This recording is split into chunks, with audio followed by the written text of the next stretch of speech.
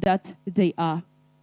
Yes, thank you. Yeah, thank you, Georgette. And in their presentation earlier on to the conference of the excellencies and the eminences, they pointed out a number of issues, including exclusion and limited empowerment, including on very basic areas, including the digital space.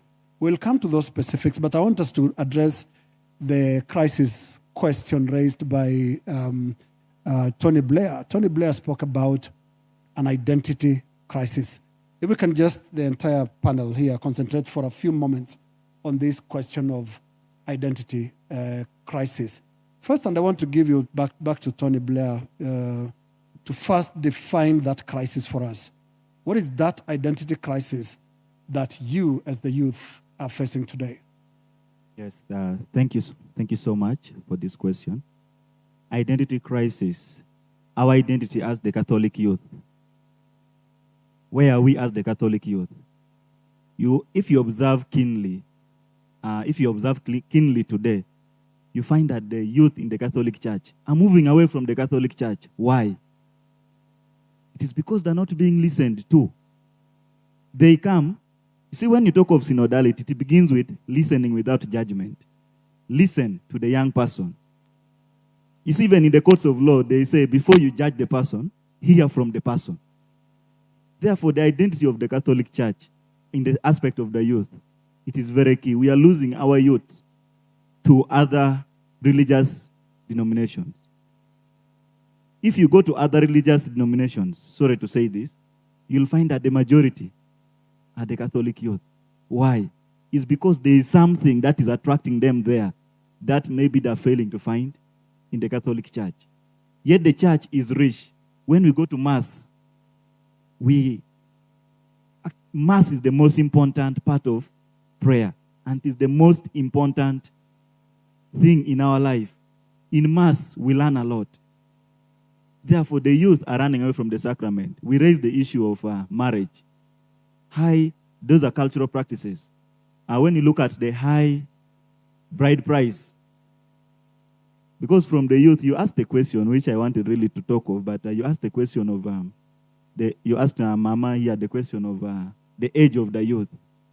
We have from 0 to 12, we believe you have to be in the missionary holy childhood. Then from there, you elevate to the sect. Because we talk of the youth. The other time when we were interacting, we talked of the youth. Then we talked of the young youth. Then we talked of when now you reach 35 years, you are now becoming our animator. That's why the church is very keen. They don't want to lose the youth who have been leaders from 35 years to be animators so that they continue guiding this other youth. But the identity of the church, most of the youth, this is now to the youth, most of our youth are afraid to identify themselves as a Catholic youth. And I always keep on telling the youth, wherever I meet them, that it is only a confused Catholic that can be allowed to be confused by a non-Catholic. But if you are well-informed Catholic, you shall never be confused by a non-Catholic. Let's go to Oburu, because you had also spoken about the identity. And I want the youth to define this crisis. Is it really limited to just the youth in the Catholic Church, or is this a universal youth problem, that there is a general identity crisis among the youth, regardless the denomination? Thank you, Linus.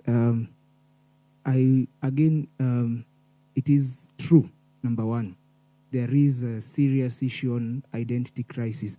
I would like maybe the audience to reflect on the presentation yesterday by Dr. Stephen Mbugua and the presentation by Professor Selvam on the issues that affect young people. And in most of those issues, you'd realize, I was telling our young people when we were at the pre-plenary, that there is a serious something that is coming up with this generation that is very, very unique to them. Number one, they get things at real time. Things don't slow down. Back, most of you, when maybe you were growing up, before you got news from the Vatican, it will take probably a year or two before it got to your specific space. Am I right or wrong? But here today, if the Pope, for me, I watched the entire tour of when Pope Leo XIV was going round. I was watching everything live. But now you also put the same reality when we see the wars in South Sudan, when we see the wars that took place in Jerusalem, in Israel, when we see the wars, the things that are happening, when we see what the global picture is, this information is coming too fast to the young people, but we are not reacting with the same speed. I want us to remember that. Now it goes back to the issue of accompaniment. That's why I was saying, for me, it is not just a Catholic issue for the youth in the Catholic Church. It is a serious global issue with the young people. The identity crisis now comes in. I do not know. I do not understand. Where should I go? I loved during our presentations at the pre-plenary, we had this very nice, beautiful exercise where we asked the young people to paint a picture of who a young person is. To my shock, I think by good luck, I was the one moderating the session, so I didn't participate in anything. I happened to observe what was happening. And I noticed in all the groups, the one thing that they could define clearly was youths are people who are at crossroads. They do not know the direction that I should take. You do not know what the future holds. You are seeing the dark side here today, and you are seeing an option of what it could look like. You don't know how it will be, but what it could look like if you took a certain direction. So now you are torn. What if this happens to block my path? Remember, for example, like now for myself, I graduated the other day in Kenyatta University in a Bachelor's of Architectural Studies. If I was going to the field today, I honestly don't know if I'll get an employment, number one. I don't know if my family will be secured after what I'm seeing today within the political experience. So the only thing I'm relying on is hope. But through that journey needs somebody to be there to remind you that if I take these steps. So for me, Linus, I still stand by. It is a global problem. And who is that somebody? You're saying you need somebody. Who is somebody? Now that somebody is, in our case, within the Catholic Church, we talk of animators and collaborators, mentors. We are talking of people who are willing to journey with you. I know it is not everyone, but somebody has to be there. But now what we were asking is, in our specific case, could we have people who are well trained to understand young people, to come and interact with them in their space? Yeah, thank you, Joseph. And I want to bring in now Your Excellency, the Right Reverend Alfred Chayema, Bishop of the Catholic Diocese of Zomba. You've heard a lot and we've heard a lot from Joseph. He's very concerned. Remember earlier on he said, even the church is too busy for the youth. The priests are too busy for the youth. And the bishop is... Yes. So go ahead and respond to that. Thank you so much. The conversation is becoming quite entertaining. I want to agree with him, first of all, yes, that bishops are very, very busy. Or we can even add another very, very, very, very busy. But on a serious note, it is true that we are having the issues now clearer in our conversation. They're coming up to the same issue that the youth have raised through their communique, and our chairperson responded to it. We need to do something. That's the issue. We need to do something. And in this regard, we are gathered here as a church in this region. I'm happy that the parents see the role that they are supposed to be playing in response to where we find ourselves in or at. Without preempting what at conference level in Malawi have been discussing, the interest that we should also have as a church to accompany families, family apostolate. Because if you are talking about parents who need to be playing their role, it means we ourselves also as a church must design programs where we accompany families.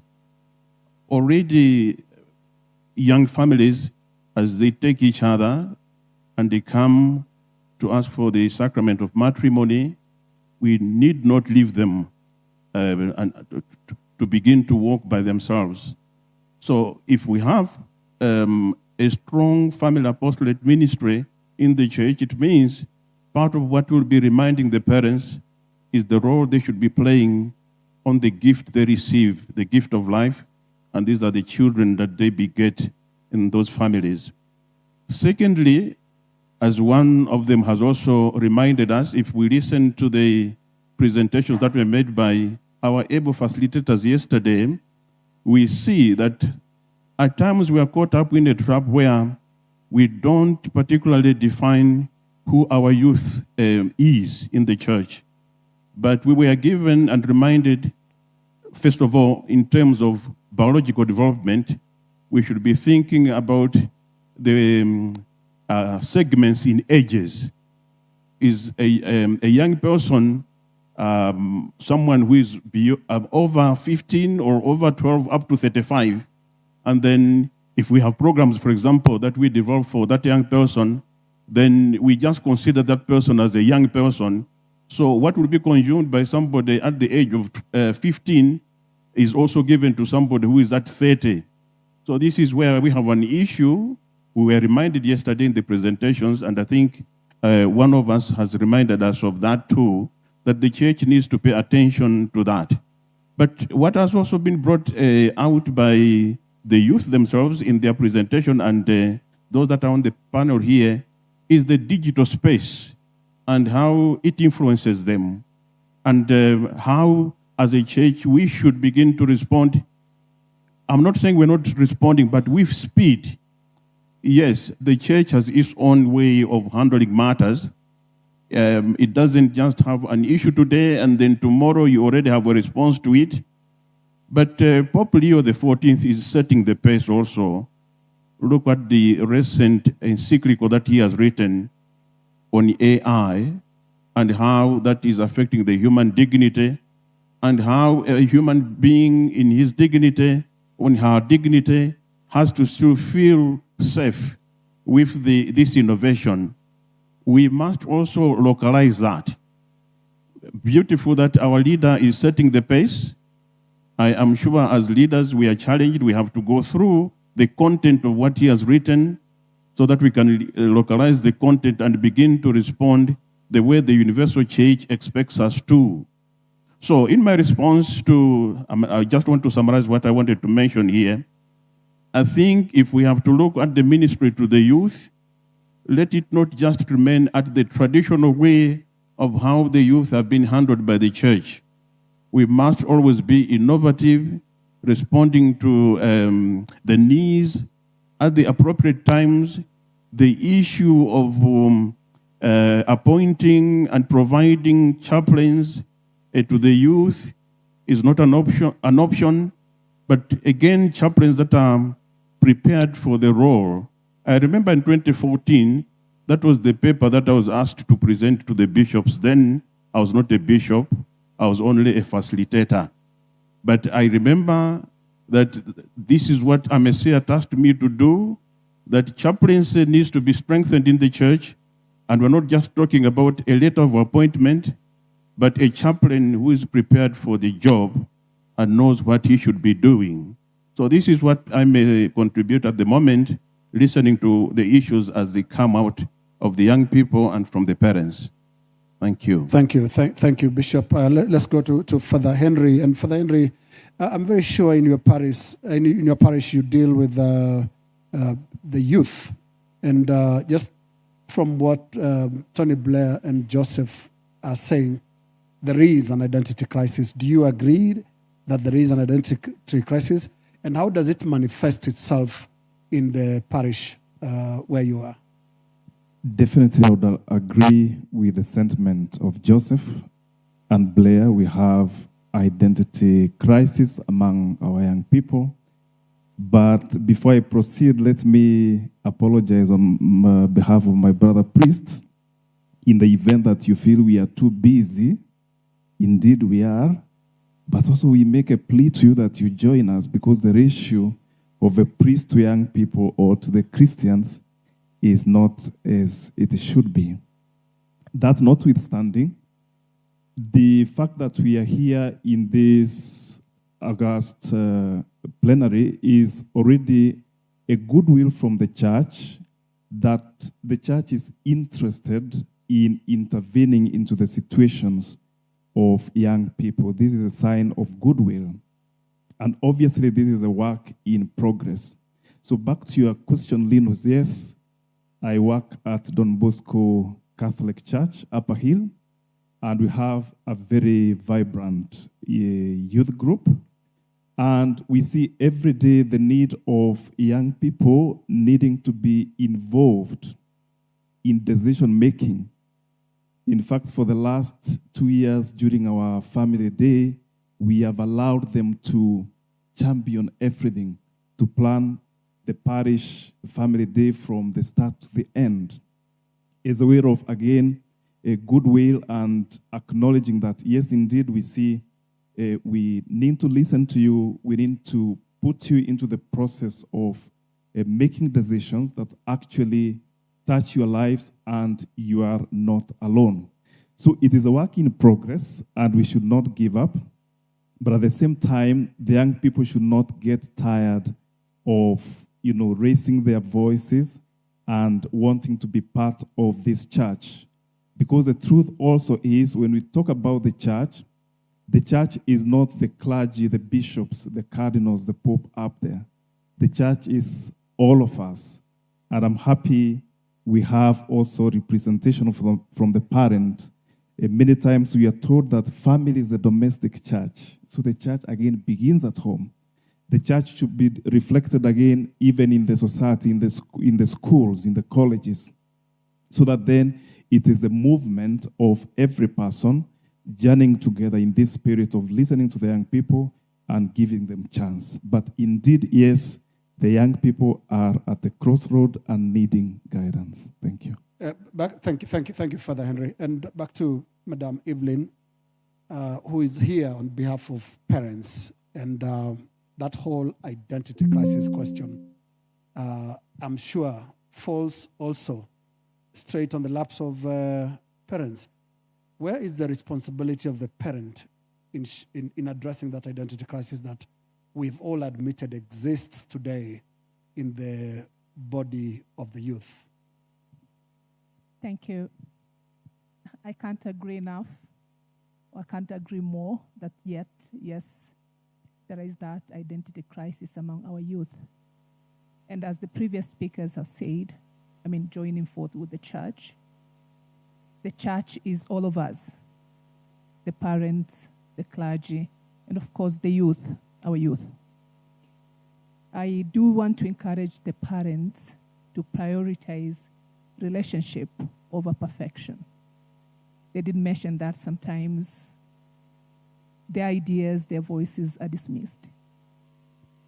The listening. Of course, they talk about accompaniment, which we have talked about before.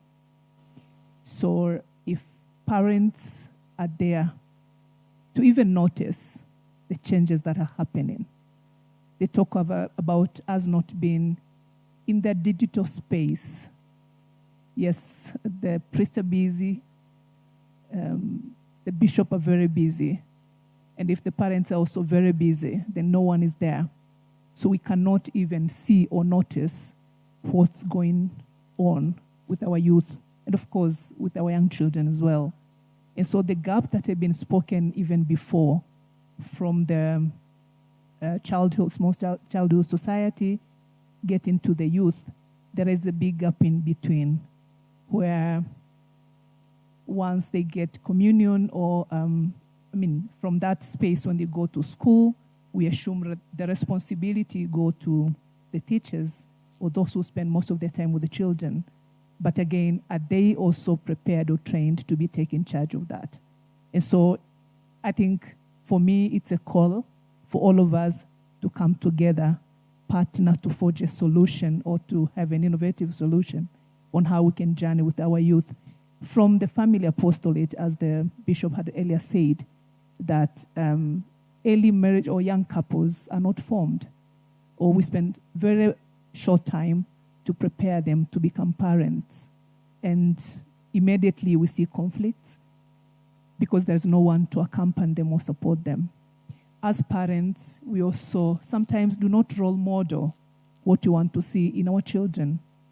Am I a responsible citizen or responsible Christian? What are the kids or my children wish or seeing in my life? Or what are they seeing on my everyday life? How am I involving them? Do they see my hustle as a parent in the family? Do they see or do they have a knowledge of where the parents get their bread or the school fees or whatever that is spent at home? So I think their involvement is crucial so that they can also learn and also embrace what the parents are going through and appreciate being a responsible youth. So the relationship over perfection, but also for the youth. And of course, I'm urging the professionals. We do have Christian professionals who can be mentors and can also journey with the youth. Like those who are, Billy said, he just graduated and then he go for seeking for a job tomorrow. The first question is, what's your experience? What can you do? But we can offer mentorship. We can offer internship. We have Catholic schools. We have Catholic hospitals and other institutions. But as parents and, of course, my colleagues who are professionals to work with the youth. And I hear you, Evelyn, talking about the two-way relationship, that there is the giver when it comes to mentorship and guidance, but then there is the receiver, who is the youth, who must then give their bit. And in their report today, one of the concerns they raised was that of being talked down at. It was big. They really spoke about that, and that their role has been reduced to just implementing decisions given elsewhere. And I want us to go to Tony Blair again to just unpack that for us. What is central in that concern when you, as the youth, talk about the culture, or is it a practice of being talked down at?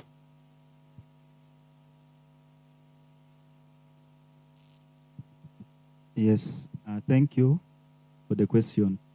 The culture of the one that you had in the report saying that we are only used in the implementation stage of a decision.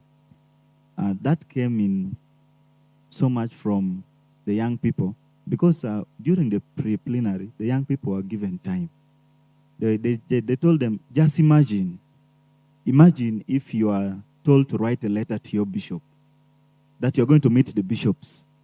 Imagine if you are told to write a letter to your bishop. What would you write? And they were given a chance to write this letter to their bishops. You really see that the ideas that were gathered in that letter, they wrote letter to their bishops. What we referred to as love letters, that let us write love letters to our bishops. But you really see them bringing it clearly that yes, when we have the youth structures, yes, but the youth are crying that in the youth structures we organize youth events. They're not involved in the starting stage. Yet synodality is saying we are moving together. They're only involved in the implementation stage. And when it comes to aspect of accountability, maybe we sit together and we come up with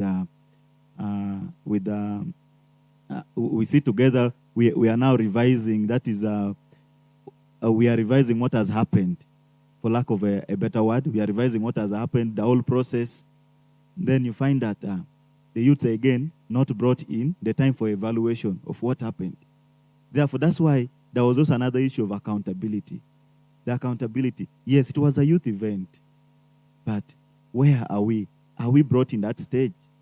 Or we are just allowing the animators to sit together with the responsible persons, make decisions, make planning, and then say, okay, let us now involve the youth. You see, Pope Francis was very clear in that document of Christus Vivit, that the youth are the now of the church. He was very reluctant in using the word the future of the church. He used the word the now of the church, which is very true. The youth, we are the now. When you look at the majority, the population, yesterday we have been given a statistic of the population of the youth in the region, in this region of Damasia, where we saw that the population are the youth.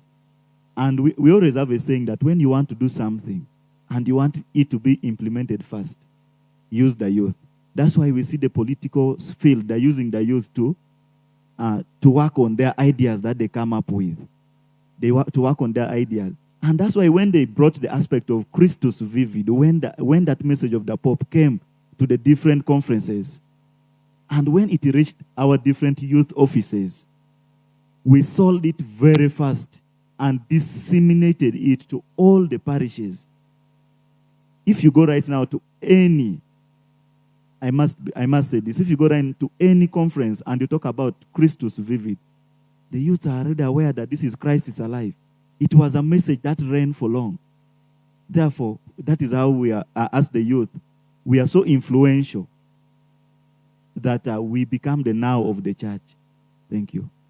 Now, I'm still on this question of communication between the youth and those who are older than them. And Joseph, you are very, very effective in giving us the difference in timelines and how things have changed. And we're talking about this concern about being talked down at. And I'm just looking at the age of their excellencies and eminences present. And I can tell you quietly here that they were talked down at as children and youth because every instruction came in a particular way. Is this something that you think is not working in how communication between society and the youth, church and the youth, is executed to the point that it raises this concern that some of that communication is being seen as talking down at?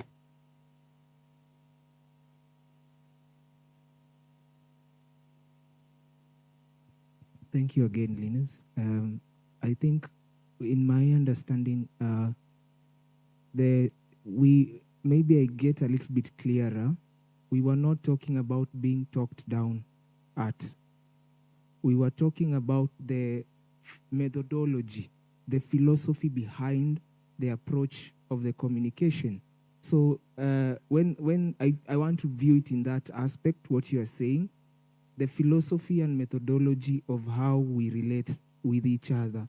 So you realize what happens in most cases is we are asked, what do young people want? Then we share our experiences and what we would like to hear. Then the information cascades. So when it gets to the level of maybe the top decision makers, we are not there. So we don't directly have that access to consult and talk and share.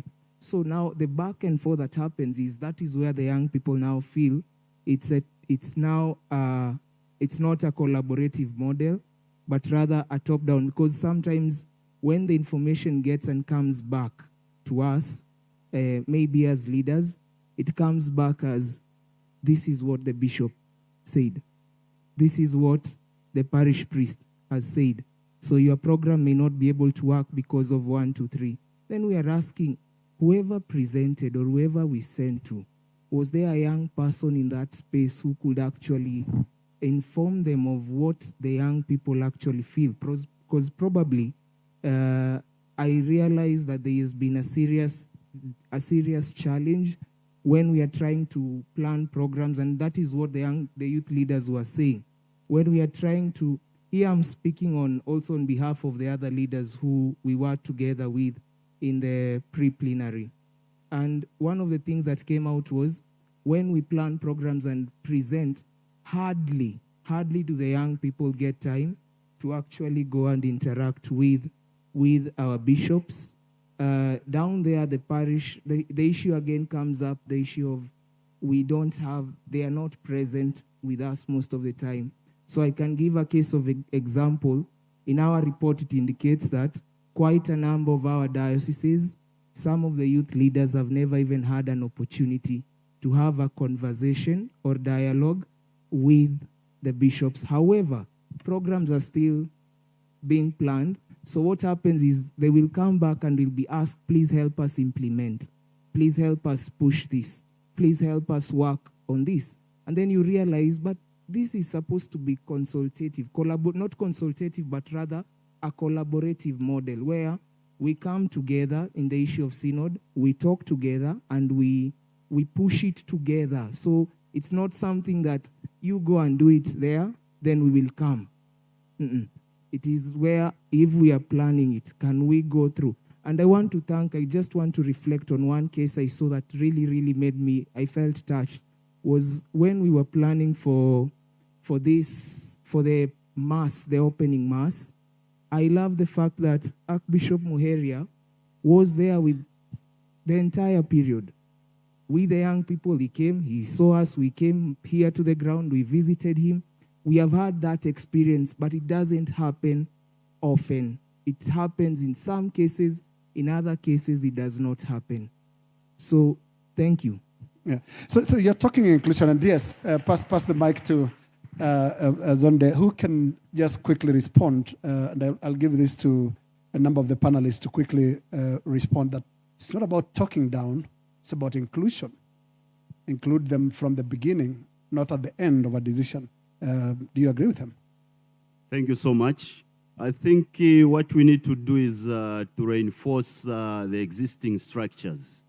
In the setup of the church, there are structures even at diocesan levels, like pastoral councils, where the youth delegates are invited so that we promote the aspect of decision-making. But on the other hand, I think we need to encourage participatory contributions from the youths. I can refer to like the suggestion they gave regarding empowerment. I think it's one thing that the church needs to look at, including a Messiah, where things like submissions like a revolving fund can be put in place. It's a submission from the youth, so that what they have submitted is actually considered, and then we just attach like who are the sureties. Maybe the bishops in the respective dioceses becomes the surety. Then the bishop also tasks the chaplain for the youth to be the surety, so that empowerment is there, and then the submissions from the youth, decision making is covered accordingly. Thank you. Yeah, thank you, Georgette.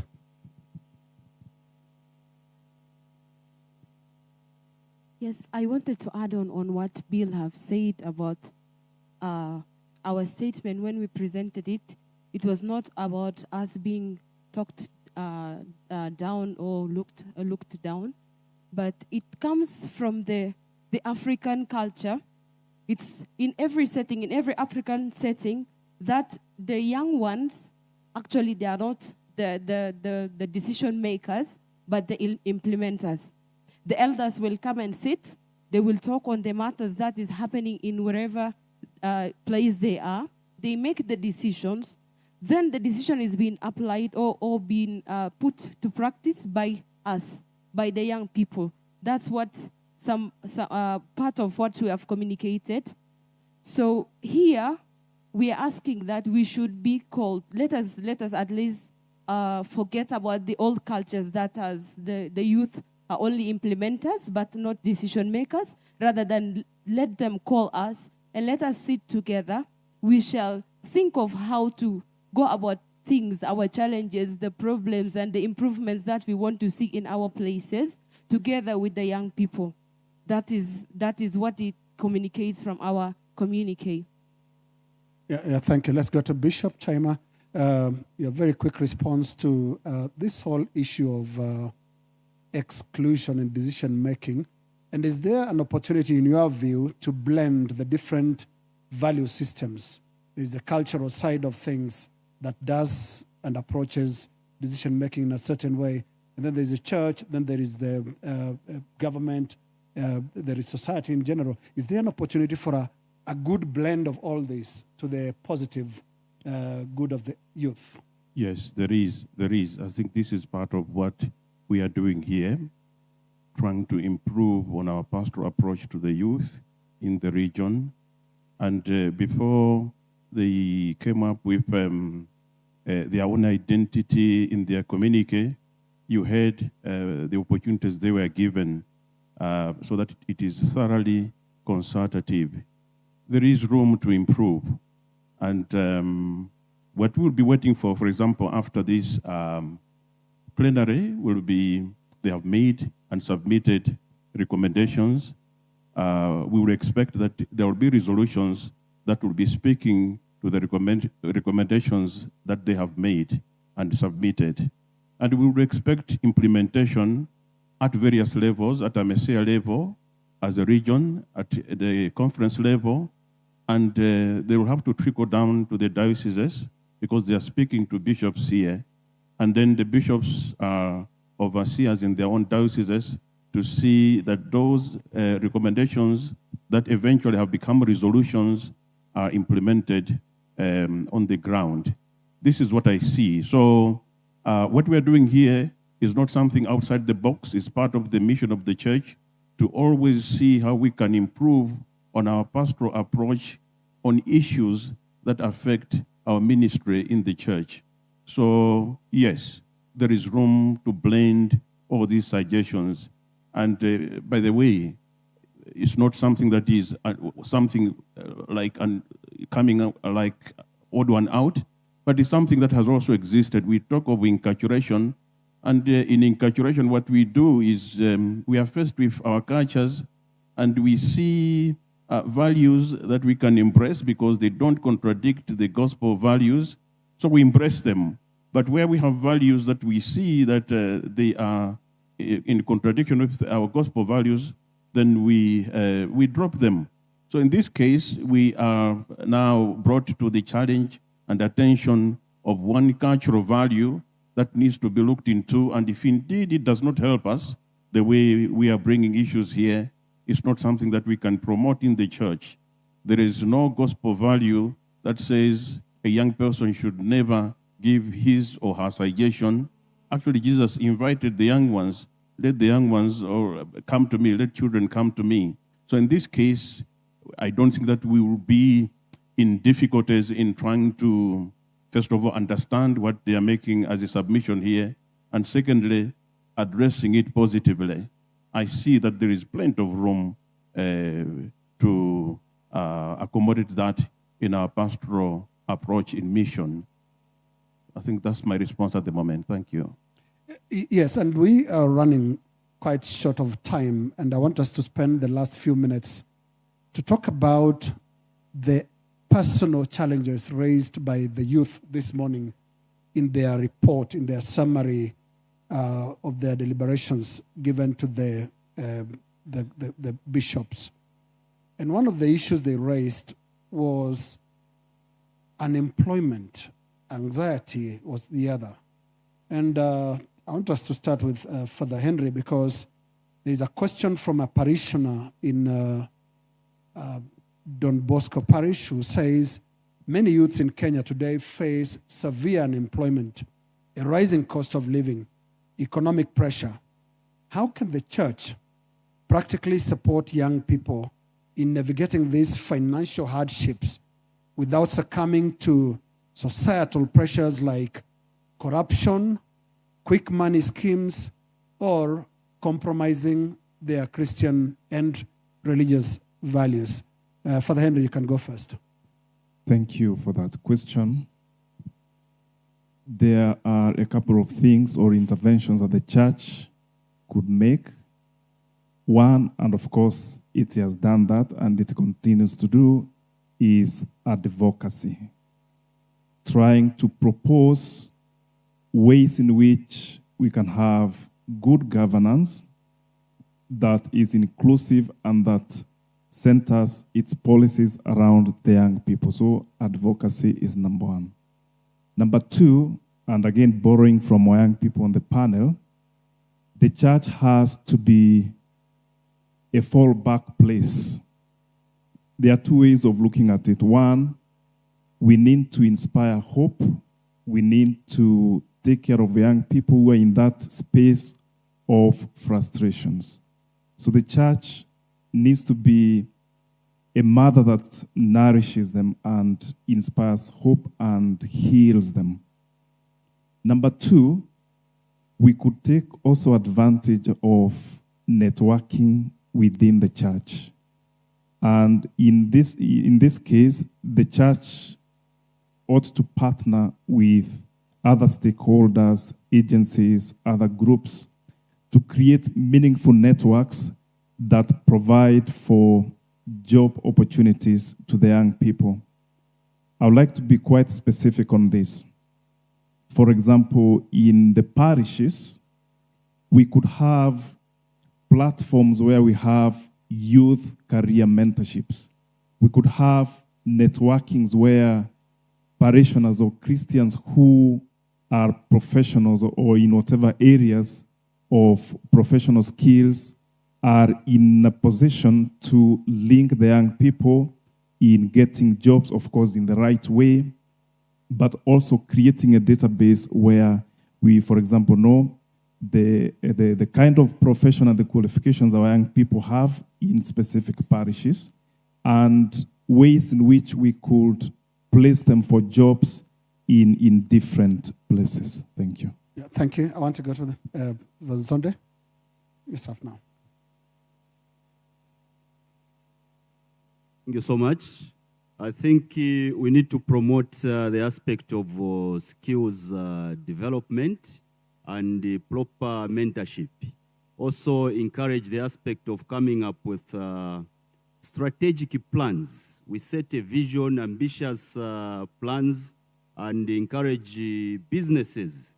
And probably in terms of empowerment, as a church, as I earlier on said, we need to come up with a revolving fund which can be given to the youth in terms of loans. And the assurance is through the respective bishops. If the youth fail to pay, then that particular bishop definitely can look for resources. I know the bishops also give a task to the youth chaplains. The whole idea is to encompass a spirit of accountability, sense of ownership and responsibility, so that the youth actually are reserves and they can actually come up with very progressive and profitable projects. I submit. Yeah, let's thank you. Let's go to the parents' representative, Madam Evelyn. Your take on this whole question of compromising, the possibility of compromising Christian and religious values because of pressure, economic, unemployment, depression, and the likes. Thank you. I truly agree that unemployment is not only an economic crisis, but it also affects their dignity, their self-worth, family formation, and also faith. And so it's an area we need to look back into. Vocational skills or vocational training centers. We have a number of graduates from the university, but there's no employment. But if we could invest into vocational schools or vocational training centers, I know many of them, in many cases, in some places, have been transformed into secondary school and other institutions. But if we can provide them with skills that help them to do entrepreneurial work, not necessarily waiting for a formal employment in a company or somewhere else, would be useful for them to journey through before they go crazy and start stealing. But also, I think as part of formation from the childhood, of course, to the adulthood, we spoke about responsible use of resources as well. Graduate from university looking for iPhone 17 Pro Max, he could have spent that money to start a small job or small project that would be giving him or her something to earn the living. So the responsible use of resources, the little that we have, it's also something that is lacking in many cases. So I think skill training is critical from the young age through to the college. I submit. Yeah. Thank you, Evelyn. And now to the three representatives of the youth who are in this panel. One of the issues that has been raised by Evelyn here is She says, yes, unemployment is a big problem, but so is irresponsible use of resources. Joseph.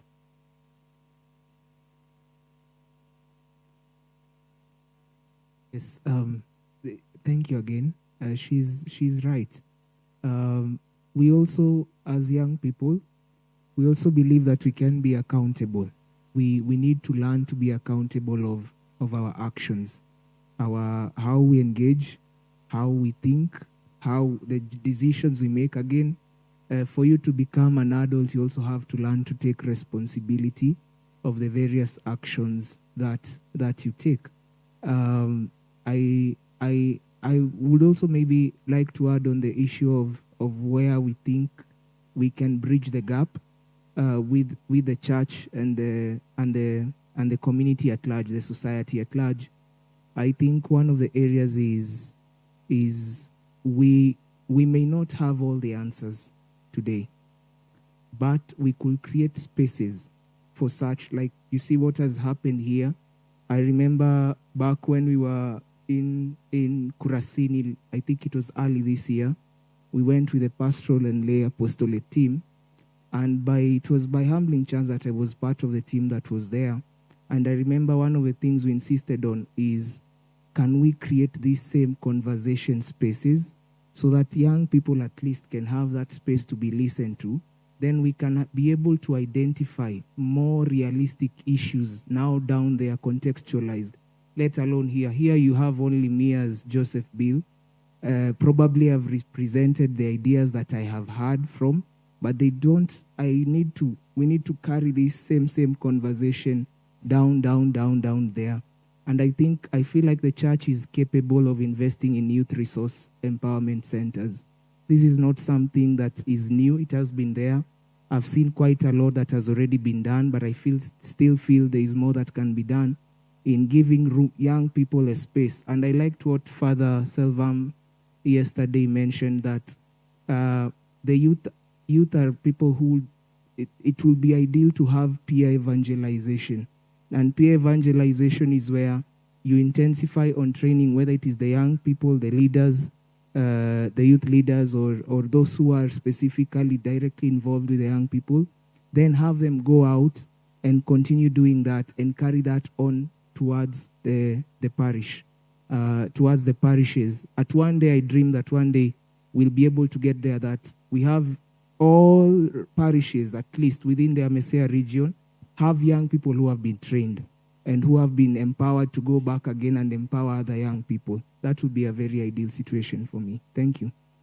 Right, I'll quickly sneak an area we've not touched on, but in the interest of that, we have run out of time, and I'll only give this opportunity to Georgette, Tony Blair, and our bishop will close on that topic, and that is the issue of mental wellness. It was raised in the report. You talk about anxiety and depression. The question is, how do we address it? And I want to hear from the youth side. First of all, Georgette and Tony Blair before we go to the bishop. Georgette? Yes. Mental health issues mostly starts from unemployment. At the state of the youth who have already graduated and who could not find job, and they feel like they are hopeless, they are useless, they cannot do anything, they don't have any other options. So that's where the mental health issues start. That's at the stage of being a graduate. And some other level, maybe at a younger age, they get sometimes like the young ones who have, let me use this term, sorry, like they have a weak character. They can be bullied at schools.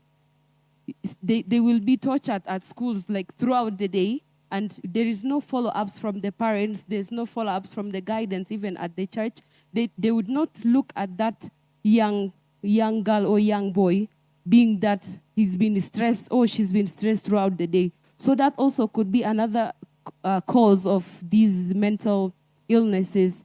And to add to mental problems or personal challenges, even it goes to drug abuse, not only mental illnesses, but also drug abuse.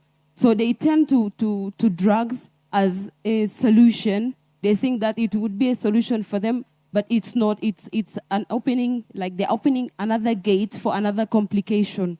So to navigate through that, we should, as young people, also work together and look to our fellow young ones. Like, let us see who is actually having challenges, who are we leaving behind. So whoever we're leaving behind, we should also try to accompany them. We should bring them together so that we can journey together. And to our parents, let them look at us at home. Let us see our behaviors. Let them study our communications with our siblings, with our neighbors, with our community. How do we perform? If they see there is shortcoming, there are shortcomings that is happening from us, let them bring us down. We sit, we talk. As Mama said, that there should be a friendship, there should be a relationship between the parents and the youth. And coming to the church, it has a very big role to play in our mental stability. With the spiritual formation, the programs, the spiritual programs that happens in the church, let the church invest and pay a keen observation on the programs that our youth are doing, and let them encourage the youth to continue to bring up more programs that is fit for them, fit for their generations, and on the ways that they can deliver or they can communicate with each other as young ones.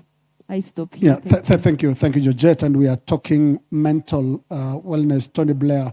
And Georgette spoke about bullying, and she might as well have added online bullying and also digital addiction. There are problems, aren't they? Thank you. I think when we talk of bullying, be it on a digital space or on a physical space, when we talk of bullying, it creates mental illness to the young person, because first of all, they feel they're not included in a particular group, because it is a group of young people who bully the others. So they feel they're not included in that space.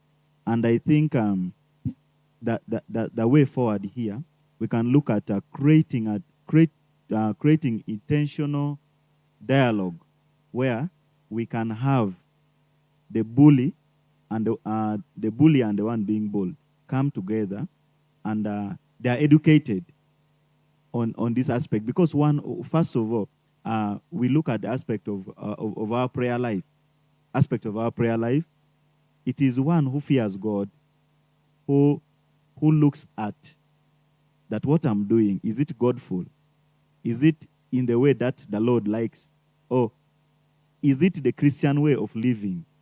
That is one way we overcome the aspect of mental illness. Mental illness causes the reason why we have a lot of suicide in schools. You hear someone has committed suicide. It is because of the parent-to-child talk, the laxity between a parent to child talk. Most times now we have our parents, yes, they're busy, they're supporting us, looking for ways of supporting us in school. But when we come home, the parent leaves early, comes back late, before the child is up from bed. There is not that time that the child has with the parent to discuss matters that is arriving. Even the child may be saying that, I need to discuss something with you. Then the mother, maybe the father says, let me come back. Comes back when the child is already to bed. Wakes up again very early in the morning. So there is aspect of parental-child relationship that really needs to work. Because here we have to work together. Hear from me, advise me, and also orientation of the young people. Forming different groups, the church movements and associations, where the young person has that space to discuss their matters amongst themselves. Then they come up with possible solutions that can help this person who is suffering mentally, that can help them to feel that, yes, we are with you. I am not out of the community. Thank you. Thank you very much, Tony Blair. And our last contributor for this panel discussion will be Bishop Chaima. And Bishop, as you make your final comments, please respond not just to the whole question of mental wellness and what the church can do, but also on how the apparent clash between faith, Christian faith that is, and a very strong force of secular culture contributes to the kind of problems that we are talking about today, including mental problems. Bishop Chaima. Thank you. First of all, I wanted to assure the youth that the church now prioritizes mental wellness as one of the pastoral issues it should be involved in. That you should be assured. There were times where it appeared to be a social problem that has to do with some type of counseling that whoever is involved, even beyond youth, should get elsewhere. There were times, at least, maybe that was somehow the picture the church had. But let me tell you and assure you, on behalf of my brother bishops here, that pastorally we have seen how much this affects our youth, both within the church and outside the church. And wherever we see that there is something that is taking away the dignity of a human being, we come in, but from the pastoral aspect of approach. So it is our issue. It is not your issue only as youth. Be assured of this. And we agree with you that we must look at various aspects, factors, both in the church and outside the church, where probably you are not receiving enough support. So you have pointed out something that we already began to look at, the issue of the family setup and how much support you should be receiving from the parents and those in the family. Mama here has emphasized the issue of the relation of child-parent, that it should be emphasized beyond perfection. I think this is where therapy will begin from. But then secondly, on the part of now the church structures, yes, I'm not removing the family as part of the church structure. We ourselves in the church too, because of the strong chaplaincy that you are proposing here, and that we all agree with, these are issues that we should be looking at and not avoid. We should be closer to you, see what you are going through socially, economically, politically, and see how much we can accompany you. So indeed, this is a pastoral issue, and since you already have seen it to be a challenge, we can assure you you are not alone. And it's not a matter of just responding to you verbally here, but it's something that we should take as part of our pastoral programs in trying to make sure that you are safe and you are growing up in a safe space. Now, coming to the larger question that has come up to say, how do we address this situation where values that are coming from the secular world and Christian values, how should we look at the mission of the church to be today? My answer would be that it all revolves at what the young people have brought about here, that they see, and this is why they are open with us. They see that their lives without Christ, if they have no Christ in the way they lead their life, then they have no future and they will get nowhere. And we agree with them as their leaders. In this sense, what should be central in our plans as a church would be that at all times we should emphasize catechesis. For everyone to have Christ in his or her life, then he must be formed properly. Because when you form somebody, what you are doing is you are forming a character, a personality that individual will never lose, within or outside the church. And if you see what the missionaries struggled to do when they first brought the message of the church or Christian message, it was to form the character of an individual. So wherever we have our institutions, including our parish setup, catechesis should be at the center of our pastoral ministry. And here we are talking about now catechesis to our young people. Our young people should meet, encounter, experience the love of God, experience the love of Christ.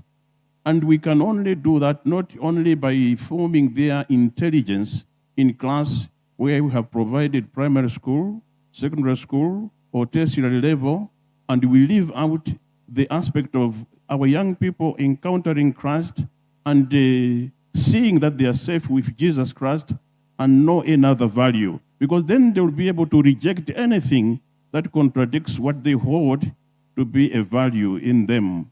So what I think we should be doing and planning, and perhaps this is where our resolutions will also be attentive to, is our youth have given us where they are today and what they are facing.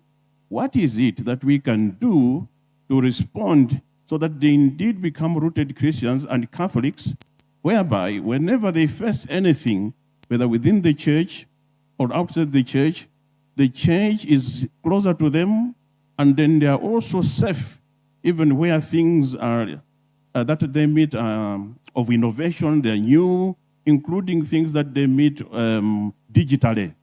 So this is what I think is key to what we are discussing, not only in this panel discussion, but our conversation that we are encouraging between ourselves as the leaders and then the youth themselves on matters that involve them. Thank you. Thank you. Thank you very much, Bishop Chima. And of course, this conversation extends to our eminent audience of eminences and excellencies. And we have not had an opportunity to engage the audience with questions. But I just want to give an opportunity to one Archbishop. I don't know whether Archbishop Moheria, if you can be given a microphone right there. And the question to you as we bring this conversation to a close is coming straight from the recommendations of the youth. And one of the things I heard them raise is absence of genuine youth engagement. And the word they underlined there is genuine.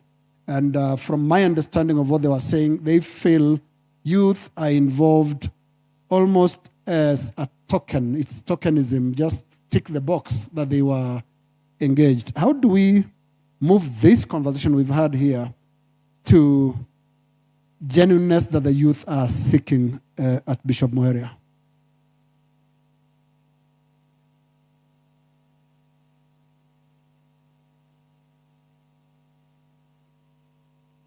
Because we are on camera, may you please stand up? Thank you. Let's pass one of the microphones, the handheld, to him.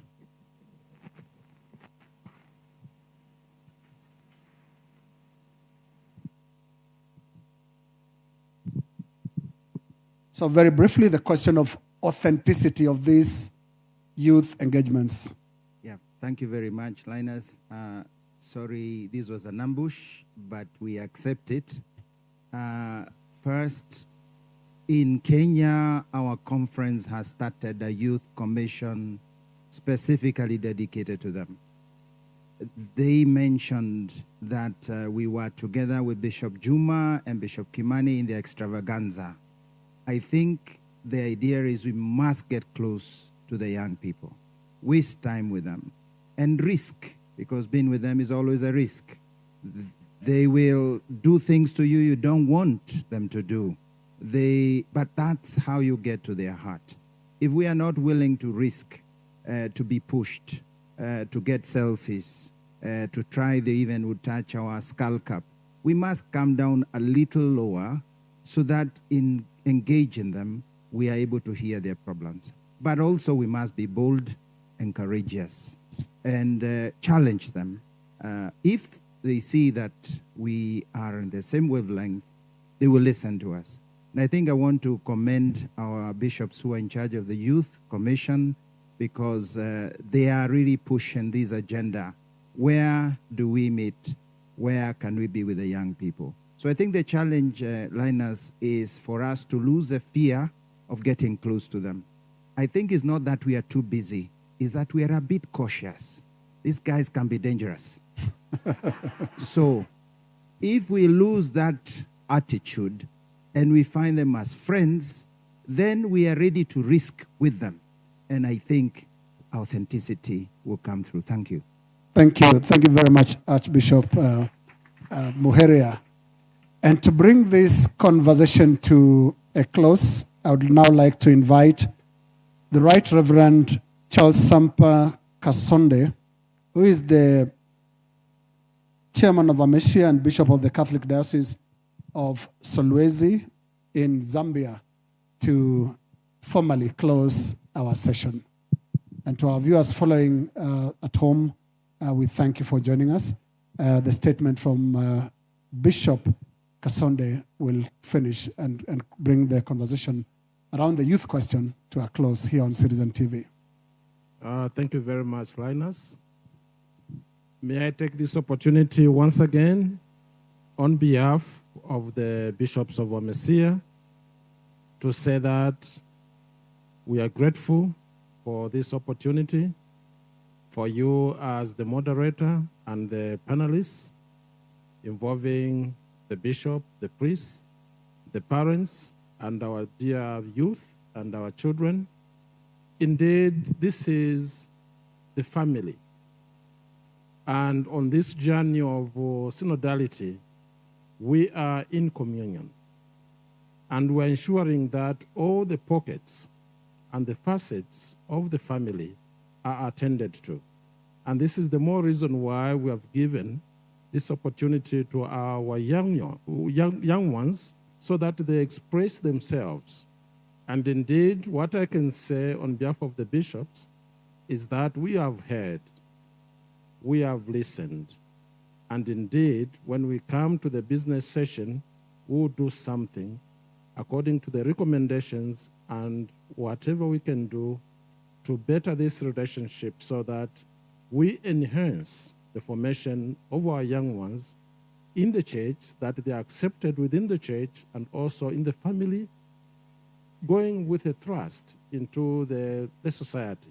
So may God bless you all. And indeed, we have received your message and we have listened. Thank you very much.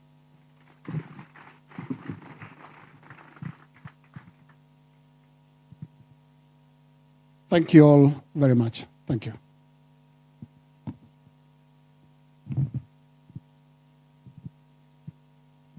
Thank you very much, Linus. Thank you very much, the panel. And thanks you to all of you who have been listening for the last 2 hours. I believe we all found it enriching and interesting. We would like to take this opportunity to offer our gratitude to the panelists by offering them a gift, a small gift that was prepared. And therefore, I ask Eminence Protas Rugambwa, Cardinal Rugambwa, to come forward and present this gift to our panelists.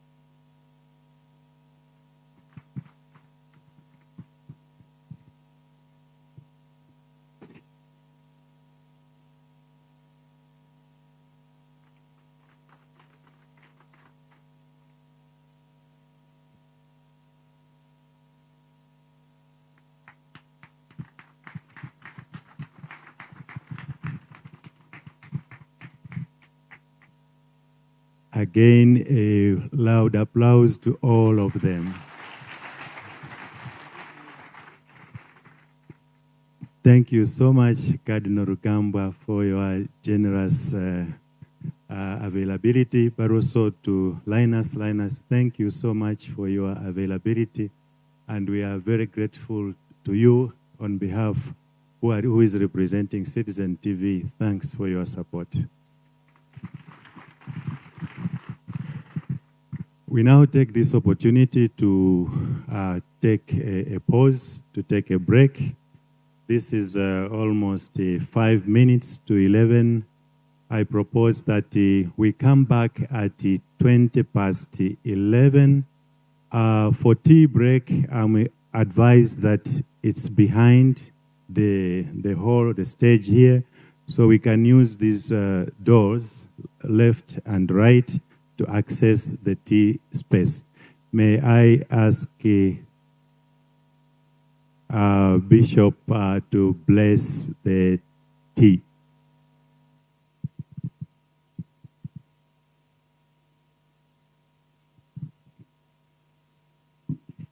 In the name of the Father, and of the Son, and of the Holy Spirit, gratefully we thank the Lord and say together, Hail Mary, full of grace, the Lord is with you.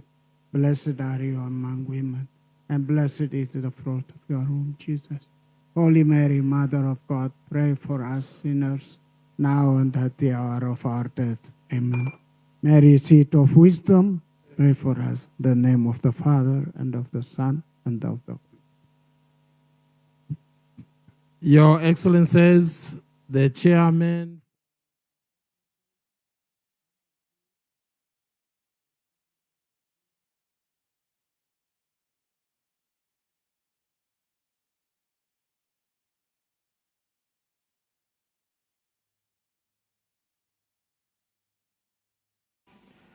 Our synodal journey with the youth. We entrust to her the 21st Amesea Plenary Assembly. Lord, grant us wisdom to apply the final document on synodality. What did the final document on synodality say about the young people? My sharing is divided to 4 points. The first one is some basic lessons from our journey of the Synod on synodality.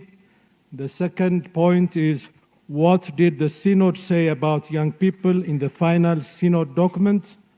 The third one is some indications for youth ministry after the Synod on the Youth 2018.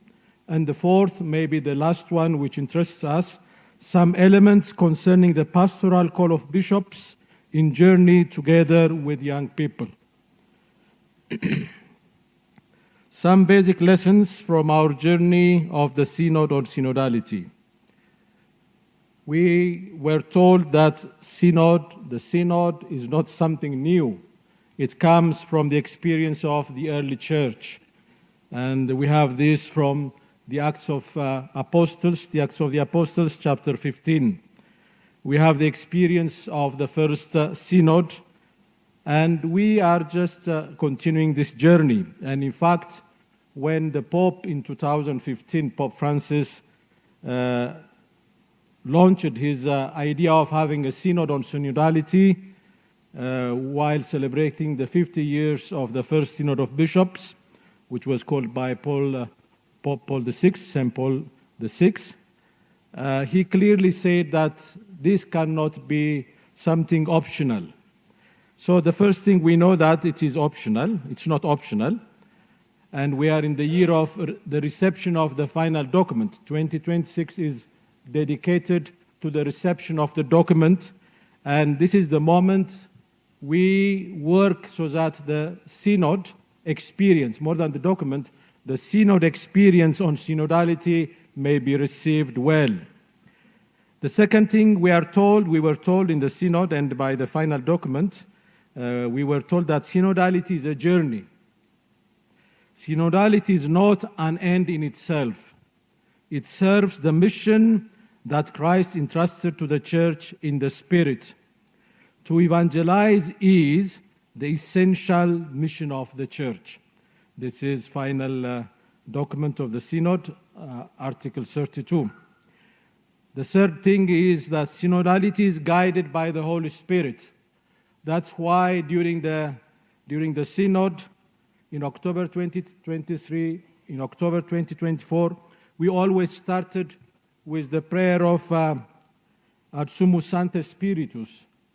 We prayed always to the Holy Spirit so that we may be guided.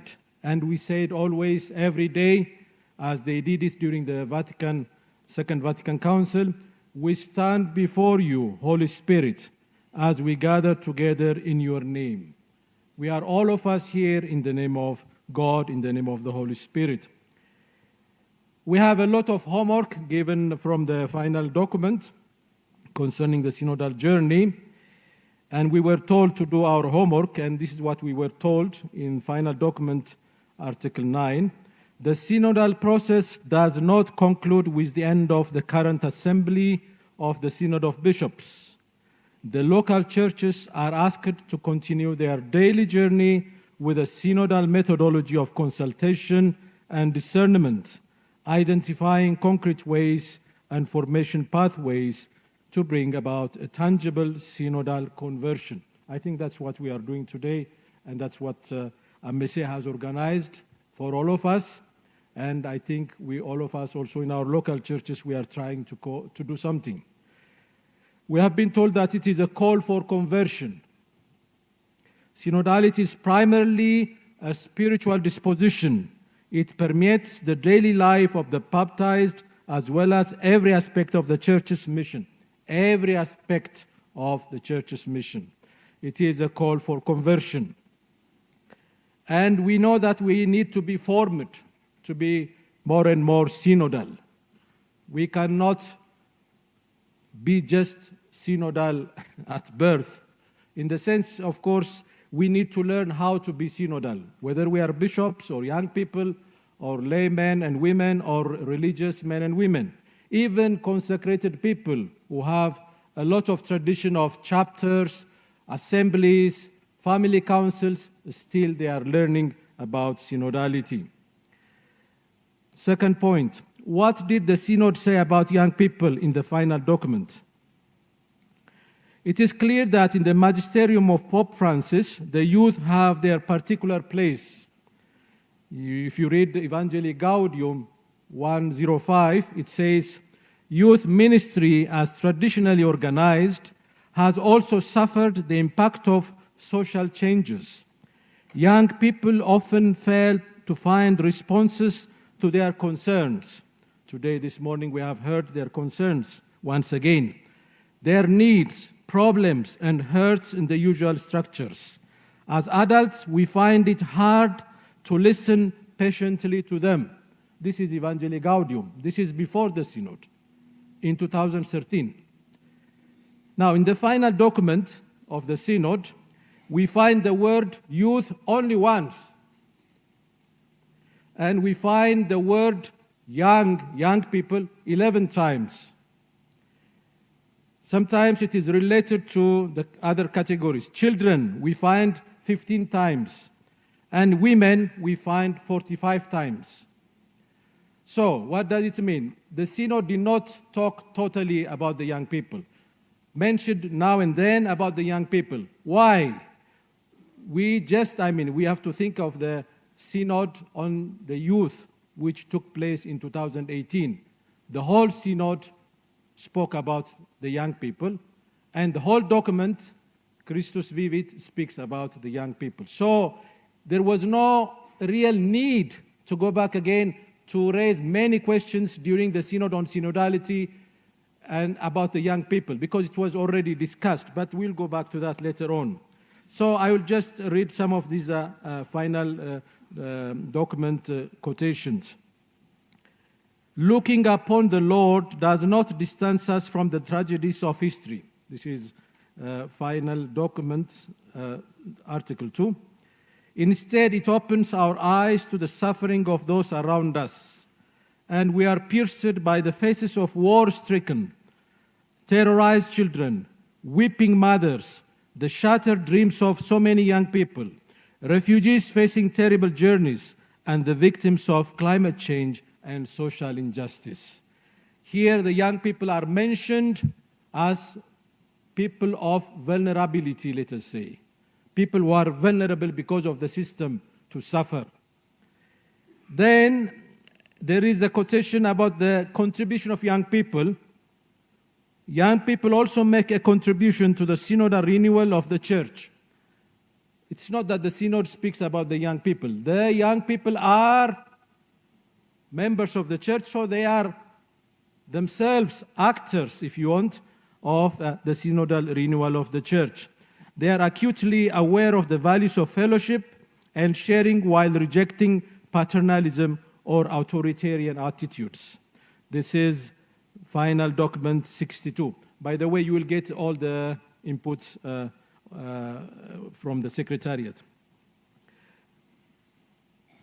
The document says still, for this reason, it is fundamental that we assure them of thoughtful and patient accompaniment. This is what they were talking about this morning. In particular, the proposal of an experience of accompaniment in view of discernment, which arose thanks to their contribution, deserves to be revisited and taken up again. The final document, Article 64, says, in recent years, there has been a growing awareness that when it comes to the pastoral care of families, families themselves are active participants. This is what we have heard from the parents today, this morning, Kasonde and Evelyn. And active participants and not just passive recipients.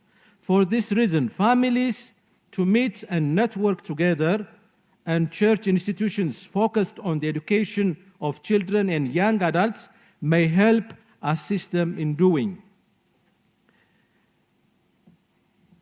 The document 106 says, equal attention needs to be given to the membership of the participatory bodies.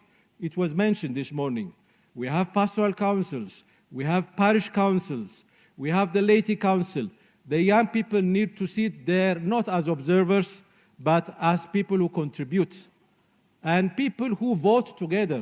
During the synod, this is what we have made as an experience, that not only bishops were voting, we were voting all of us together. Laymen and women, very few young people, by the way.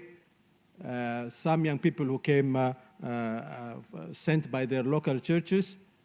And they voted together. That is maybe what we call participation in decision making.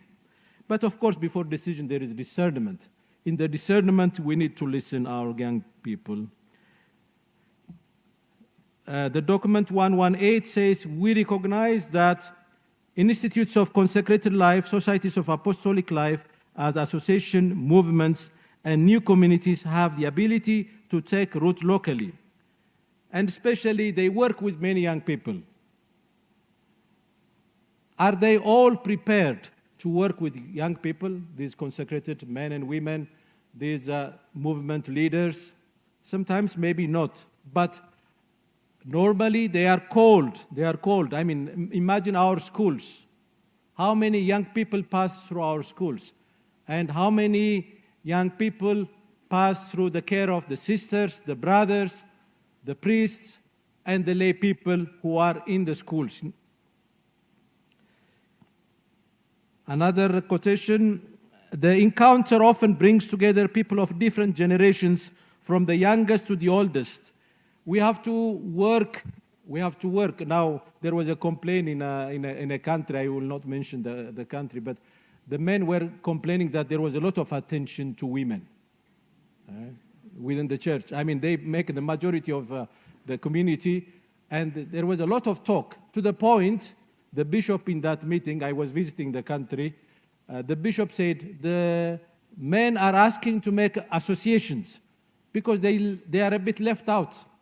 Now, the more we are also attentive to the young people, we must not forget the elders. So this document speaks about this intergenerational journey together. But this has been said already in the Synod of 2018. Now, this is the third point. There is a section in the Apostolic Exhortation of Pope Francis, Christus Vivit. There is a section which speaks about pastoral care. And it clearly tells us what we are supposed to do. And it has been said already this morning. I just read some of it. A pastoral care that is synodal. That is the title of that section.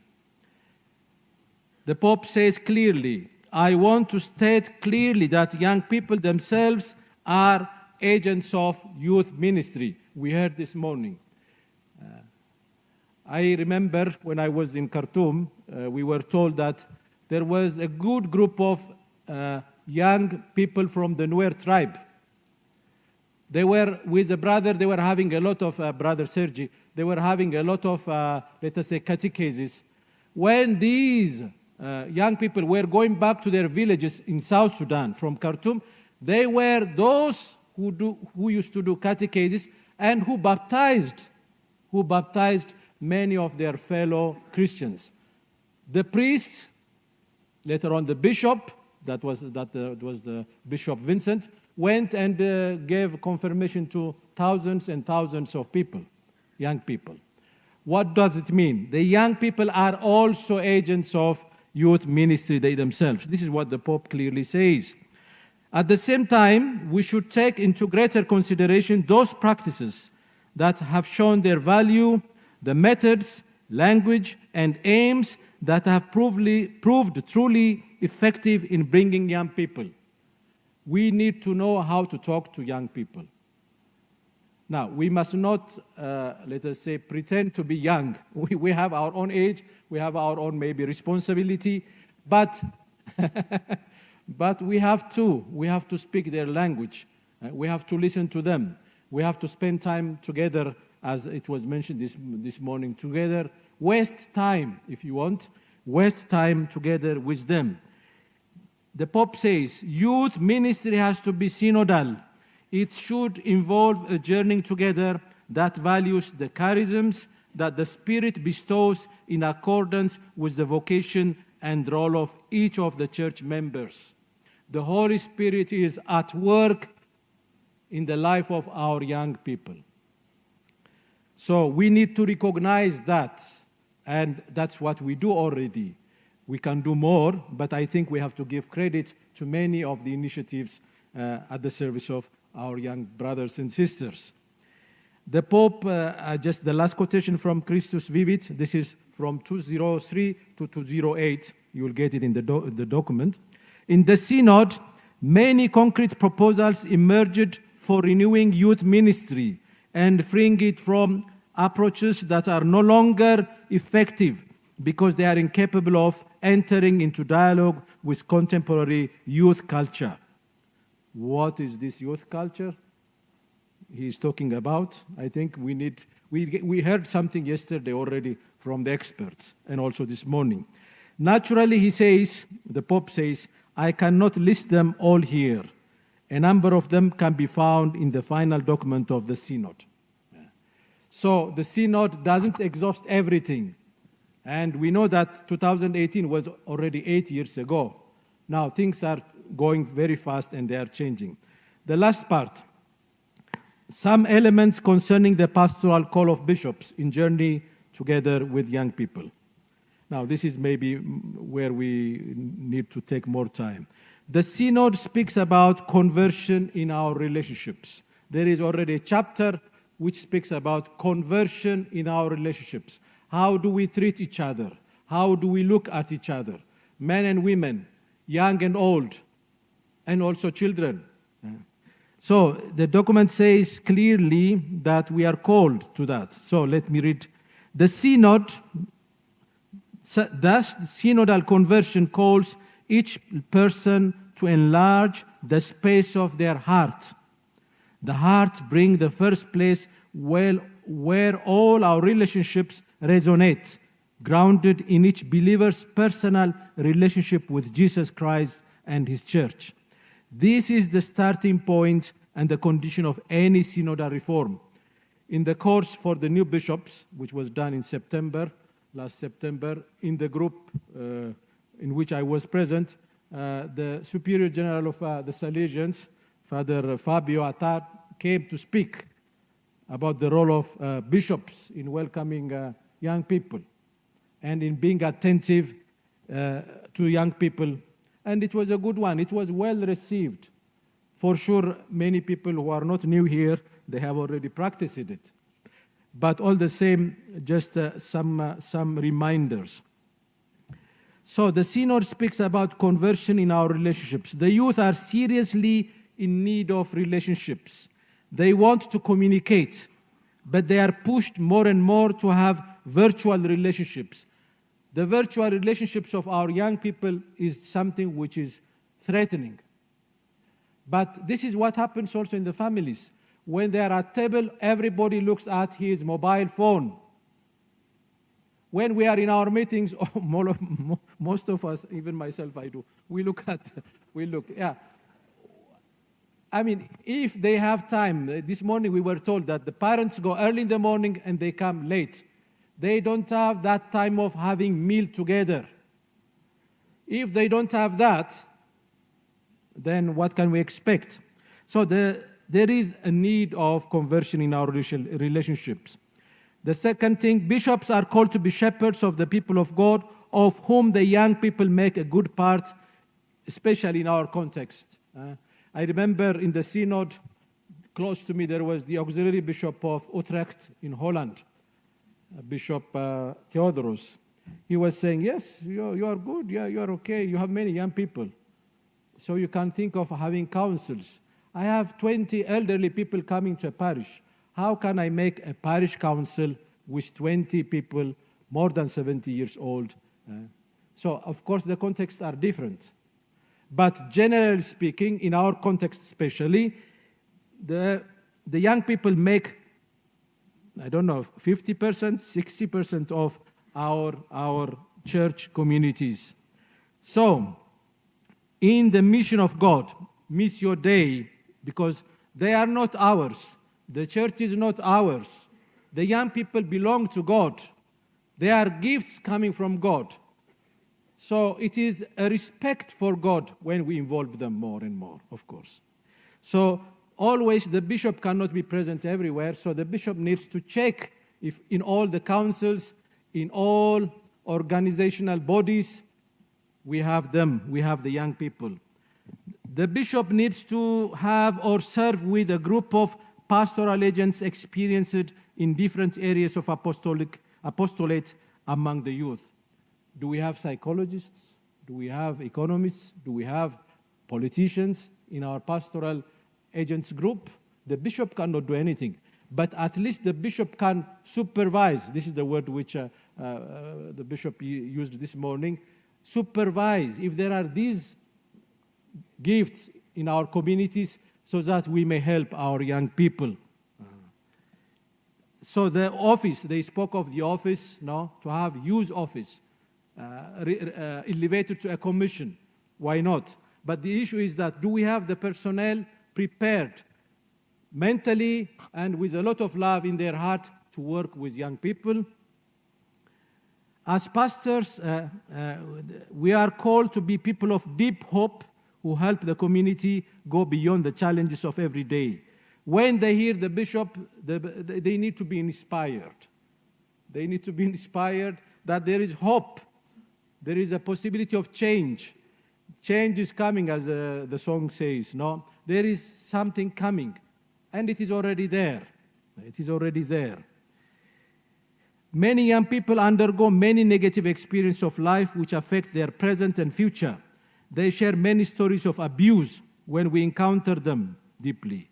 Emotional, spiritual, political, relational, instrumentalization, and abuse. That's what we heard this morning.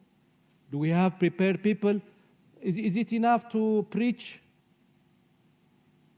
And is it enough just to maybe confess and tell the people, do your penance, say this, and that's the end of it?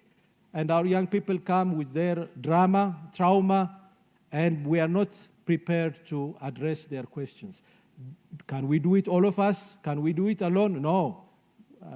Father was talking about networking, even beyond the church and outside the church. The youth demand that our communities and our mother church and her servants grow in being credible witnesses. This is very important for us. The young people don't expect that we are perfect, but they expect that we are credible, that we say sorry when we make mistakes. And we have a lot to say sorry about, but we have many good things to appreciate and to bless God for this. The youth expect that we are humble witnesses who try to proclaim the gospel of our Lord Jesus Christ. When we are arrogant, we cannot deal with the young people because they can react. But if we walk humbly together with them, and also correcting them with humility and with charity, then we can gain them. Now, Christus Vivit 67 says this: anyone called to be a parent, pastor, or guide to young people must have the farsightedness to appreciate the little flame that continues to burn, the fragile reed that is shaken but not broken, the ability to discern pathways where others only see walls. Creativity, pastoral creativity to address the questions of the young people. Can we answer all the questions? No. Especially, can we answer all the questions related to employment, economy? We know that we cannot answer all the questions. If we answer some of them, we are already lucky. But we can do. The father was talking about lobbying, advocacy, being voice for them when there are decisions to be made at the level of the government, at the level of the continent, at the universal level, to speak about the young people. Because those decision-making bodies must listen the voice of the young people. It's not because they don't talk. They talk, thank God. They can talk themselves. But we have this pastoral care of talking in their name. I'm just finishing. How do we make them participate in the life of the church? As protagonists or as they said before, implementers of decisions already done, already made. The local ordinary who knows the gifts, talents, expertise, and vocation of the various pastoral agents in the diocese is supposed to be the unifying figure. You see, from the little experience I have, there are many movements, many congregations working among the youth. Now, sometimes each one goes his own way. The Salesians go their own way. The Charismatics go their own way. I don't know, St. John Brothers they go their own way. Each one with the impact of their spirituality. Okay. The pastor, the bishop is called to make these people meet and make them work for the same young people together. And also congregations who have many responsibilities with the young people, they need to talk to each other. We have the Focolari movement of young people, we have the Charismatics, we have the Neocatechumenals. Each community takes them. We are happy that they are inside movements, that they are inside the apostolate of some congregations. But we need, as supervisors, maybe to call all these bodies to sit down and work together, because they fish in the same sea, and they also walk together with the same group of young people. So just by way of quotation also about the digital, we heard a lot. I just want to read this from Magnifica Humanitas. Where is it now? Let me see. 238. Pope Leo says this: we must learn then how to exercise restraint in the use of artificial intelligence and to protect our young people from the promise of the perfect machine. This is beautiful. We must learn then how to exercise restraint in the use of artificial intelligence and to protect our young people, from the promise of the perfect machine, from that subtle temptation which renders human thought seemingly superfluous precisely when it is most needed. How to accompany our young people in the use of artificial intelligence and information technology and all the other related issues.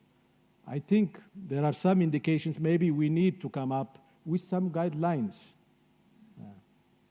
with some guidelines. As shepherds of the people of God, we are called to ensure that the formation of our seminarians and candidates for consecrated life is well done and in a synodal manner. You see, the young man, when he becomes a priest and he goes to a parish, he becomes a dictator.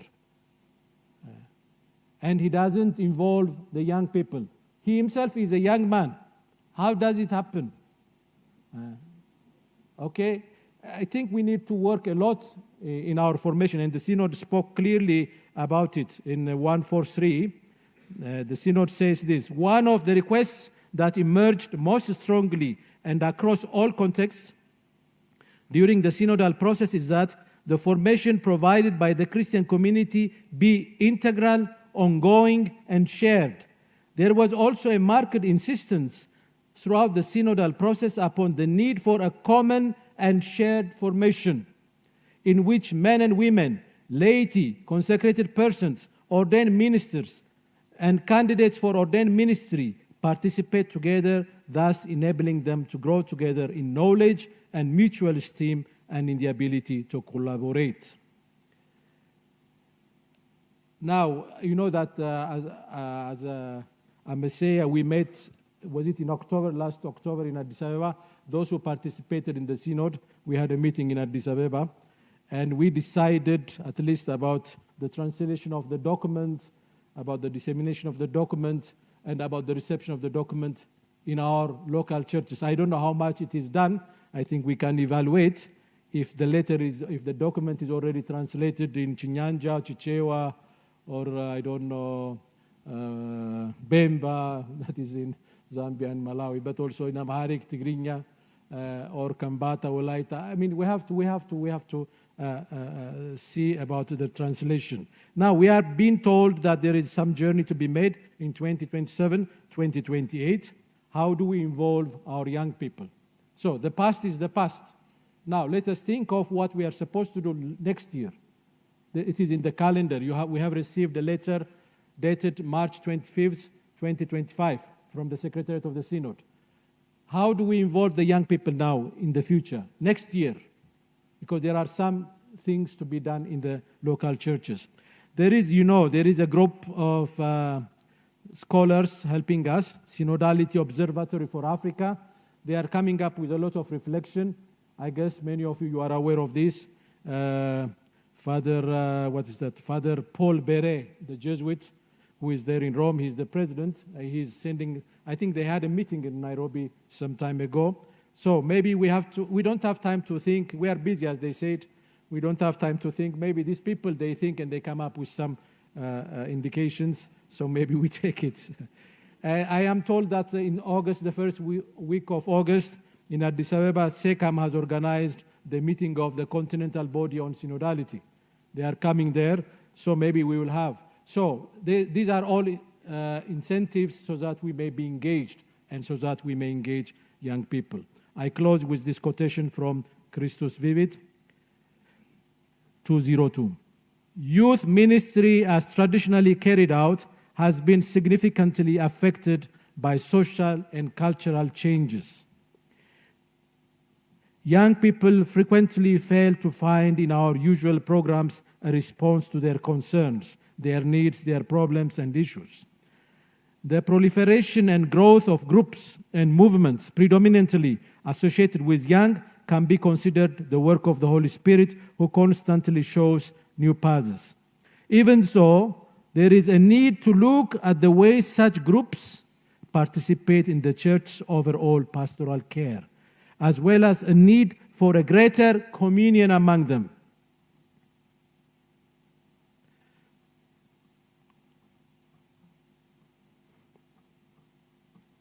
Communion among them and a better coordination of their activities. Although it is never easy to approach young people, this is what the document says, but we think that we can approach you easily, no? Okay, it is never easy to approach young people. Two things have become increasingly evident. The realization that the entire community has to be involved in evangelizing them, and the urgent requirement that young people take on a greater role in pastoral outreach. Thank you very much.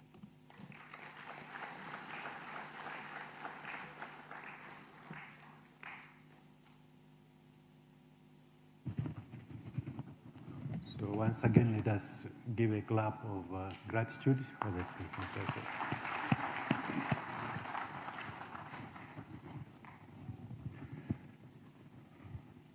Now, as you may notice, we have already gone into time for Mass. So from here, we'll go to the same place where we shall celebrate the Eucharist. But before we leave, just two announcements. One, that the Uganda delegates, you meet here in the auditorium immediately after lunch. Uganda delegates kindly meet here after lunch. You have your brief meeting. And secondly, that we noticed that in the program, we are supposed to resume at 3 o'clock. We are requesting that we start at 2:30. We start the afternoon session at 2:30. A little bit time to explain how we'll do the thematic discussions, but also the item that we have not been able to cover this morning. We hope that we'll be able to keep time as we go for lunch. Even before that, we hope that the homily will be very short. And we pray that we'll really manage our time very well in the remaining time. Thank you, thank you.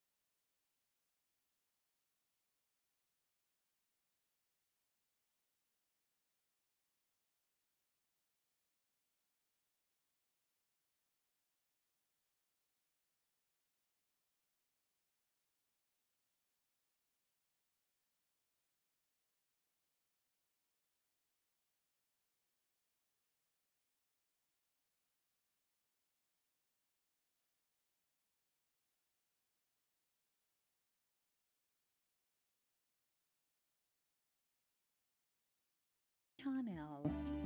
Sisi wa mishonari wa shamba wakika Bwana hakika ni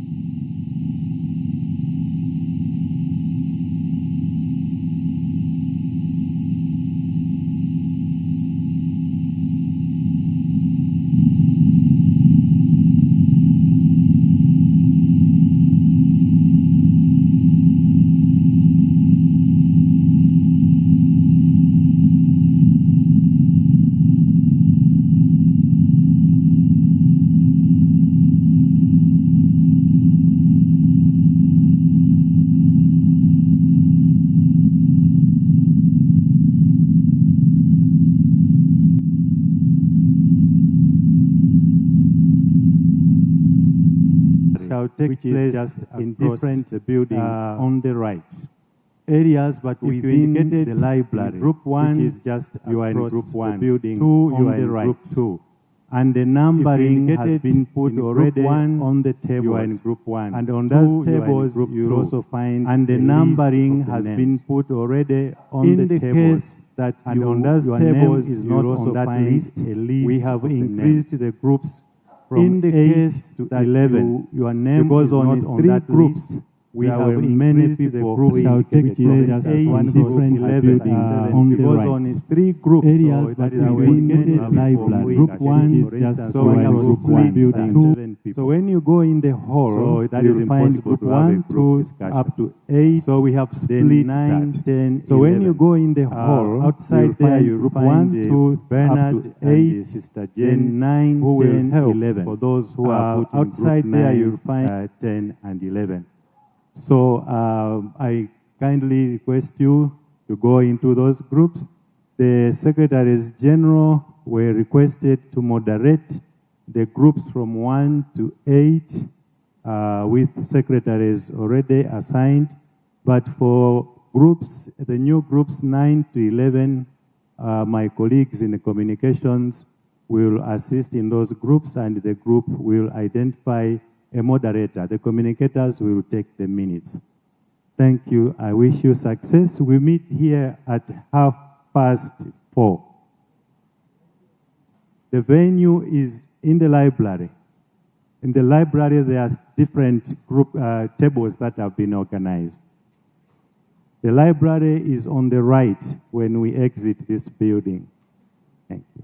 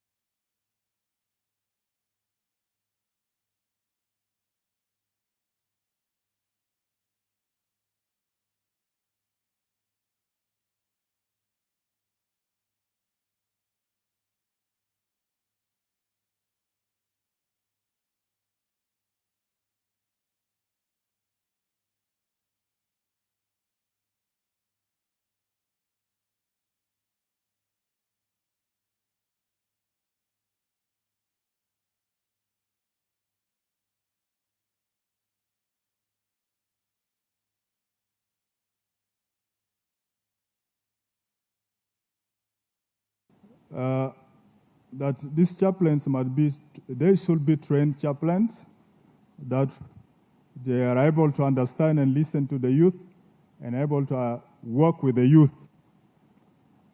That is what is key, because it's not just appointing a priest to lead the concern of the youth. They need somebody who understands the youth themselves, trained on the aspects of youth. The last is about mechanisms. The mechanisms that should be established is feedback mechanisms that will enable proper forum for follow-up,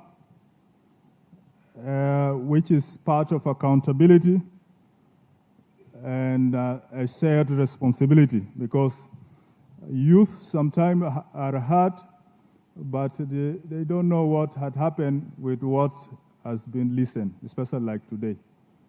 There should be really a set mechanism that they will get the feedback of all decisions that are taken. Because again, there is a very good explanation about the decision making and decision taking. So at the end of digesting this decision, so the taking of the decisions will also, the feedback should reach them, reach the youth. So there should be really a mechanism for that. The other bit of it is also that a Messiah Secretariat to come up with the deliberate percentages or something that will be concrete to guide a Messiah conferences or dioceses on the percentages of the youth or young people in all these structures, like the pastoral councils, like the parish pastoral councils and other bodies within the structures of the church, in terms of percentage, so that it's concrete and equally shared in all the dioceses that Messiah regions is covering. Finally, it's about an intentional set program for the Messiah region, targeting specifically the young people and the youth. Thank you very much.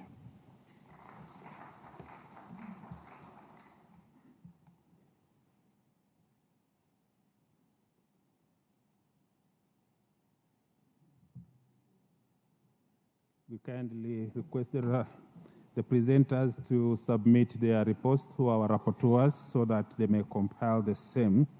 I'm going to call now group number 3 to be followed by number 4. Make sure that whatever you are mentioning here is in your paper so that it can be recorded.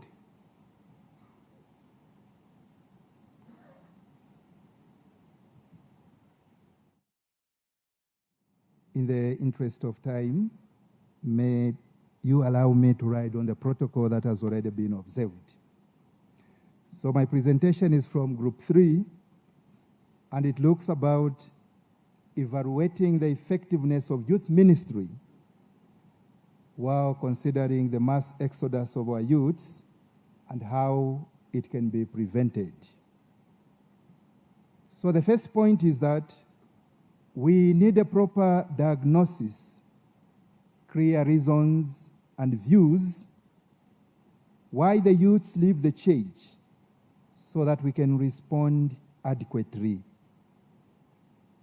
A general analysis of the sort can be done to aspire to inspire them before we expire.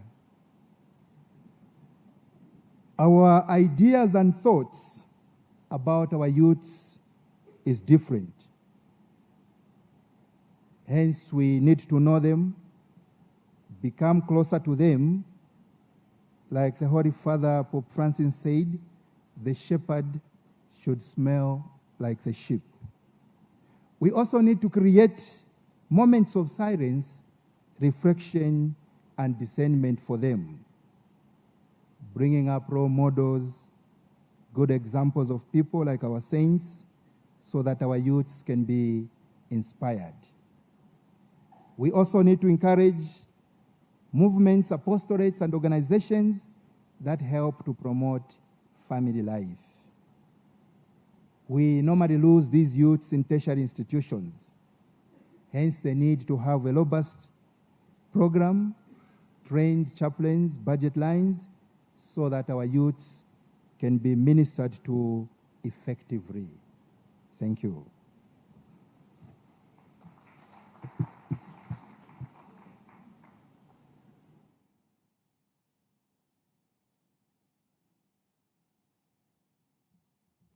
My colleagues have brought a bell there for me to ring.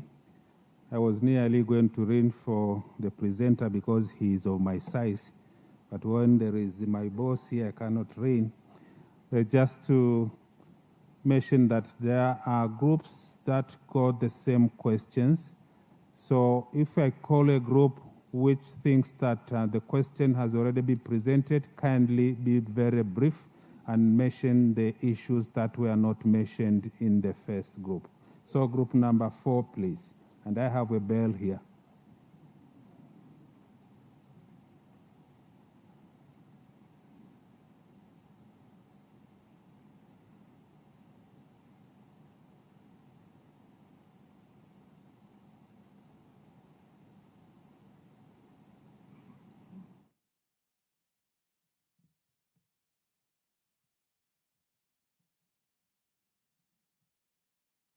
On the protocol already observed, I'm Sisi Kajimu from Uganda Episcopal Conference, representing another section of Group 3, which has a theme, evaluating the effectiveness of the youth ministry. These are what we noted, what is actually working, and the routine. Liturgical, music and dance. Most of the youth are in the youth choirs. Games and sports competitions.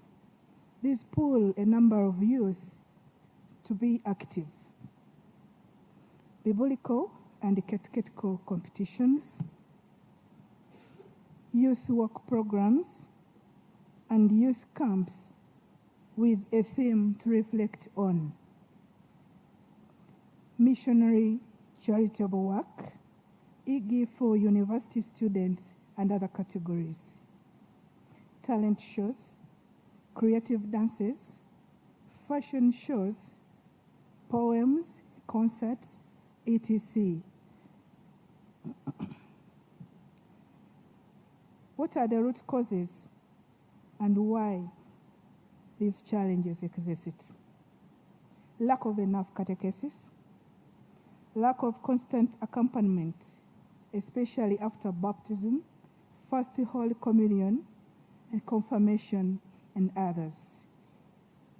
Lack of well-trained, skilled, and passionate chaplains.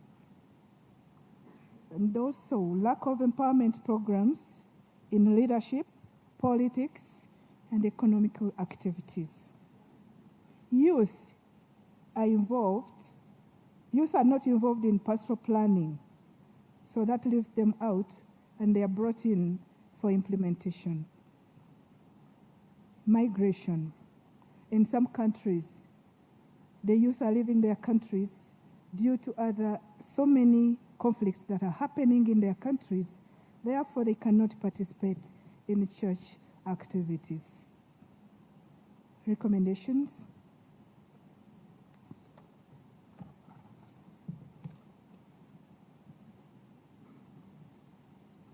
There is need to appoint skilled and interested youth chaplains to accompany the youth.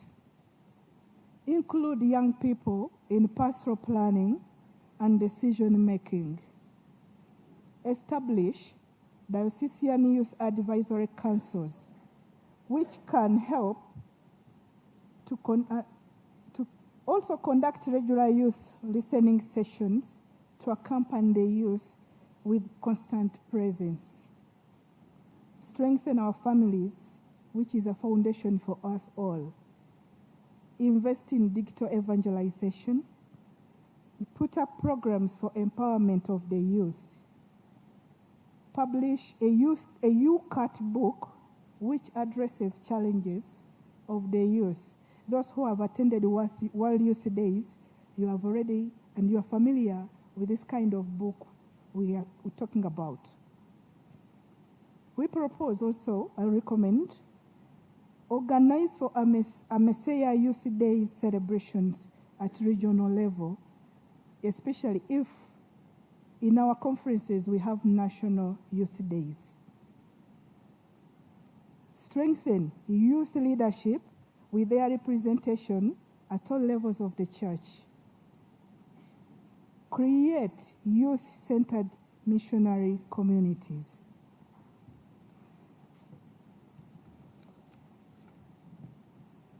And who is key to implement these recommendations? We recommend that they be implemented depending on the levels where such challenges are happening. Thank you so much. I submit on behalf of my group.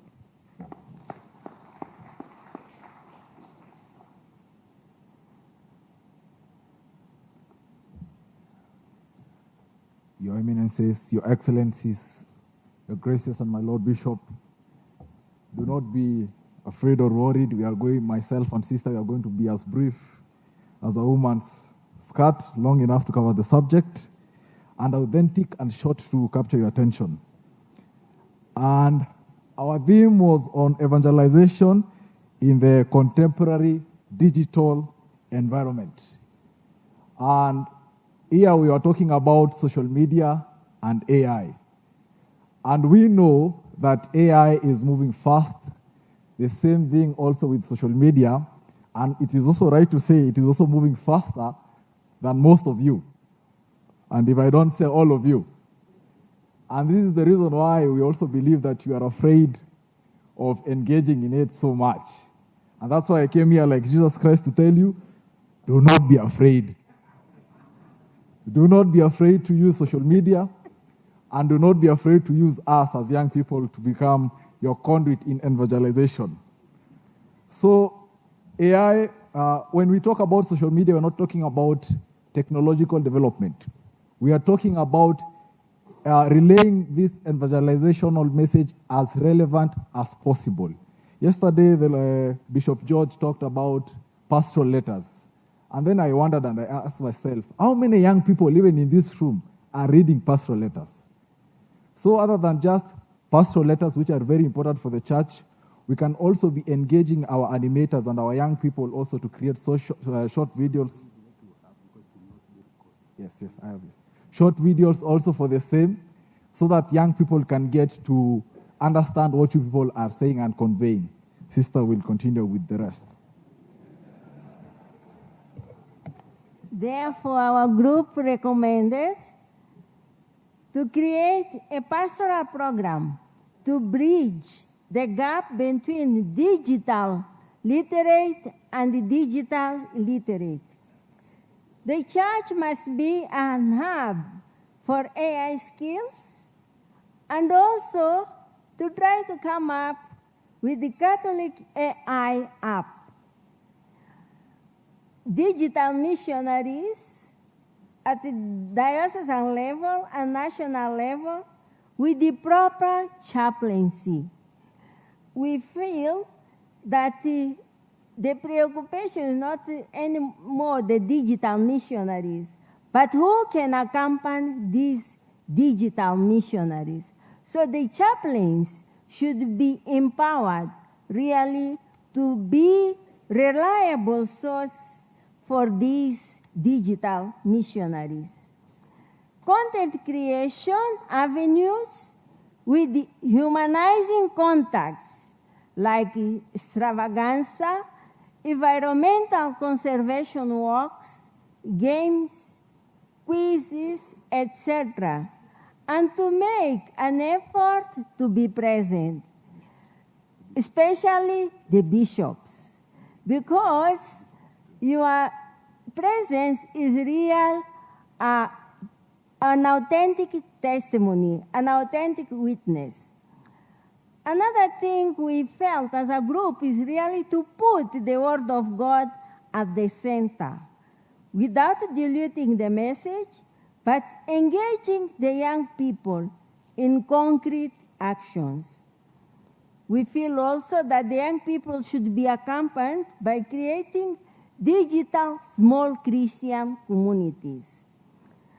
And it's necessary also the formation of digital missionaries in the seminaries and in the convents, because they are these agents of evangelization today. And with this, we say that Pope Leo XIV is encouraging us with his first encyclica, Magnificat Humanitas. Thank you very much. Also to the group 4, one of our members left the glasses, please. If you don't have your glasses, you can see me. One of our members, please.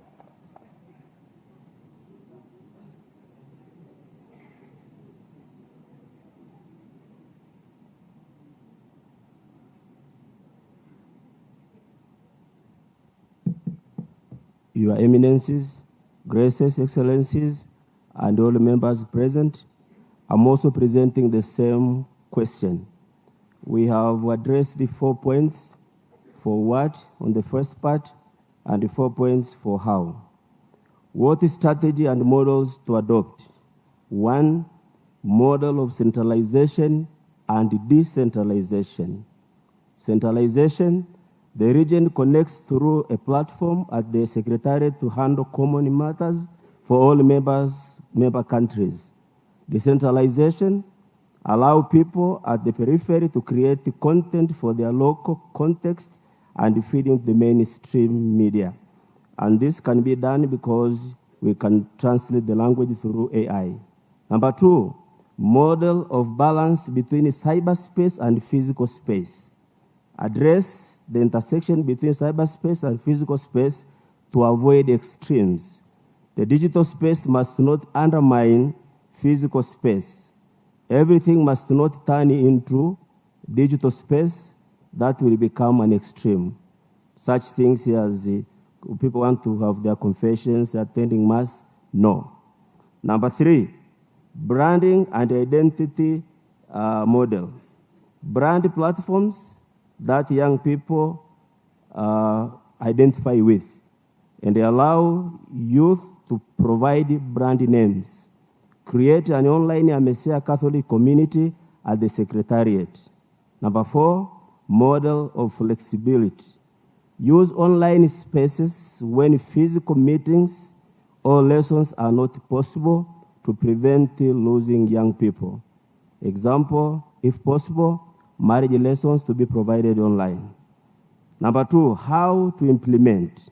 Number 1, content creation and formats.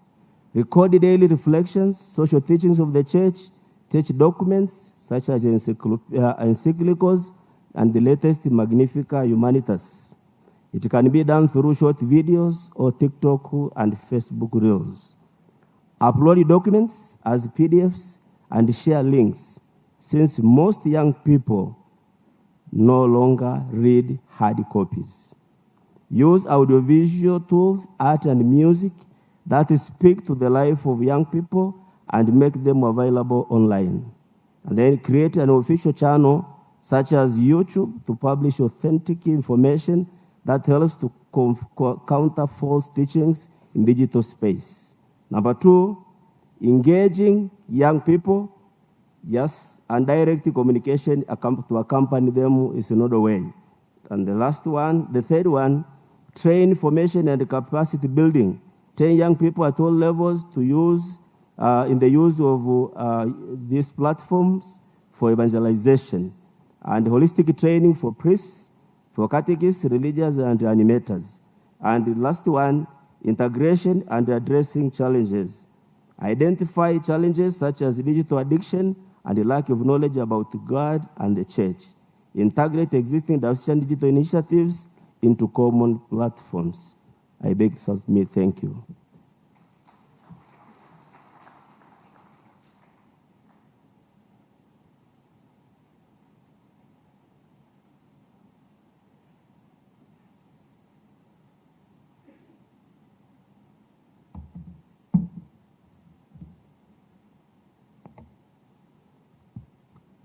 Allow me to ride on the protocols already established. I'm here to present on Group 5, and you are responding to the socio-economic challenges of young people in Africa. And our question was, how can church, together with state actors, promote hope, dignity, and sustainable opportunities? One, we highlighted that through formation and mindset transformation, that's by promoting a change of mindset from job seeking and job creation. That's by fostering entrepreneurial thinking from an early age of these young people. And so the young people should discover their talents, vocation, and purpose, promoting dignity of work, including agriculture, vocational trades, and entrepreneurship. Number two, we talked about skills development and education, where it was highlighted that we strengthened the technical and vocational educational training institutions within our vocational schools, thus by aligning our education with labor market needs. Another one was through balance academic education with practical and technical skills, introducing within our vocational centers career guidance from primary and secondary schools, encouraging innovation and creativity among the young people.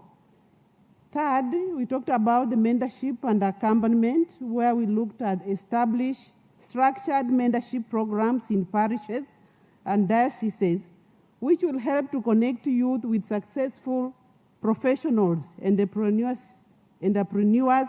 religious sisters, and business leaders, thus providing continuous accompaniment after their skill acquisition, and also to offer the psychosocial support alongside this training, this technical training. We also looked at the youth economic empowerment, where we say that the young people should be supported by the creation of innovation hubs, and also look into the provision of seed capital for viable business ideas that the youth will come up with, helping them to organize their business plans and bringing in the competition aspect, and then help them to link through the employment opportunities within the church institutions.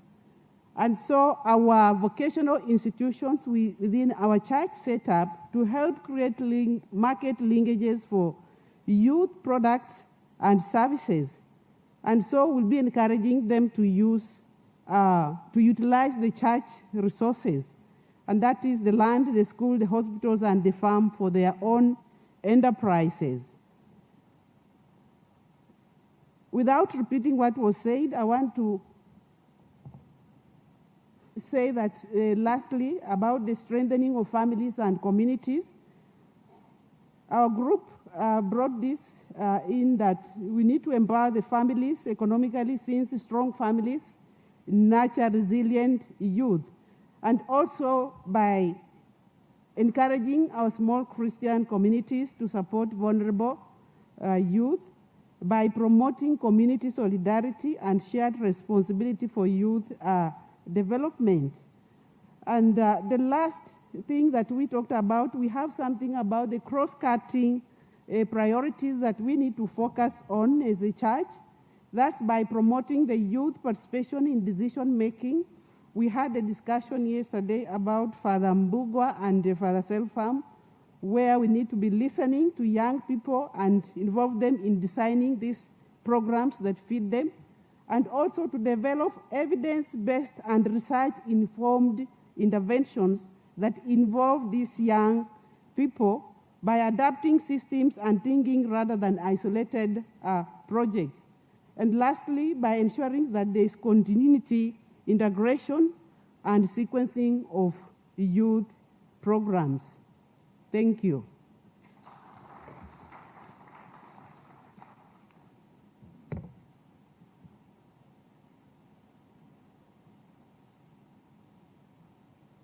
Is group number 6 somewhere? To be followed by number 7.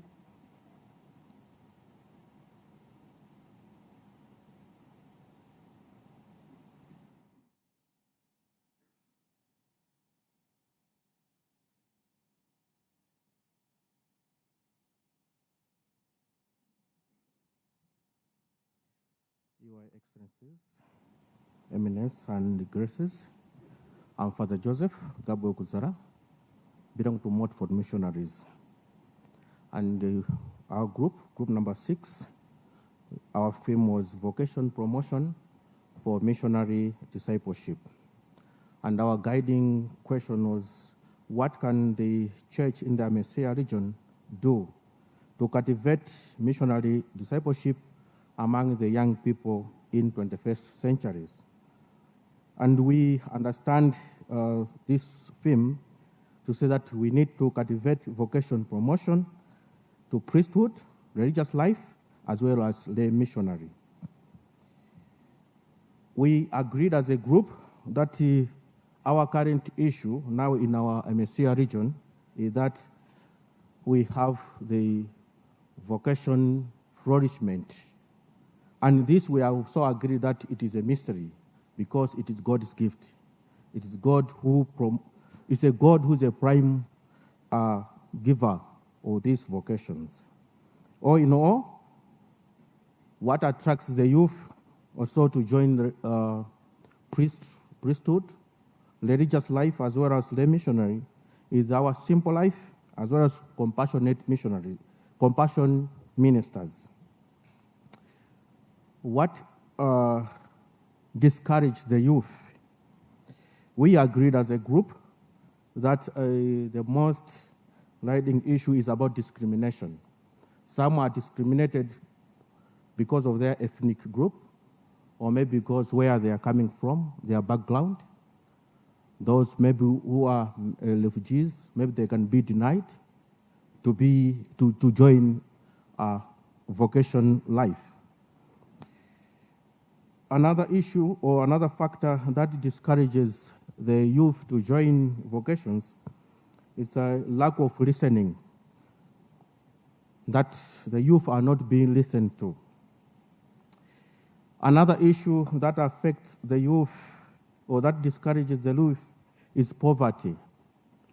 Because of the poverty issues, many of them, they tend to seek maybe jobs in order to support their families instead of joining religious life or priestly life or lay missionary. Another thing which affects the youth is about the education itself. Most of the qualifications which we have put, they are very high, and because of the educational problems, some of them they cannot reach in those qualifications. Another issue which affects the youth is about some of the African cultures, which they don't permit young men to join vocations. What are the recommendations this group is giving to the Messiah Assembly? First, the Messiah Assembly has to tackle some of the African cultures that hinder the young people to join vocation life. Secondly, the Messiah region, they have to use different channels like digital platforms to encourage the faith as well as to promote vocations. The Messiah has also to emphasize the issue of chaplaincy, especially in educational institutions. It has to pay attention and learn from other regions. We have heard the presentation that most of the European countries, there are no youths and they are going in crisis. We have to learn from them. To promote vocations, clubs, and groups, and to strengthen structures and offices that deal with the youth. to encourage a genuine accompaniment, to be proactive in the challenges that the young people are facing, to emphasize on the holistic formation of the youth. And this should not be only a social aspect of their life, but their human life, moral, faith, spiritual, psychological. Lastly, to encourage the culture of listening to the youth. And all these recommendations, they can be implemented by the church itself, beginning from the family, the small Christian community, the vocation promoters, the parishes, the dioceses, and Amesea region. Thank you.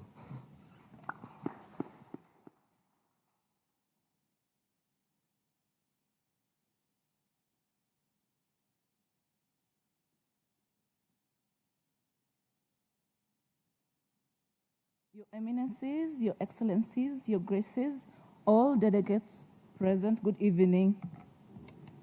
I am presenting on behalf of Group 7, and our question was promoting a culture of safeguarding and care of mental health. And then our leading question was, how can the church cultivate a culture of trust necessary for working together with the youth? Now, this is how we looked at it as a group. We start by identifying our theme, which was safeguarding, and the other one was care for mental health. Then we say that safeguarding is the affirmative action that is taken to protect the youth and the vulnerable. Then we mentioned about mental health, which we said is the emotional, psychological, social, and spiritual well-being. Now we looked at issues and types of abuse that youth go through, and we as a group saw that there's human trafficking and drug trafficking that affect our youth who are vulnerable. We looked at spiritual abuse, which we say that youth are taken advantage by people in power, and sometimes also the misuse of authority which is done unto them, and also their dignity as youth is not put into place. Then we looked at poverty which endangers the youth, and they indulge in vices which pull them away from sacramental life, and these vices include promiscuity and others. Then the consequences that come with the youth, in these issues we say that there's loss of trust that happens, and then their mental health and their psychological issues happen.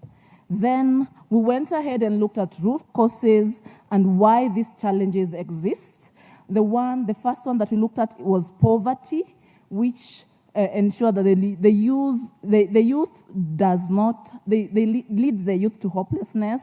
It also makes them indulge in crime. Again, it also makes them abuse substances again, and then this also leads to mental health challenges that eventually crops in. We also looked at lack of formation, which leads the youth to disconnect from God and the church, which then again makes them lose morals, and also they lose direction and hope. We also looked at lack of education, which is a lack of quality education, and also mentorship, and also lack of practical skills, which leaves the youth ill-equipped. We also looked at lack of clarity of issues, whereby the youth are unable to actually articulate issues properly when not guided well. We also checked on technology, whereby we say there is inappropriate use of technology, which leads the youth not to be well mentored. We also looked at family stressors, and we saw in their presentation in the morning, they were looking about the absentee parents who are very busy, which also lead to their mental health issues. We also went ahead and looked at the recommendations, and the recommendation that we looked at as a team was that we recommended that our dioceses to have fully functional, well-trained personnel at the parishes who will work with the youth and mentor them in their journey. We also looked at safeguarding policies, whereby it's one thing to have policies, but it's another thing to implement the policies. So we looked at the issue that we have functional safeguarding policies whereby implementation can happen. We also checked on sensitization to be done to the youth so that they are able to identify and are aware of potential issues that might harm them, especially when it comes to abuses. Then we looked at our different conferences to put a mechanism to train the youth by involving them and also involving our stakeholders in the citizenship. We know the young people. That is the world that we are in. And then if we are in that world, whether we like it or not, therefore we have to promote a responsibility. How do we deal with the digital world, especially when it comes to mass media and evangelization? How are we going to evangelize through the digital media? Because by doing so, we shall be capturing our young people, because that's where we are. And finally, also, there was this will enable us to grow. And we also looked at integrating mental health in our pastoral ministries by providing counseling, spiritual direction, and referral to qualified medical health practitioners that will help identify and address issues to do with stigma for our youth that have mental issues. We also looked at strengthening family support, whereby we equip our parents in our different parishes to support the youth emotionally. We also looked at the promoting of youth peer groups in our parishes and our youth ministries, whereby the youth will be able to discuss their issues as peers and understand each other better. Thank you very much.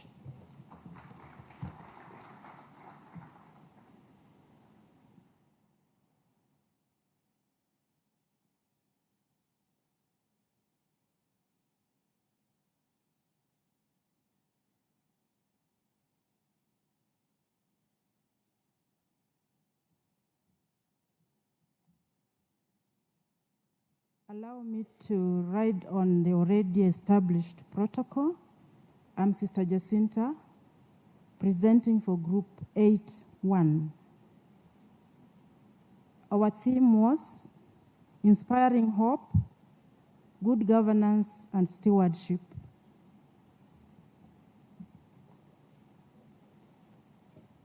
For us to tackle the question, we first looked at the principles of social teaching of the church that deals with good governance and stewardship, and we looked at respect for human dignity, solidarity, common good, and subsidiarity.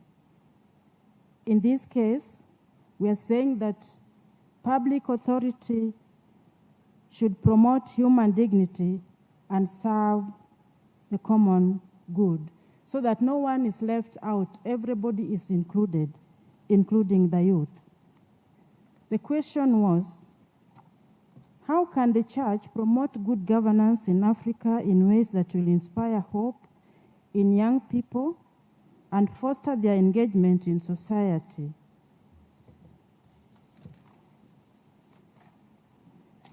And so the group came up with that we need to look for formation programs for the youth, the family, and animators, so that everybody in the society is given the right skills, values, and even competencies so that they are able to get involved in the governance. And then we also realized that the youth doesn't have a formal structure like Catholic women or men association in the church. So we are suggesting that we come up with a structure that will take care of the youth. Then we also say that we need to be a model of good governance, that is the church and our institution, so that when you're talking to the youth about good governance, then we are walking the talk. And so we are saying that we need to be accountable, transparent, and fair in what we are doing. Then we also looked at getting the safe digital spaces to meet the needs of the youth. We also need to come up with financial literacy, because we realize that there are times when we are given we are in certain positions, the youth expect us to be accountable, and we are not because we don't have that literacy. So the youth also should be given financial literacy. Then practical engagement and inclusion in management, so that they feel part and parcel of the management. Then we need to promote human values among the youth. Values like truthfulness, charity, respect for human life, justice among them. Question number 2, what concrete formation programs and visible models of good stewardship within the church's own governance should the church adopt to rebuild youth's hope and equip them to engage constructively in society rather than disengage from it? So we would wish that we use the Catholic social media so that we are able to meet the youth, as others have already said. We also need to establish programs on stewardship so that they know that they are custodian of every property, the creation. And we also need to engage the families through dedicated church programs such that the parents get to know what is expected of them as parents, so that they're able to inculcate those values at home, so that when the kids go to school, the same values are encouraged in school and even in the church and out there. Then there's a need for mentorship and training for the youth so that they have the competencies, skills, and values, so that they are not intellectual giants but moral dwarfs. We want them to be holistic. And then we need to create the content of social discussions, and also we need to be very versatile so that we reach them, we are able to capture them in the social space. Then we also need to meet the youth where they are through sports and other social programs. If you look at the intention of the Pope during July is telling us that sports should be an occasion where human respect is enhanced. So we really need to use social programs and sports to help the youth. Then, church to actively be the voice of the people without fear or favor. And lastly, there should be civics education amongst the youth throughout their lives. Thank you.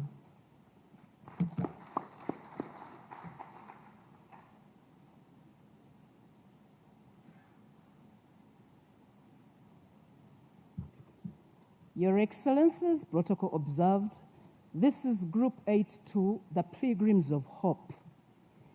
And our theme is Inspiring Hope. We had a chairman, Right Reverend Alfred Rotich, 22 members. I'm the secretary, Emily Chito Mwaka. And this is what we came up as the best ways how the church can promote good governance.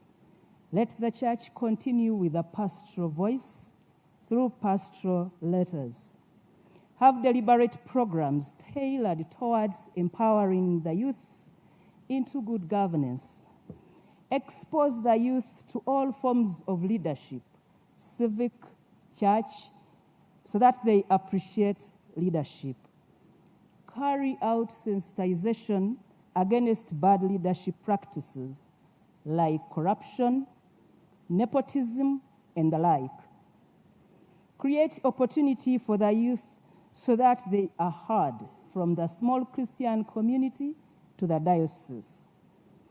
Let us be the role models that they would wish to emulate.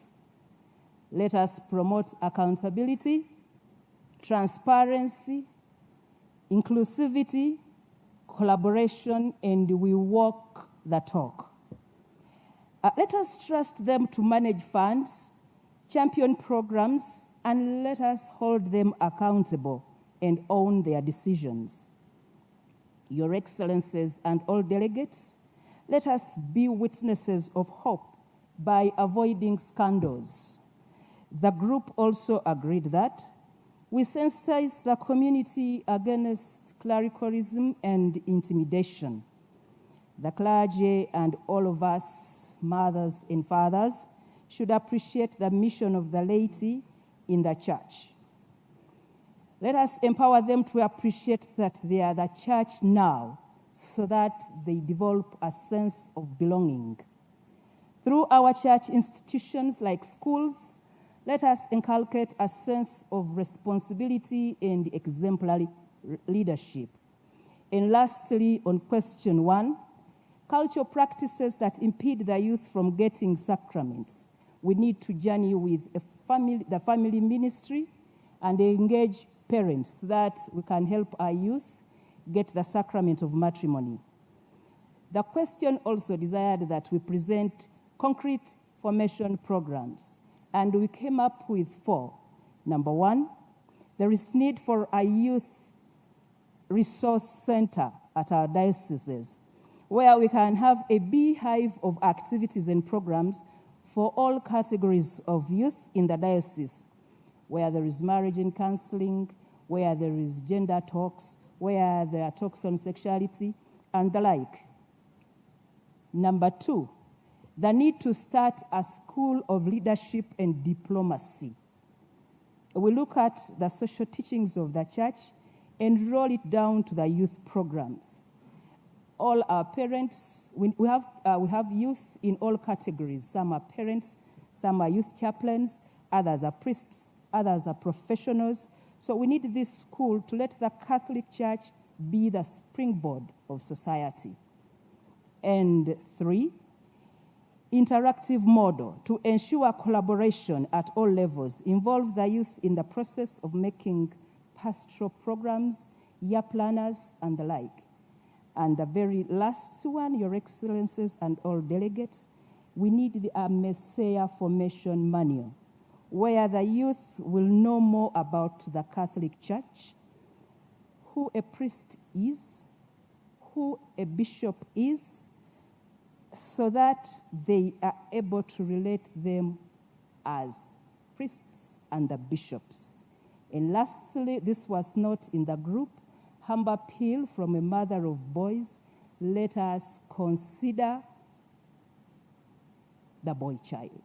He is under threat. I submit.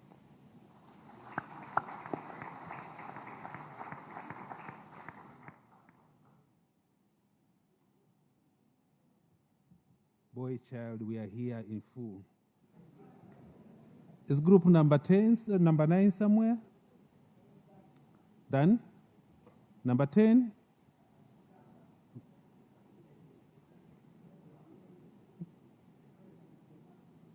Number 8 is done. Okay. Your Excellencies, which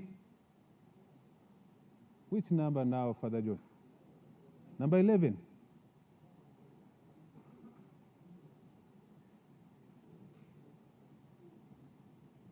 In the garage tools for some cars, spanner number 11 is not there.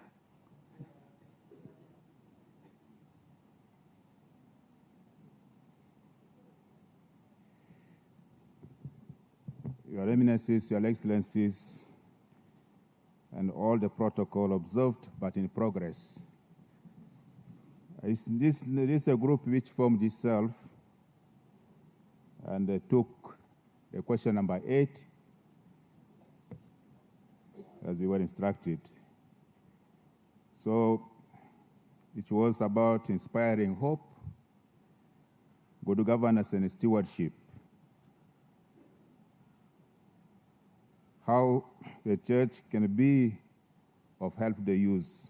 We accepted that the church has a moral responsibility to help the youth and inspire them to engage in leadership and bridge the gaps between them and the leadership at present. We talked about why is there a lack of hope at this present time. We looked at the current situation, and these are some of the realities that we get, which brings lack of hope to the youth.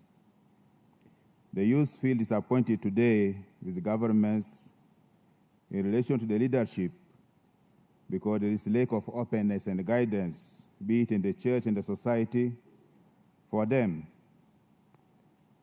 They feel loss of hope due to the broken promises that most of them experience in their lives. It could be in job, it could be during elections, but promises are broken to them. The youth also lose hope due to lack of job opportunities, and most of the information in the digital world today, as they come to them fast, they get more knowledge which they are not seeing on the ground in terms of good governance. They lose hope because of that. They don't also see qualities of accountability and stewardship in the society. There is exploitation of them in the politics, as I said before. They don't feel part of the decision-making. They are always at the end of the work to be done as implementers. They also see that prophetic voice, even if the church is going low, sometimes things are happening, there is no prophetic voice that keeps them hope to go ahead. Some things which are wrong are taken normally. The youth are not feeling hopeful due to lack of accountability in the use of resources in the country and in the environment. So these are some of the things that they make them lose hope, especially every time they see the same people who give them trouble in the country being promoted to the post in the next term. These were the recommendations that we gave. There is need to have training on governance and stewardship as a kind of mentorship to the youth and all the young people. This can be done, it's spearheaded by the bishops, either their diocese or in the conferences, and then the parishes. Then information of the various actors in good governance, even people who are already working in the church, should be trained to become a good example for the youth. This can be done still at the diocesan level and the parish level, going to the national level. The pastoral letters, there should be pastoral letters by the bishops from time to time on specific topics that can guide the youth in their life. And these pastoral letters should be implemented, and the bishop has seen that what he has written is helpful. So this can be done at the parish level, justice and the peace offices, and the diocesan and the bishops also at the conference level to see that the messages is going through. There should be specific campaigns on the youth like it is done during the Lenten campaign, focusing on the youth programs. And this can be done in the church, spearheaded by the hierarchy of the church and other actors of the pastoral work. Establish offices for the youth. This could be at a parish, from parish level to who can elect their leader to the diocesan level, and from there they can also elect their leader to the conference level and the regional level, it has been stated. So the actors are the parish priests, to the bishops, the conferences, and then the Messiah region. We also we recommended that social teaching of the church should become part of the syllabus or courses to be given to young people, especially those who are in universities or institutions of higher learning. This can be done by the people who are in charge of those institutions. And then comprehensive catechesis. Catechesis, we know them, these catechesis of the Catholic Church, Catechism of the Catholic Church, which can be done. This can be done by the bishops. This can be done in terms of audience, and it can also be done by the parishes and the dioceses. Then strengthen, establish youth chaplaincy where they are not, and where they are, strengthen them so that they become effective for the youth. And then train more animators. Thank you for listening.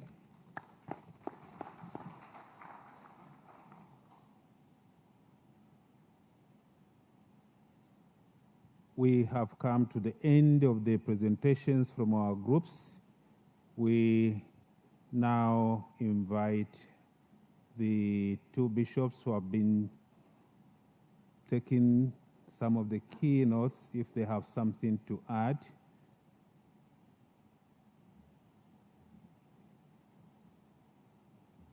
Your Excellency, you have the floor.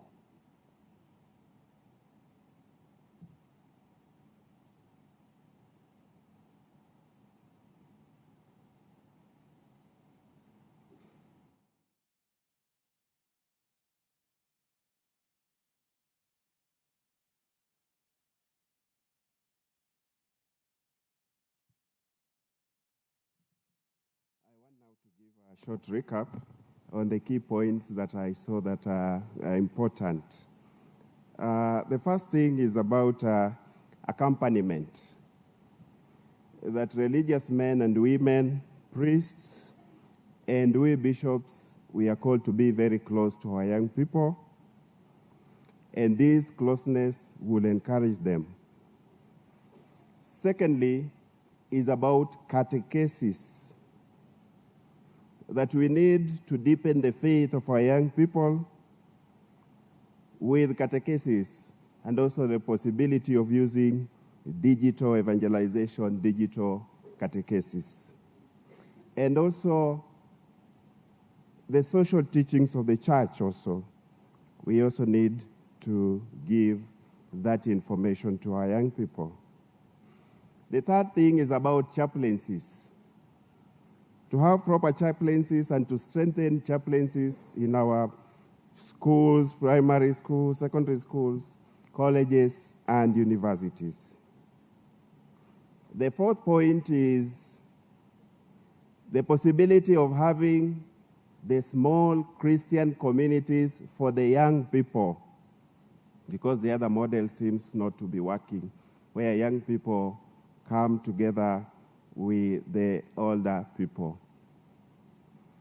The other issue that was talked about is mentorship, but it was not really clarified how or by who.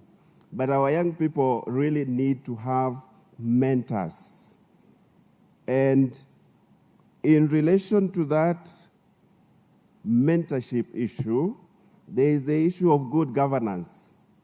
And there is a point that came up, I thought that point was also very good, is about the possibility of having a school of governance and leadership that will help to mentor our young people. And also will help to have role models that will be able to journey with our young people. The other issue is the mission dimension of our young people, that we have to be close to them and train them to be missionaries so that they will be able to go out and spread the good news, to be missionaries.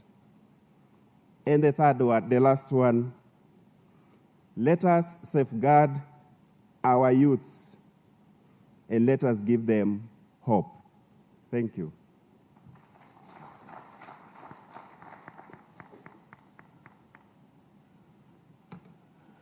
So when all is said and done, what do we take home with us?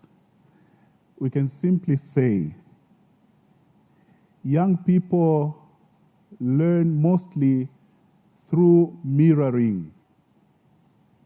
And we must admit that they are surrounded by so many mirrors, and most of them would not give the right image, would not reflect the proper image of what a young person is supposed to be. They are looking up to their shepherds in the Amesia region to guarantee them the proper models in their lives, to restore hope and provide direction. How would this be done? Through presence. And what we are taking is that they're looking for a flexible presence, able to adapt as they are guided. How? Also by listening and accompaniment through the digital space in which they find themselves and which is inevitable today. Even as we accompany them through this space, we are invited not to forget the traditional physical space, because it is a huge value that cannot be totally replaced.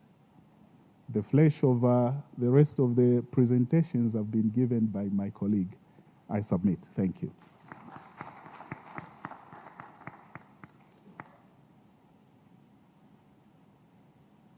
Another round of applause for all the presenters.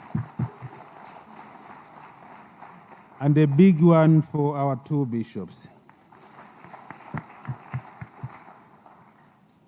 We are coming towards the end, Your Excellencies.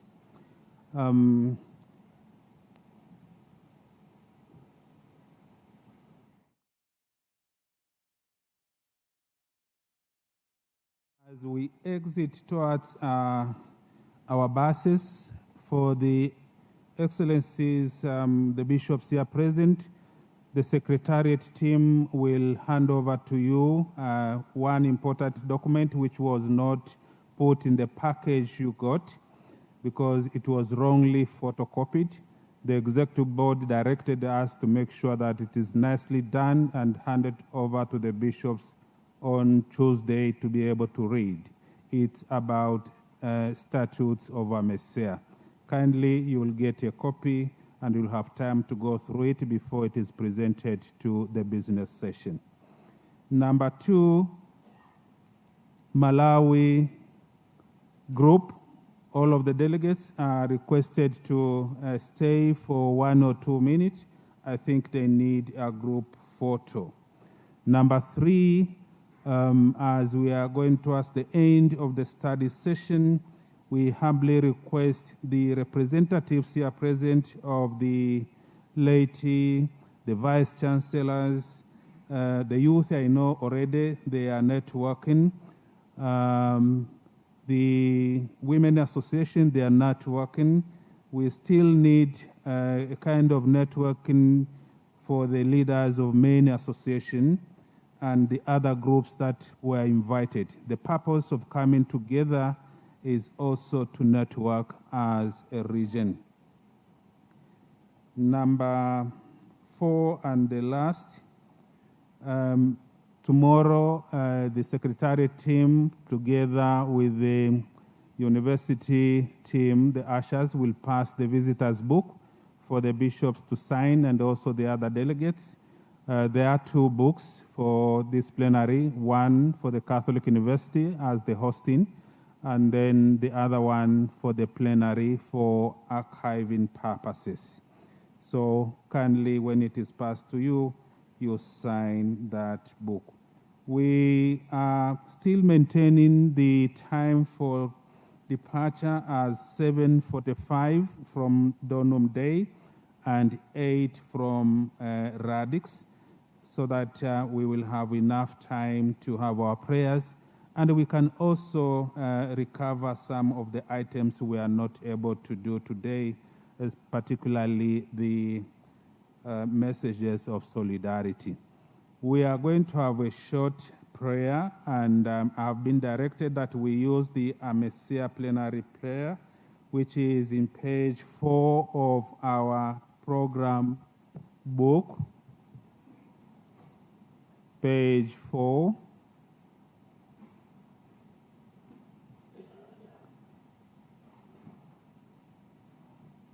So we will,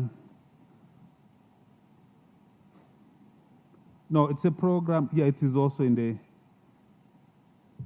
it is in almost all the booklets we have distributed. But in the program book, the program pamphlet, it is in page 4.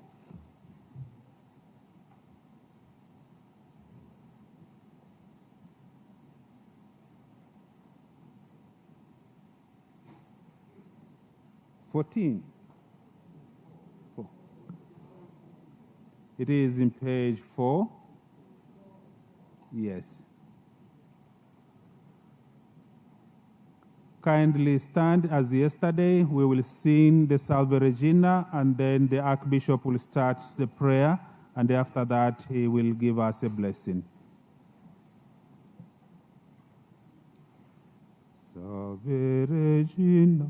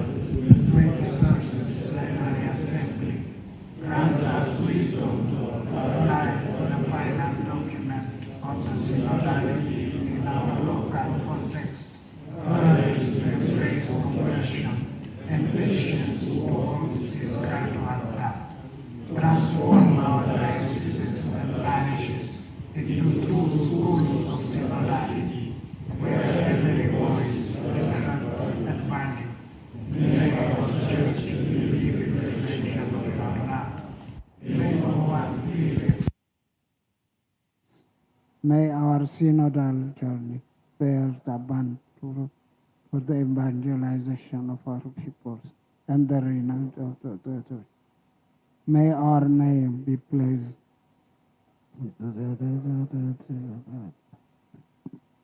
The Lord be with you. May Almighty God bless you, the Father, the Son, and the Holy Spirit. Go in peace.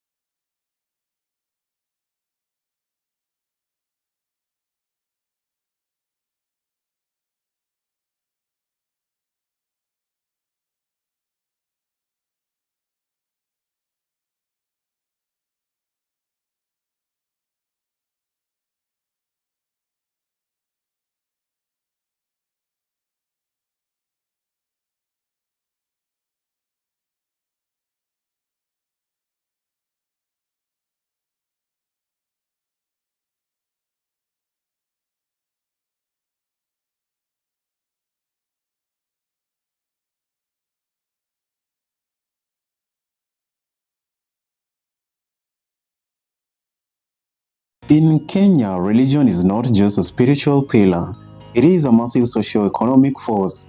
Every weekend, millions of Kenyans gathered across thousands of sanctuaries to give tithes, offering, and project donations. But have you ever wondered how much revenue the country's biggest mega churches actually bring in? While most religious institutions are registered as non-profit and exempted from basic taxes, the sheer scale of their collections, real estate investments, schools, and media stations puts them in the league of multi-million and multi-billion shillings corporations. Today we are breaking down the top 20 richest churches in Kenya, looking at their multi-million shilling empire and their estimated annual revenues. Stick around until number 1 because the annual collection of Kenya's wealthiest church will completely blow your mind. Let's jump into the countdown. Number 20, we have Helicopter Ministries.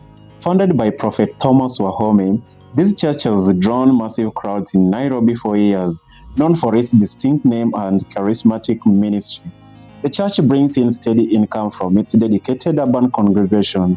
Its estimated annual revenue from tithes and project seed offerings sits around 15 million to 20 million Kenyan shillings. Number 19, Finger of God Ministry. Led by jazz musician turned preacher Joseph Hellon, this ministry blends elite networking, music, and unconventional ministry. Catering mostly to the middle class and affluent creatives, its estimated annual intake across its premium circles ranges between Kenya shillings 20 million to 25 million. Number 18, Maximum Miracle Center.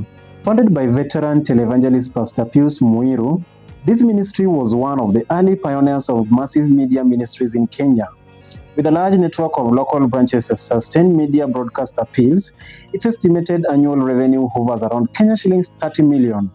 It is mostly driven by rural-urban grassroots support and media partnership. Number 17, Salvation Healing Ministry.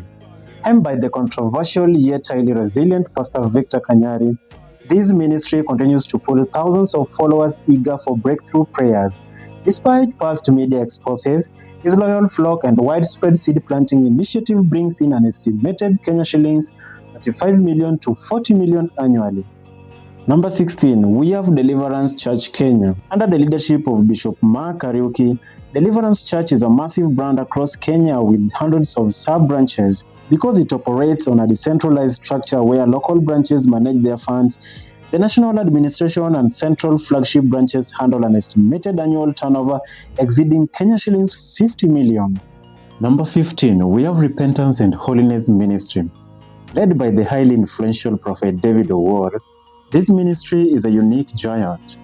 Interestingly, Prophet Owor frequently states that he does not take traditional tithes or offering during his massive crusades.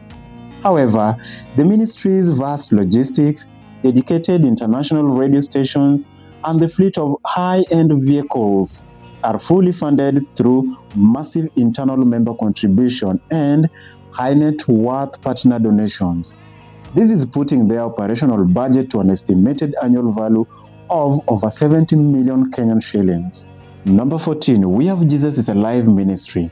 Founded by Bishop Margaret Wanjiru, a former member of parliament, GM commands a prime multi-million shilling sanctuary in the heart of Nairobi Central Business District.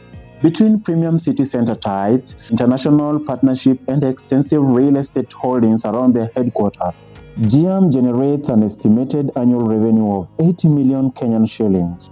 Number 13, Neno Evangelism Center. Led by the unapologetic and viral Pastor James Nganga, Neno Evangelism is a financial powerhouse. Beyond the packed main sanctuary in Nairobi, the church runs Sasa TV, one of the most watched religious television stations in East Africa. Between constant media advertising, local branch remittances, and dynamic daily services, Neno Evangelism is estimated annual revenues easily clears Kenya shillings 100 million. Number 12, we have Faith Evangelistic Ministry. Founded by Reverend Teresia Wairimu, Faith Evangelistic Ministry boasts a stunning ultra-modern headquarters in Nairobi's upscale Karen neighborhood, which was opened in the presence of top national leaders. Backed by highly affluent local members and massive global evangelical networks, FEM pulls an estimated annual revenue of 120 million Kenyan shillings. Number 11, we have the Presbyterian Church of East Africa. As one of Kenya's oldest traditional establishments, Presbyterian boasts millions of members. The church owns massive tracts of land, secondary schools, real estate blocks, and hospitals. While regional parishes keep local collections, the Central Assembly and Corporate Asset Management Wing pull an estimated annual revenue of 140 million Kenyan shillings. Number 10, we have Winners Chapel International Kenya, a branch of global ministry founded by Nigerian billionaire Bishop David Oyedepo. The Nairobi's mega altar features a spectacular seating capacity with a loyal corporate and business class congregation in Nairobi. Winners Chapel Kenya collects an estimated revenue of Kenya shillings 150 million, which is driven heavily by their teaching on financial prosperity and kingdom covenant investments. Number 9, we have Nairobi Baptist Church. This is where we move into churches with fully audited, publicly published financial statements. Nairobi's Baptist caters to an affluent, highly educated middle and upper class demographic. According to financial disclosures, their annual collection from general offering and development projects sit comfortably at an estimated revenue of 160 million to 200 million Kenyan shillings. Number 8, we have Jesus Celebration Center, JCC. Founded by Bishop Wilfred Lai, JCC Bamburi is the undisputed religious giant of Kenyan coast. The mega sanctuary resembles an indoor stadium and draws tens of thousands of worshippers weekly. With its own broadcasting network, massive bookstore sales, and local real estate, JCC Mombasa brings in an estimated revenue of 220 million Kenyan shillings annually. Number 7, we have Jubilee Christian Church. Founded by Bishop Ellen Kiuna and the late Reverend Kathy Kiuna, JCC Parkland revolutionized the modern urban evangelical movement in Kenya. Drawing corporate, professional, celebrities, and prominent politicians, the church is famous for its vibrant culture and high-end lifestyle, with flourishing international branches in US and UK remitting funds. JCC estimated annual revenue is pinned at over 250 million Kenyan shillings. Number 6, we have All Saints Cathedral. As the flagship headquarters of Anglican Church of Kenya, All Saints Cathedral is a massive financial powerhouse. It draws Nairobi's elite, including high-profile government officials and old money families. According to their fully published, transparent financial disclosure, the cathedral brings in an incredible 240 to 260 million annually. This is purely through structured tithes, estate investments, and project contributions. Number 5, we have New Life Prayer Center, led by the viral televangelist Pastor Ezekiel Odero. This is one of the fastest growing religious empire in modern Kenya history. It features a sanctuary that hosts over 45,000 worshippers. It has its own international school, guest hostels, a restaurant, and a petrol station. While tithes and offering flows from his both local and global audience, New Life Prayer Center makes 350 to 450 million annually. Number 4, we have Nairobi Chapel. Led by Pastor Oscar Muriu, Nairobi Chapel is a powerhouse of urban church planting. It commands an incredibly wealthy congregation of professional, diplomats, and business leaders. The audited financial statement shows comprehensive annual revenue soaring past 630 million Kenyan shillings, putting them firmly in the corporate league of elite institutions in Kenya. Number 3, we have the Roman Catholic Church of Kenya. Now, this might surprise you because the Catholic doesn't operate like a typical evangelical church, nor do they publish a single combined cooperative income statement online. However, as the largest denomination in Kenya, their wealth is unmatched in terms of physical assets. The Catholic Church owns thousands of schools, prime real estate blocks across every town, hospitals, and major institutions like the Catholic University of Eastern Africa. Their centralized institutional cash flow revenue is easily estimated at Kenya shillings 1 billion. Number 2, we have the Seventh-day Adventists. The SDA Church operates on a highly strict and organized system of tithing and systematic benevolence. Because members consistently remit 10% of their gross income directly through structured local conference, the collective financial powerhouse of SDA Church in Kenya is monumental. Combined with their extensive ownership of top-tier hospitals, publishing houses, and universities, the SDA Church annual financial footprint safely surpassed 1.5 billion Kenyan shillings. And number 1, Christ is the Answer Ministry, popularly known as CITAM. CITAM is the undisputed heavyweight king of church finances in East Africa, operating with corporate-level transparency and fully audited financial reports, catering to Kenya's affluent middle and upper class across over 25 massive branches. CITAM annual revenues have consistently shattered records according to their officially published audited statements. CITAM pulls in an outstanding 2.5 billion Kenyan shillings to 2.6 billion Kenyan shillings every single year. While bulk of Habari za wakati huu, mtazamaji wa Tumaini TV. Hii ni Tumaini Habari. Mimi naitwa Grace Kuni, kukuletea habari za kitaifa, kimataifa na habari za uchumi na biashara. Kwa upande wa habari za michezo na burudani utakuwa naye Aaron Mpanduka. Na miongoni mwa habari tulizokuandalia leo ni pamoja na Dr. Mwigulu asema Afrika igeuze mabadiliko ya dunia kuwa fursa za maendeleo.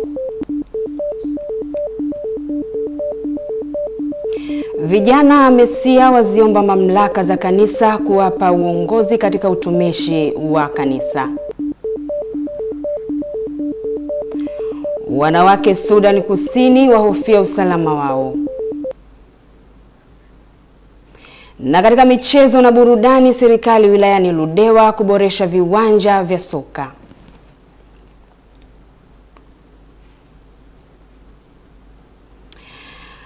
Mtazamaji, habari kamili tunaanzia huko jijini Dodoma, ambapo Waziri Mkuu Dr. Mwigulu Nchemba amesema Afrika inapaswa kutumia mabadiliko yanayoendelea katika siasa, uchumi na usalama duniani kama fursa ya kuharakisha maendeleo yake. Amesema inapaswa kufanya hivyo kwa kuimarisha uongozi wa kimkakati, kuongeza thamani ya rasilimali zake na kujenga taasisi imara zitakazolinda maslahi ya wananchi wake na kuharakisha maendeleo ya bara la Afrika. Hii hapa taarifa zaidi. Waziri Mkuu amesema hayo jijini Dar es Salaam katika mkutano wa pili wa wahitimu wa Chuo cha Taifa cha Ulinzi Tanzania, ambapo amesema dunia inaendelea kushuhudia mabadiliko makubwa ya kisiasa, kiuchumi na kiusalama yanayochochewa na ushindani wa mataifa makubwa, maendeleo ya teknolojia, mabadiliko ya nishati na ushindani wa rasilimali muhimu. The continent's leadership role in global politics, economic development. Jukumu la uongozi wa bara katika siasa za kimataifa, maendeleo ya kiuchumi na amani na usalama wa kimataifa litategemea uwezo wa Afrika wa kukuza umoja wa kimataifa na kutumia umuhimu wake wa kimkakati na mshikamano kwa ajili ya maendeleo endelevu na mabadiliko ya kimkakati ya kijamii na kiuchumi, badala ya kushushwa tu hadi hadhi ya kuwa jukwaa la ushindani wa mataifa ya kigeni duniani. Afrika lazima ichukue hatua na inaweza kuvunja nyororo uliowekwa katika msemo wa Kiafrika, tembo anapopigana ni nyasi zinazoumia. Afrika lazima iache kuwa nyasi kwa sababu imekuwa tembo tangu zamani. Embedded in the African days when elephants fight, it is the grass that gets trampled on. Akizungumzia hali ya usalama duniani, Waziri Mkuu amesema migogoro ya kimataifa imeendelea kuathiri uchumi wa Afrika kupitia kupanda kwa gharama za nishati, usafirishaji, bidhaa na huduma, hali inayosisitiza umuhimu wa nchi za Afrika kujenga uchumi unaostahimili misukosuko ya nje, kuimarisha biashara baina ya nchi za Afrika na kuongeza ushirikiano wa kikanda. Awali, mkuu wa Chuo cha Taifa cha Ulinzi Tanzania, Balozi Meja Jenerali Wilbert Ibuge, amesema mkutano huo unalenga kuwakutanisha wahitimu wa chuo hicho ili kubadilishana uzoefu, kuimarisha mtandao wa viongozi wa kimkakati na kujadili masuala muhimu yanayohusu siasa, uchumi, uongozi na usalama kwa maendeleo ya Afrika. The theme for this year's convocation.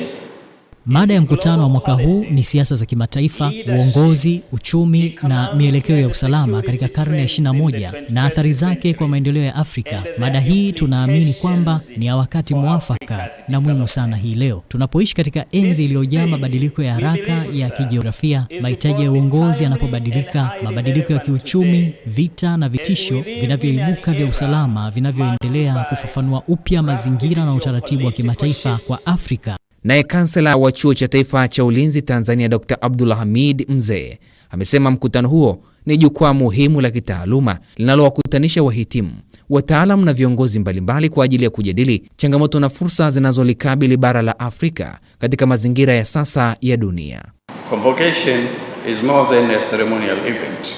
Mkutano huu ni zaidi ya tukio la sherehe, ni urejeshaji wa kiakili na kitaalamu, kutoa jukwaa kwa wahitimu, washiriki ambao bado wanafanya kazi katika huduma zetu za kijeshi na kiraia, wahadhiri, watunga sera na watendaji kubadilishana mawazo na uzoefu, kufufua mitandao na kuchunguza mazingira magumu ya usalama. Baada ya mzungumzaji mkuu kuwasilisha mada yake, mkutano uliendelea kwa mjadala wa kitaaluma kuhusu mwenendo wa siasa, uongozi, uchumi na usalama katika karne ya 21 pamoja na athari zake kwa maendeleo ya Afrika. Samson Kes, Tumaini, Habari.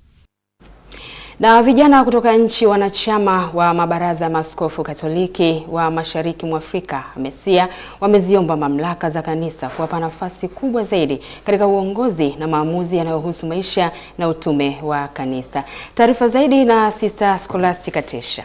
Ikiwa ni siku ya 3 ya mkutano wa 21 MESIA unaoendelea Nairobi nchini Kenya, ambapo kwa mara ya kwanza katika historia ya mikutano mkuu wa MESIA, vijana wamepewa jukwaa maalumu la kuwasilisha maoni na mapendekezo yao moja kwa moja mbele ya maaskofu, makardinali, mapadri, watawa na viongozi wengine wa kanisa. Katika wasilisho lao, vijana hao wamesema wao sio kanisa la kesho pekee, bali ni kanisa la leo. Hivyo wanapaswa kushirikishwa kikamilifu katika kupanga na kutekeleza utume wa kanisa. So, what does it mean be a young person in a MESIA today?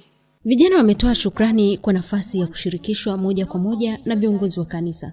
Wamesema wao si kanisa la kesho pekee, bali ni kanisa la leo, lenye nguvu na ubunifu kushiriki kikamilifu katika utume wa kanisa. Kupitia mashauriano ya kikanda, vijana wameeleza changamoto zinazowakabili kama ajira, umaskini na matatizo ya afya ya akili, lakini pia wameonyesha dhamira ya kushiriki maisha ya kanisa kupitia jumuiya, kwaya na uinjilishaji wa kidigitali. Vijana wametoa shukrani kwa nafasi ya kushirikishwa moja kwa moja na viongozi wa kanisa. Wamesema wao si kanisa la kesho pekee, bali ni kanisa la leo lenye nguvu na ubunifu wa kushiriki kikamilifu katika utume wa kanisa. Kupitia mashirikiano ya kikanda, vijana wameeleza changamoto zinazowakabili kama ajira, umaskini na matatizo ya afya ya akili, lakini pia wameonyesha dhamira ya kushiriki maisha ya kanisa kupitia jumuiya, kwaya na uinjilishaji wa kidigitali.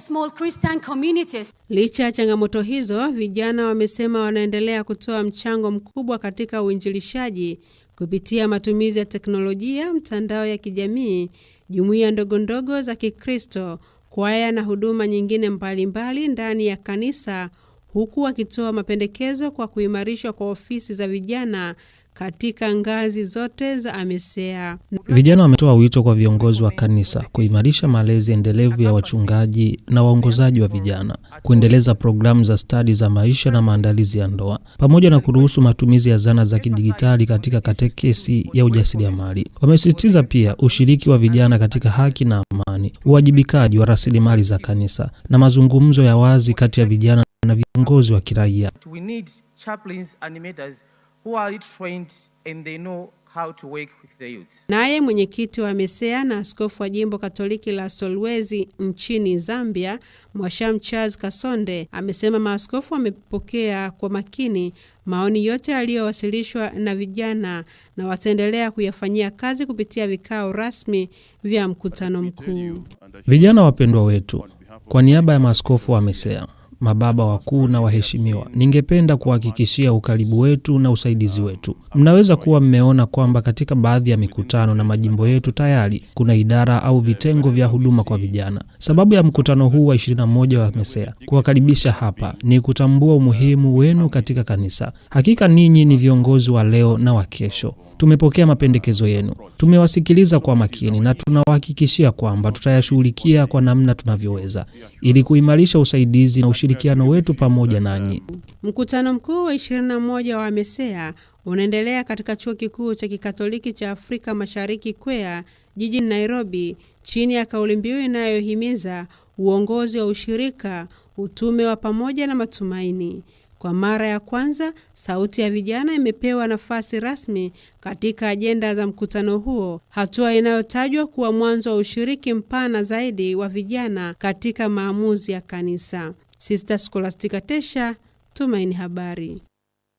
Askofu wa Jimbo Katoliki la Musoma, Mwashamu Michael Msonganzila, amewataka mapadre kutokufanya kazi peke yao, bali wafanye kazi ya utume wao kwa kushirikiana na waamini, kushirikishana kalama na vipawa ambavyo kila mmoja amejaliwa bila kumdharau mwingine ili kumtangaza Kristo. Taarifa ya Veronica Modesti inafafanua zaidi. Ni katika misa takatifu ya kutoa daraja la upadre kwa mashemasi watatu ndani ya jimbo hilo. Ninyi leo mnafanywa kuwa ni wale 70 Musa aliwachagua wapate kumsaidia, na nyinyi ni hao 70 katika jimbo la Musoma na kanisa zima.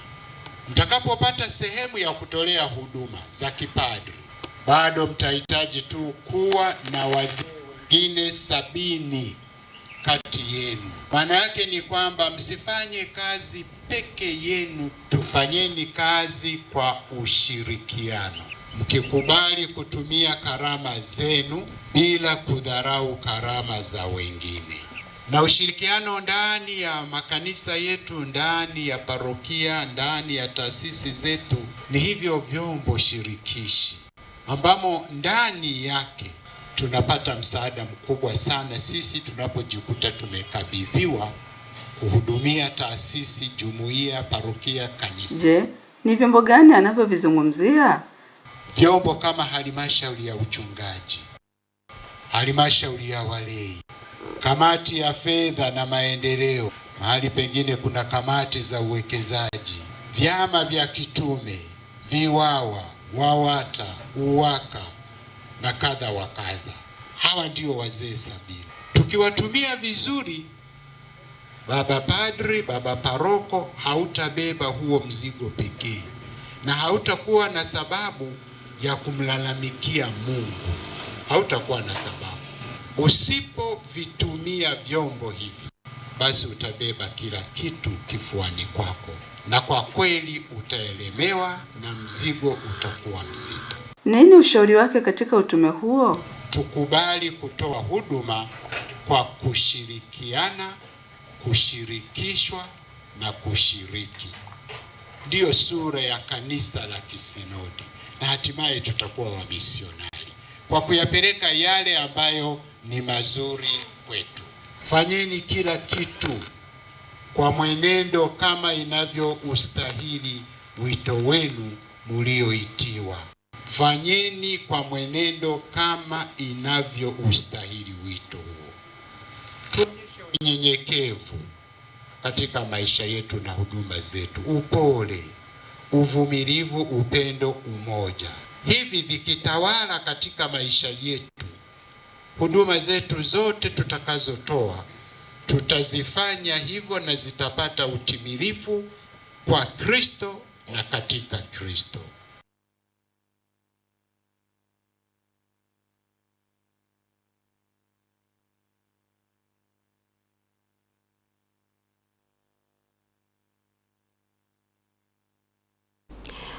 Na huko Rufiji, waziri wa nchi ofisi ya makamu wa rais, muungano na mazingira, mhandisi Hamad Yusuf Masauni amekielekeza kituo cha taifa cha ufuatiliaji wa carbon NCMC mkoani Morogoro kutoa elimu ya biashara ya carbon kwa wananchi wa wilaya ya Rufiji mkoani Pwani. Hii hapa taarifa zaidi. Waziri Masauni amesema hayo wakati akiwa wilayani humo kwenye ziara ya kikazi, wakati akieleza fursa na faida za uhifadhi wa mazingira ikiwemo utunzaji wa misitu. Amesema wakazi wa Rufiji wanapaswa kutumia fursa katika biashara ya kaboni kujikwamua kiuchumi, na ofisi ya makamu wa rais ipo tayari kutuma wataalamu kwa ajili ya kutoa elimu kwa wananchi waliokuwa tayari kufanya biashara hiyo. Lengo letu, tunataka kila fursa inayogusa biashara ya hewa ukaa inatumika ipasavyo. Wana Rufiji, mkitumia fursa ya rasilimali mlizonazo, hizo chache nimezitaja, lakini najua ziko nyingi rasilimali za kuzitumia. Nadhani hiyo inahitaji sasa ni semina nyingine mahasusi kwenye eneo hilo.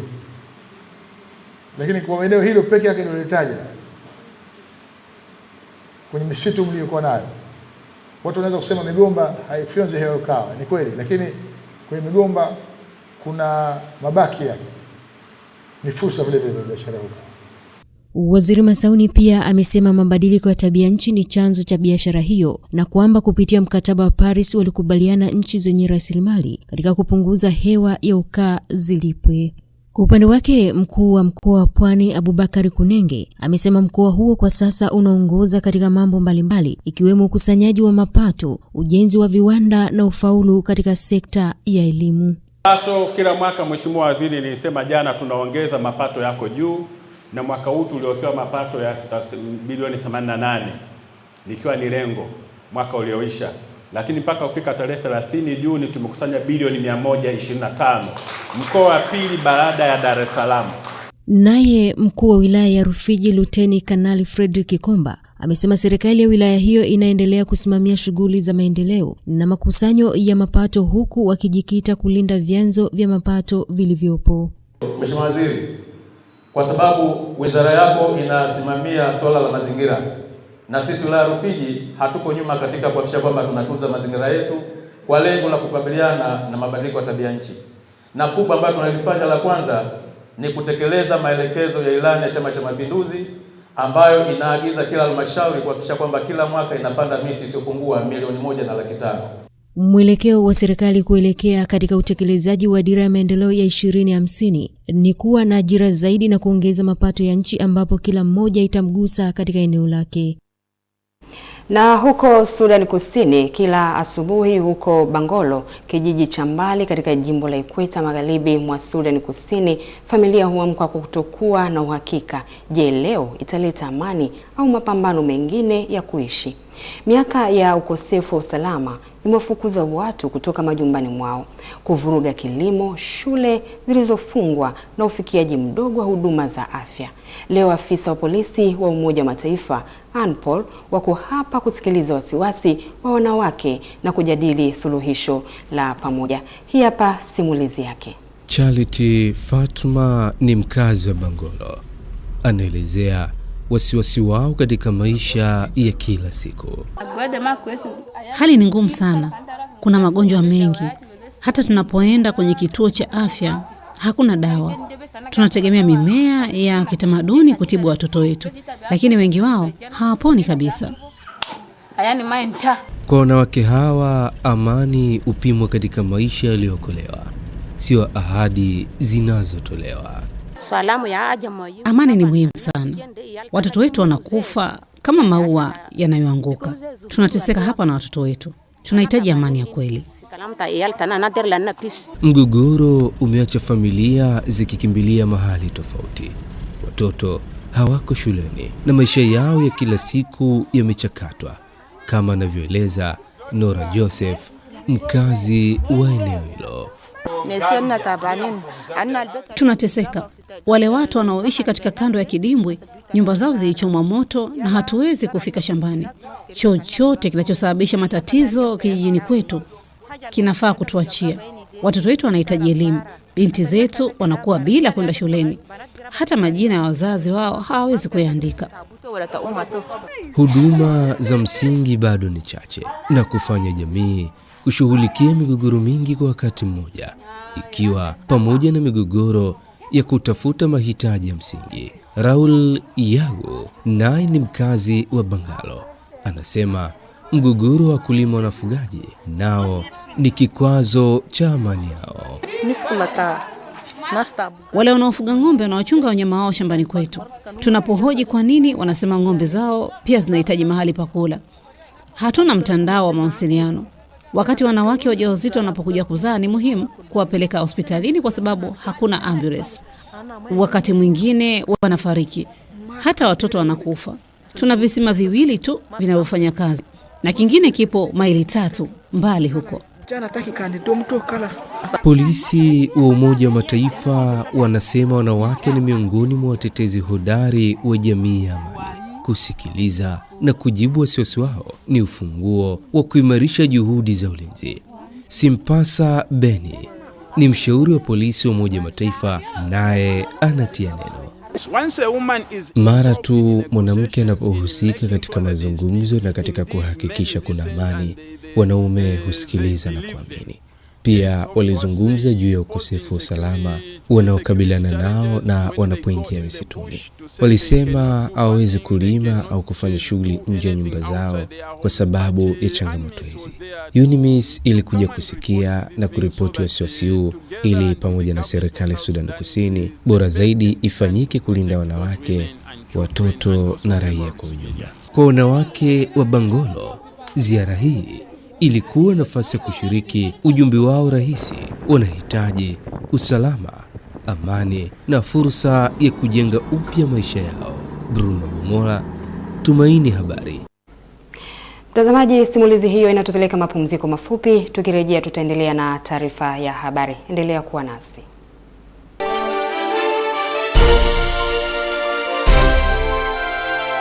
Azam TV ni bumper to bumper ndani ya mwezi Julai, remote mkononi, matukio makubwa ya kimichezo, majeshi yanaonyeshana ubabe kwenye CDF Cup. Tukimaliza Taifa Cup, kikapu, ngoma bado ya moto, Taifa Cup Dodoma, huku light kule jab ndani ya Boxing Derby event. Kunywa maji, aibu utaona wewe. Tukitoka hapo tunakimbizana kwenye NBC Marathon, kisha tunaangalia Twiga Stars, mashindano yote ya WAFCON, finali za Afrika kwa wanawake. Klabu bora za soka Afrika Mashariki zitakutana Kigali, Rwanda kwenye Sikafa Kagame Cup 2026. Kisha tunafunga kwa volleyball. Unakosaje?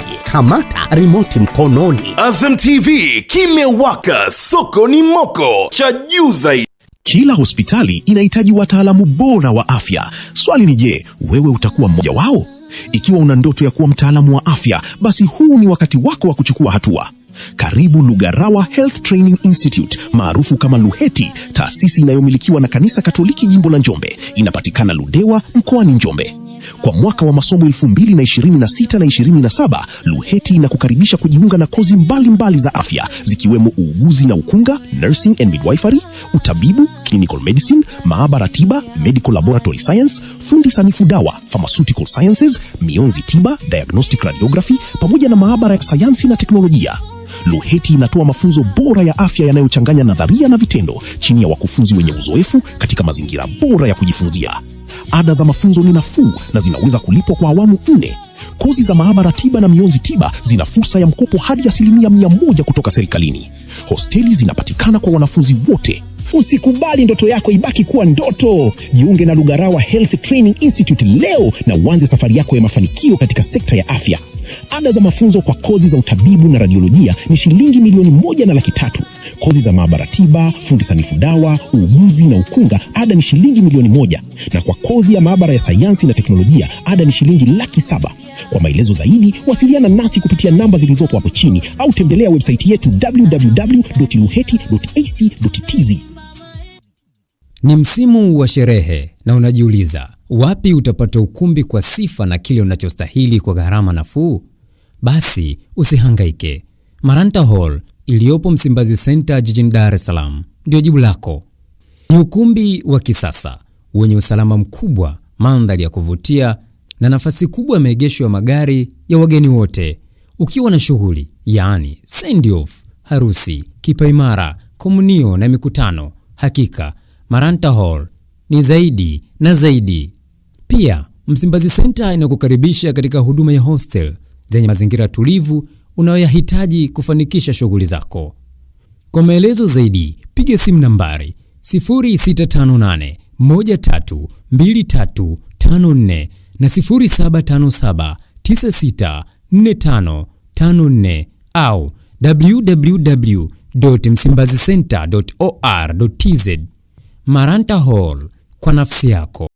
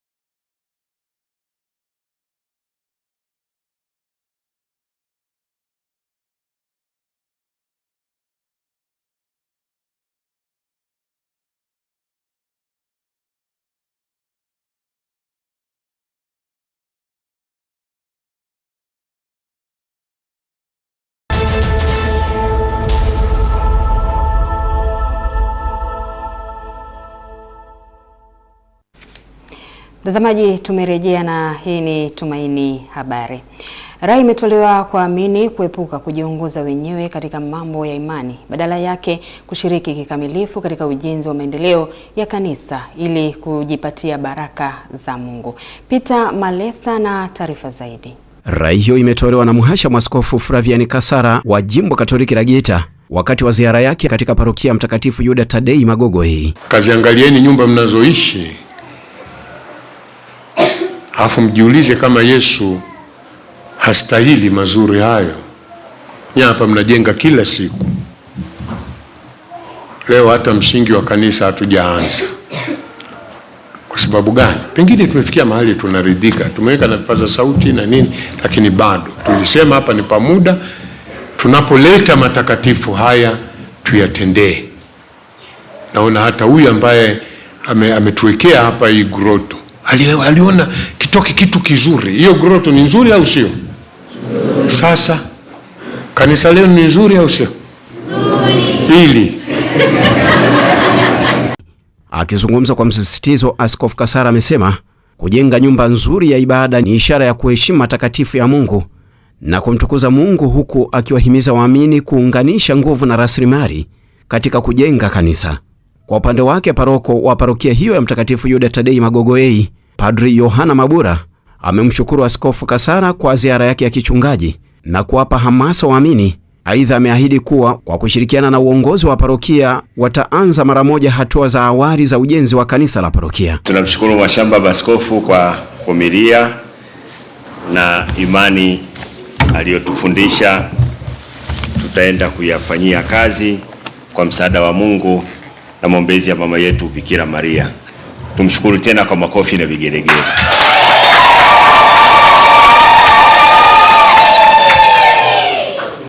Parokia ya Mtakatifu Yuda Tadei Magogo A ni miongoni mwa parokia changa katika jimbo la Geita, ikiwa imetimiza mwezi mmoja tangu itangazwe rasmi kuwa parokia.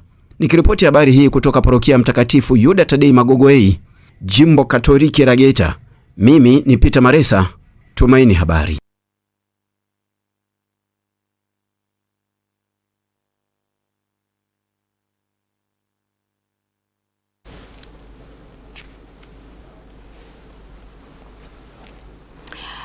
Wanafunzi wa shule ya msingi na sekondari Miti Ulaya wilaya ya Wete wametakiwa kuweka mkazo zaidi katika masomo badala ya kujihusisha na vitendo vya utovu wa nidhamu vinazoweza kuathiri maendeleo yao ya kitaaluma na maadili. Taarifa ya Masanja Mabula kutoka Pemba inasomwa studio. Akizungumza na wanafunzi wa shule hiyo na viongozi wa elimu wa mkoa wa Kaskazini Pemba, Mkuu wa mkoa wa Kaskazini Pemba, mgeni Katibia Haya, amesema wanafunzi wanapaswa kuweka juhudi kubwa katika masomo, kuzingatia nidhamu na kuepuka vitendo visivyofaa ili kuweza kufikia malengo ya kielimu na kuwa raia wema wenye mchango wa taifa.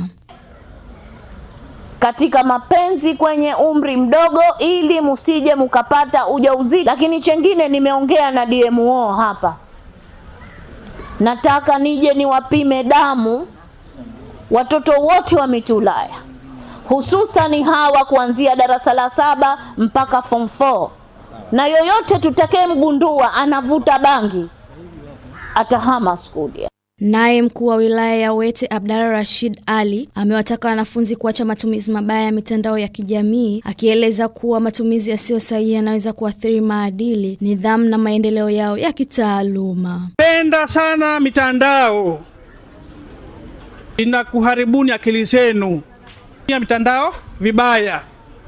Sasa tusomeni kwa juhudi kubwa ili kujisaidia sisi wenyewe, kusaidia familia zetu, lakini pia na taifa na taifa letu. Akizungumza kwa niaba ya wanafunzi, Kansa Ali Makame ametumia fursa hiyo kuwasihi wenzake kuishi kwa maadili mema, kuzingatia nidhamu na kujituma katika masomo yao. Kaanza kwa wazee wake, ukujua kaenda kumalizia.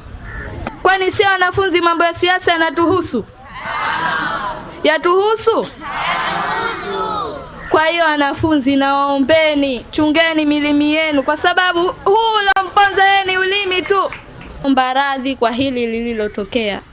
Viongozi na wadau wa elimu wameendelea kusisitiza umuhimu wa wanafunzi kuzingatia nidhamu, kuishi kwa maadili mema na kuweka mkazo katika masomo, wakieleza kuwa hatua hiyo itachangia kuinua kiwango cha elimu na kuandaa vijana wenye uwezo wa kulitumikia taifa. Na jeshi la polisi mkoa wa Mbeya limewapongeza wananchi na wadau mbalimbali kwa kuendelea kushirikiana na jeshi hilo katika kuzuia na kutokomeza uhalifu. Anthony Komba ana undani wa taarifa hii.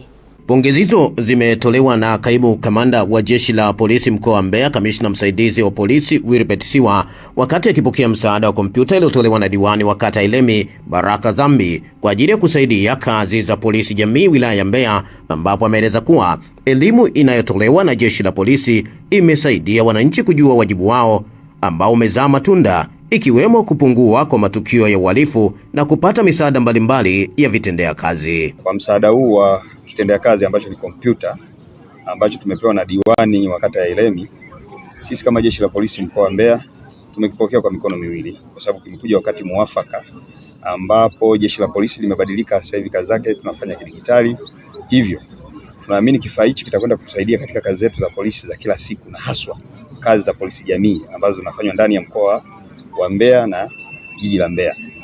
Kwa hiyo tunaamini kabisa kifaa hichi kitakwenda kutatua changamoto za kazi za polisi ndani ya jiji la Mbeya. Vitendea kazi vipo, lakini huwa haviwezi kutosha.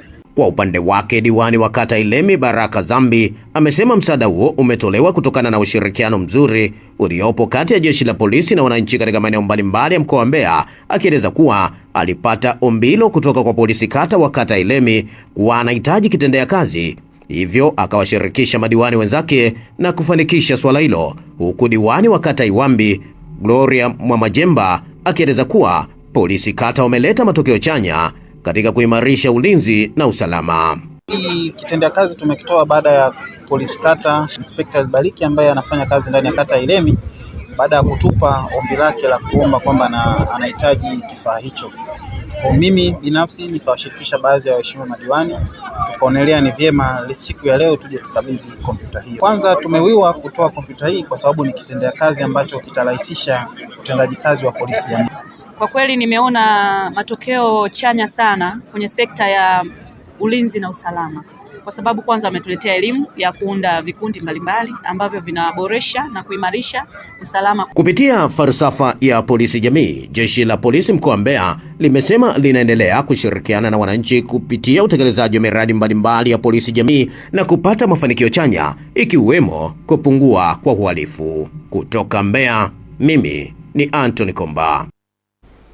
Na huko Geita, waziri wa madini Anthony Mavunde amesema serikali itaendelea kuimarisha mazingira rafiki kwa vijana ili waweze kushiriki kikamilifu katika uchimbaji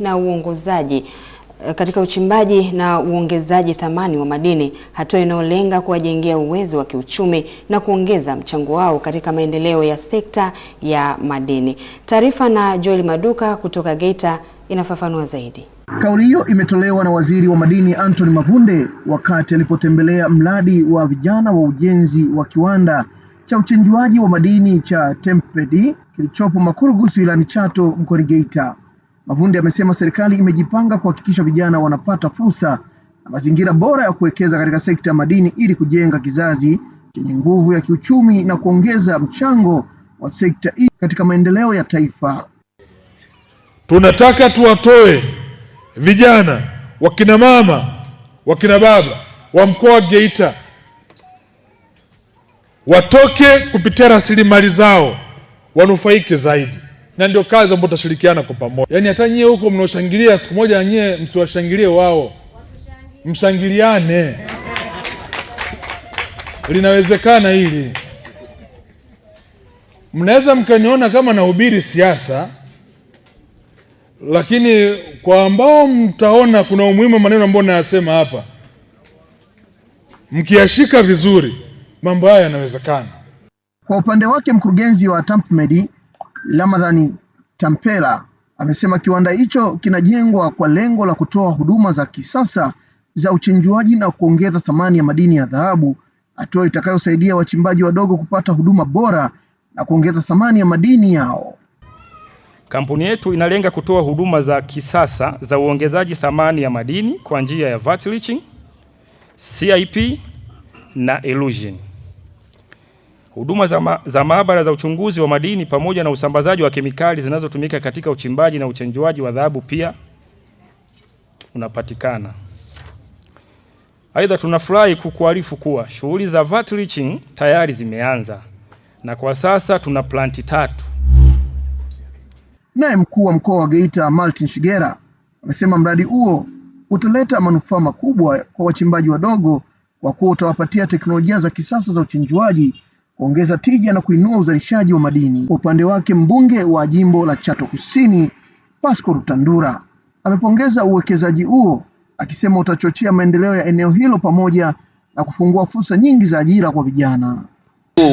Kama walivyoeleza, bilioni zaidi ya 4.8 utakapokamilika unakwenda kuwa na manufaa makubwa sana, si tu kwa wao lakini hata kwa wachimbaji wadogo. Wanaondoka kwenye kuchenjua na kukamata dhahabu kwa 60% na 70%, wanakwenda mpaka kufikia 90% mpaka 95% ya uchenjuaji wa dhahabu kutoka kwenye mawe. Amesema sasa hizi bilioni 4 ziwe suluhisho kwa wananchi wote. Ni uchumi shirikishi. Amejenga kiwanda ili mtoto wa maskini wa Chato Kusini na Makulugusi aje aombe kazi hapa, afanye kazi hapa. Hayo ndiyo maendeleo niliyowaahidi wananchi. Hatua hiyo inaakisi dhamira ya serikali ya kuendelea kuimarisha sekta ya madini kwa kuwezesha vijana kushiriki kikamilifu katika uchimbaji na uongezaji wa thamani wa madini, hatua inayotarajia kuchochea ukuaji wa uchumi na maendeleo ya wananchi. Asante Joel Maduka kwa taarifa hiyo kutokea huko Geita. Na huko Pwani, vijana wa wilaya ya Mafia wametakiwa kujituma na kutumia fursa za utalii kujiajiri ili kujikwamua na umasikini. Taarifa na Monica Msomba. Wito huo umetolewa na kaimu muhifadhi hifadhi ya bahari ya Mafia Shamte Mohamed wakati akifunga warsha siku 2 iliyoandaliwa na taasisi ya Sense yenye lengo la kutangaza vivutio vya utalii vilivyopo kwenye msitu wa Mlola, Kungwi na Kifinge wilaya ya Mafia. Cha msingi ni kuzingatia kile kilichojifunza, na ukizingatia ndo pale ambapo inaweza kukuletea faida. Lengo kubwa kama tulivyosema, kuhifadhi msitu na hifadhi ya bahari Mafia kiujumla, lakini wakati huo jamii inatakiwa iendelee na maisha yake. Sasa ili kutoweza kufanya uharibifu, basi tunafanya uwezeshaji ambapo angalau wananchi wawe na shughuli mbadala ambazo za kuweza kuwaingizia uchumi. Pamoja na hayo, mwakilishi wa Sense na afisa utalii wilaya wamewataka vijana na wajasiriamali wa Mafia kuhakikisha wanatumia fursa za utalii kuongeza uchumi wao na kuacha kuwa tegemezi kwa familia. Chagua kile ambacho unakipenda kwenye vile ambavyo tumesema tunaweza tukafanya ulinzi wa msitu wetu au uhifadhi wa msitu wa Mlola, lakini pia tukapata tija kwenye maisha yetu, maana kipato. Kuzungumzia Mafia tu katika nyanja ya utalii kama tulivyoongea, Mafia ni ya kipekee sana. Cha kwanza kabisa ni kisiwa kinachopatikana Tanzania bara. Umeona? Kwa hiyo zile feature zote zinazopatikana Zanzibar, Mafia zinapatikana na vile vile zinaizidi Zanzibar.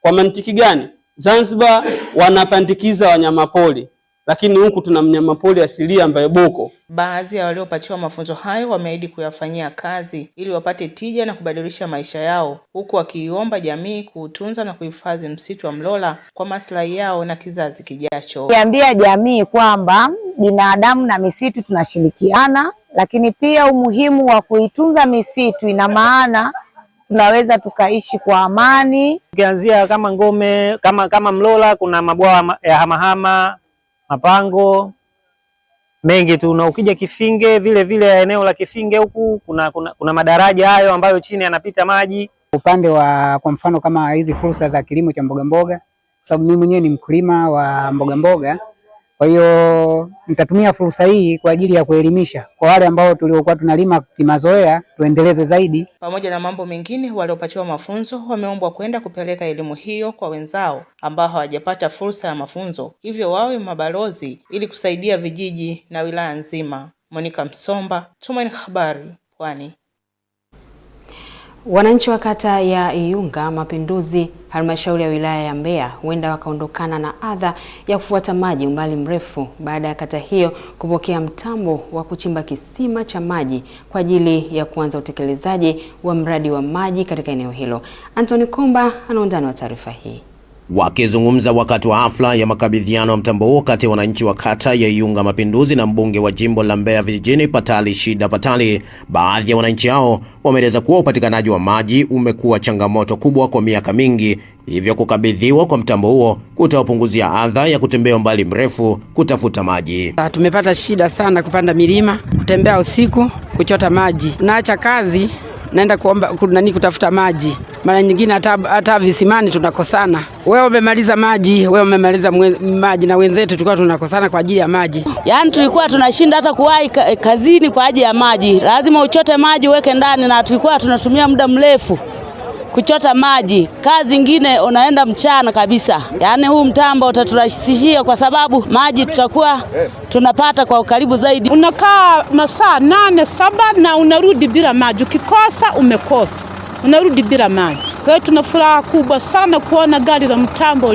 limefika, tuna furaha sana. Akikabidhi mtambo huo kwa wananchi, mbunge wa jimbo la Mbeya Vijijini Patali Shida Patali amesema kwa kuwa yeye ni mjumbe wa kamati ya maji na mazingira bungeni, hivyo hawezi kukaa jikoni alafu watu wake wakakosa chakula, hivyo ameleta mtambo huo ili kuondoa changamoto ya upatikanaji wa maji. Mbunge wenu ni mjumbe wa kamati ya maji na mazingira bungeni. Sasa kuna kitu ambacho nilikiona nikasema, yani siwezi kuwa jikoni watu wangu wakawa wanahangaimia kwa kukosa maji, haiwezekani. Hata kama ipo kwenye bajeti, haipo kwenye bajeti, tutaleta mtambo. Sababu mlinipokea na ndoo kichwani, nikasema nitaleta hapa mtambo wa kuchimba kisima cha maji.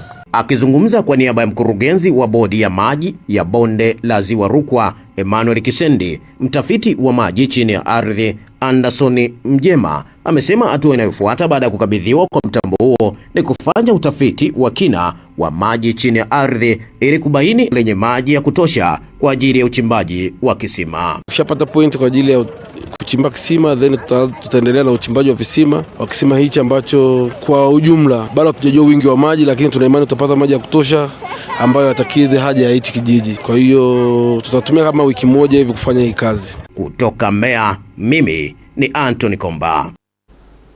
Na wananchi wa kijiji cha Itipula wilayani Njombe wameiomba serikali kukamilisha ujenzi wa zahanati yao kwa kupeleka vifaa muhimu na watumishi ili huduma za afya zianze kutolewa kwa ukamilifu. Wananchi hao wamejitokeza kujenga zahanati hiyo baada ya jengo la zamani kuchakaa na kushindwa kukidhi mahitaji ya huduma za afya. Taarifa na Prosper Mfugale kutokea Njombe. Sio kaya kwa kila mmoja alikuwa anatoa mchango. Baadhi ya wananchi wa kijiji hicho cha Itipula akiwemo Milika Angelika wamesema zahanati ya zamani ilikuwa na changamoto ya uhaba wa watumishi, ufinyu wa nafasi pamoja na ukosefu wa thamani na vifaa tiba, hali iliyosababisha baadhi ya huduma muhimu kushindwa kutolewa na kuwalazimu wananchi kufuata huduma katika maeneo ya mbali. Tuna changamoto ambazo tulikutana nazo zahanati ya kwanza ambayo kiuhalisia ya jengo lilikuwa ni dogo, lakini pia changamoto nyingine kwa wahudumu. Wahudumu ni wachache, lakini tunatumaini kwamba endapo kama patafunguliwa mahali hapo kwenye jengo mpya, basi tunajua kwamba wahudumu wataongezeka na huduma pia itakuwa nzuri, kwa sababu jengo la kwanza hata pia ukiumwa kwa kulaza kulikuwa hapa, lakini kwa sasa vyumba vilishaongezeka, kwa tunajua kabisa huduma itakuwa vizuri. Lakini pia kero zetu zilikuwa kwamba kwa kuwa tumeshapata jengo hili nalo lina ubora na lina kivuto, kwa kweli tungeshukuru kwamba huduma zetu kutoka pale kwenye jengo la zamani nihamie hapa, kwa maana kwamba tutapata huduma zote. Wagonjwa wakati mwingine wanaweza katokea 6-5, mahali pa kulaza palikuwa hapapo au pa kupatia huduma palikuwa hapapo, watu wanabaki nje wakisubiria huduma. Kwa niaba ya mkurugenzi wa halmashauri ya mji wa Njombe, afisa elimu sekondari Mwalimu Rehema Nswila amesema serikali ina mpango wa kuhakikisha zahanati hiyo inakamilishwa kwa kuipatia vifaa muhimu, samani pamoja na watumishi ili iweze kuanza kutoa huduma zinazokusudiwa na wananchi. ukamilishaji wa mfumo wa umeme, maji na samani. Nikisema samani kwa maana ya meza, viti, ili jengo hili liweze kutumika. Naye mbunge wa jimbo la Njombe Deodatus Mwanyika ameweka jiwe la msingi katika zahanati hiyo na kuagiza ofisi ya mkurugenzi kuhakikisha huduma za afya zinaanza kutolewa ifikapo mwezi Septemba 2026 mara baada ya kukamilika kwa maandalizi yote muhimu. Zahanati hii iliyopo mbele yetu, msaidizi au mwakilishi wa mkurugenzi amesema tumefika mahali pazuri, na mimi nimeangalia taarifa inasema 90%, kwamba mwezi tutakamilisha mwezi huu na wa 8 tunakamilisha, wa 9 unapoanza shughuli hapa inaanza. Wananchi wa kijiji cha Itipula wameeleza matumaini yao kuwa kukamilika kwa zahanati hiyo kutapunguza umbali wa kufuata huduma za afya, kuboresha huduma za mama na mtoto, pamoja na kuongeza upatikanaji wa matibabu kwa wakazi wa kijiji hicho na maeneo ya jirani. Prosper Mfugale, Tumaini TV Habari, Itipula, Njombe. Ni Prosper Mfugale huyo kutokea Njombe, na taarifa hiyo inatupeleka mapumziko mafupi. Tukirejea hapa ni habari za uchumi na biashara. Endelea kusalia nasi.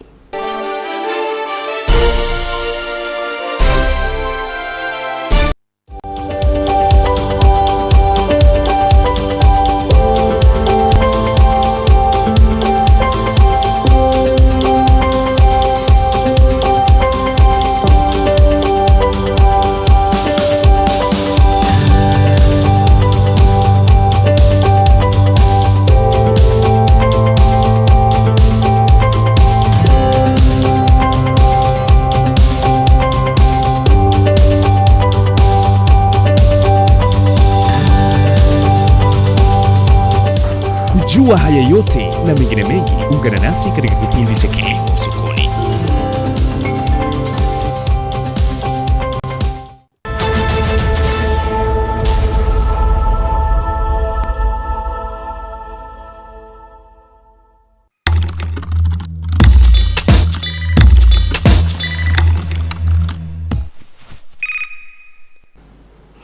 Asante kwa kuendelea kuwa nasi, na sasa ni habari za uchumi na biashara, ambapo mkuu wa mkoa wa Kaskazini Pemba Mgeni Hatibu Yahaya amesema maonesho ya siku ya chakula na kilimo ni jukwaa muhimu linalowapa wajasiriamali fursa ya kutangaza bidhaa na huduma zao, kupanua masoko pamoja na kukuza biashara zao. Mwandishi wetu anayoripoti zaidi. Mkuu huyo wa mkoa amesema hayo wakati akizungumza na taasisi za wadau wa maonesho, ikiwa ni maandalizi ya maonesho yatakayofanyika mwezi wa 10, na kusisitiza umuhimu wa ushirikiano kati ya serikali na wadau mbalimbali katika kuandaa na kuendeleza maonesho yenye tija kwa maendeleo ya uchumi wa mkoa na ustawi wa wananchi. Wananchi wale wenye vipato vya chini, kama alivyosema mjasiriamali wetu, wanakwenda kukuza kipato chao kule na hatimaye wanafaidika. Kwa hiyo tuendelee kujitayarisha, tuendelee kukitayarisha kile ambacho kitakuwa ni bora, kama alivyosema Mheshimiwa DC, kwa mwaka huu maonyesho haya yawe ni bora zaidi. Naye mkuu wa wilaya ya Wete Abdalla Rashid Hali ameishauri Wizara ya Kilimo kufanya maonyesho hayo kuwa ya kudumu ili yaendelee kutoa fursa kwa wakulima, wafugaji, wavuvi na wajasiriamali kutangaza bidhaa zao, kubadilishana uzoefu na kujifunza teknolojia mpya za uzalishaji, hatua ambayo itachochea ukuaji wa uchumi na kuongeza masoko ya bidhaa za ndani. Basi tutapata nafasi ya kujifunza zaidi. Kwa hivyo ikiwezekana tuandae utaratibu mzuri wa zaidi wa kuweza kuendeleza na baadhi ya programu zipo hapa ili ziwe muda wote zinapatikana. Kwa kweli tutajisikia vizuri zaidi. Kwa upande wao, wajasiriamali na wadau wa maonesho wameziomba taasisi husika kuchukua hatua za makusudi kutatua changamoto zinazokabili eneo la maonesho, ikiwemo kuboresha miundombinu ya huduma muhimu ili kuweka mazingira rafiki yatakayowezesha maonesho hayo kuwa na tija zaidi kwa washiriki na kuchochea ukuaji wa biashara. Tuweze kufanikiwa, inabidi kwa kweli mfumo wa maji uwe sawa kuanzia sasa hivi, kwa sababu kiuhalisia maonyesho ni sasa hivi. Ile tarehe 10, tarehe 16 pale huwa tunahitimisha. Maji ni changamoto kubwa ambayo mpaka sasa imepelekea baadhi ya mazao ambayo yalihitajika toka tarehe mosi ya mwezi huu tulikuwa tunayo yawe yameshapandwa, lakini hali kidogo ya maji imekuwa sio nzuri. Tukianza haya maonyesho tunakuwa pamoja, lakini tukimaliza tunaachwa nyuma. Kwa hiyo tunaomba ili swala la kuachwa nyuma liondoke. Maoni na mapendekezo yaliyotolewa katika kikao hicho yanatarajiwa kuwa chachu ya kuboresha maandalizi na uendeshaji wa maonyesho yajayo, huku wadau wakieleza matumaini kuwa ushirikiano kati ya serikali na sekta binafsi utaendelea kuimarishwa ili kuongeza tija kwa wajasiriamali, wakulima na maendeleo ya uchumi wa Zanzibar kwa ujumla. Na mara hii tupate taarifa za ubadilishwaji wa fedha za kigeni dhidi ya shilingi ya Tanzania kwa mujibu wa Benki Kuu ya Tanzania BOT.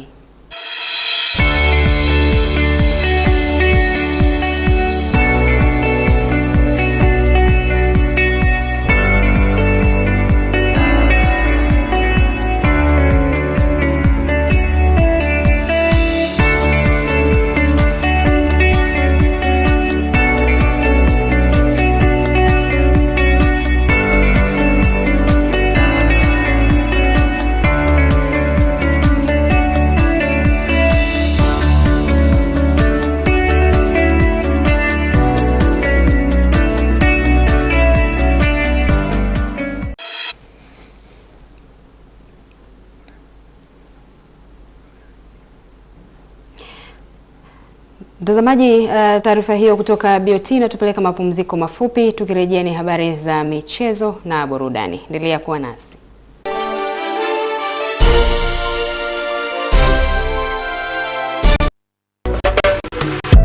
Nyumba bora hujengwa na mwanamke.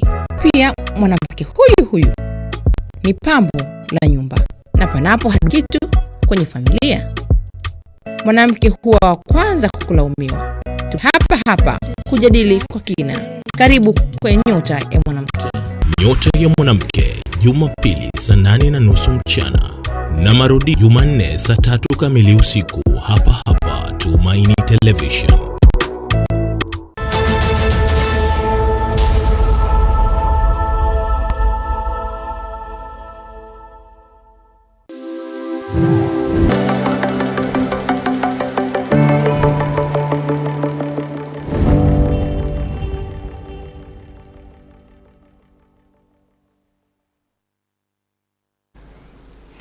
Tumerejea na sasa mwenzangu Aaron Mpanduka yuko tayari kwa ajili ya kutupeleka viwanjani. Karibu. Na asante sana Grace Kuni kwa kunipigia pande nzuri kabisa, pasi nzuri na nimeipokea vilivyo. Tunaanza na taarifa za michezo na burudani, tukianzia pale wilayani Ludewa ambako tunaambiwa serikali wilayani humo imetangaza kwamba itahakikisha na boresha viwanja mbalimbali vya michezo, hasa mchezo wa mpira miguu, kuhakikisha kwamba mchezo huo unazalisha zaidi vipaji vya vijana katika maeneo hayo, pamoja na kufanya vijana waweze kucheza michezo mbalimbali katika wilaya hiyo ya Ludewa.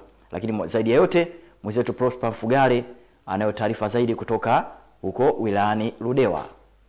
Kauli ya kuboresha kwa miundombinu ya michezo hususan viwanja imetolewa na mkuu wa wilaya ya Ludewa Oliver Sport Thomas wakati kikabidhi zawadi za kombe na fedha taslim kiasi cha shilingi 800,000 kwa timu ya Lukelo FC kutoka Ludewa mjini baada ya kushinda bao 3-0 dhidi ya mpinzani wake Homeboys ya Lubonde katika mchezo wa fainali ya ligi ya Mwichimpia Cup. Mkurugenzi, naomba tu hili niliweke kama ni sehemu ya maelekezo. Tukiwa tunaelekea kwenye msimu huu wa masika, tutumie wakati huo, tulete vifaa, uchimbuliwe uwanja, utiwe mbolea na upandwe nyasi. Naamini mpira ni ajira, si ndivyo? Tumeanza hapa, lakini naamini pia kuna watu wanaendelea kuangalia vipaji vyenu. Na nikushukuru sana Mwichimpia kwa kuanzisha mashindano, kwa sababu yataenda kuibua vipaji vya vijana wetu. Awali mdhamini wa mashindano hayo ya Mwichimpia Cup Edgar Mtitu amesema ameamua kuja na ligi hiyo ili kutafuta vipaji vya vijana na kisha kuomba serikali kusaidia maboresho ya miundombinu ya michezo. Toka mwanzo sisi lengo la mashindano haya ilikuwa ni kuwapa vijana burudani. Burudani imepatikana, haijapatikana? Burudani inapatikana. Changamoto zimeshazungumzwa na mwenyekiti wa kamati. Nikizirudia nitakuwa napoteza muda. Bila shaka mkurugenzi, umeona hapa wanapochezea hawa jamaa. Ukiingia pale, ukizama pale ndani, ukiondoka pale chini, unaweza kugeuka na kuwa jiwe. Kwa hiyo tunakuomba, sisi wadau tupo, unaweza ukaona namna ya kushirikisha. Basi tuone huu uwanja angalau mmoja hata kaboresha kidogo. Lengo makubwa ya mashindano haya ilikuwa ni kukuza vipaji kwa vijana kwa kila kitongoji ili kupunguza kwanza uhalifu. Tuweze kupata wataalamu pia waweze kufundisha vijana michezo ya kisasa karate na bonge, ambayo nadhani vijana watajitokeza kujifunza. Sababu nao pia ni katika sehemu ya kuingiza vipato kwa vijana. Wakati serikali ikibeba mapendekezo ya wadau katika kuboresha miundombinu, manahodha kutoka timu za Lukelo FC na Homeboys wametoa maoni yao baada ya kumenyana uwanjani. Mashindano yamekuwa mazuri sana kwetu kwa sababu tumeweza kuibua vipaji mbalimbali. Kuna wale wachezaji ambao walikuwa hawapati nafasi lakini wamepata nafasi, wameweza kuonyesha. Nadhani tulikuwa na viongozi kadhaa wataweza kulifanyia kazi na watajua wao wapeleke wapi. Mechi ilikuwa nzuri, mechi ilikuwa na ushindani mkubwa.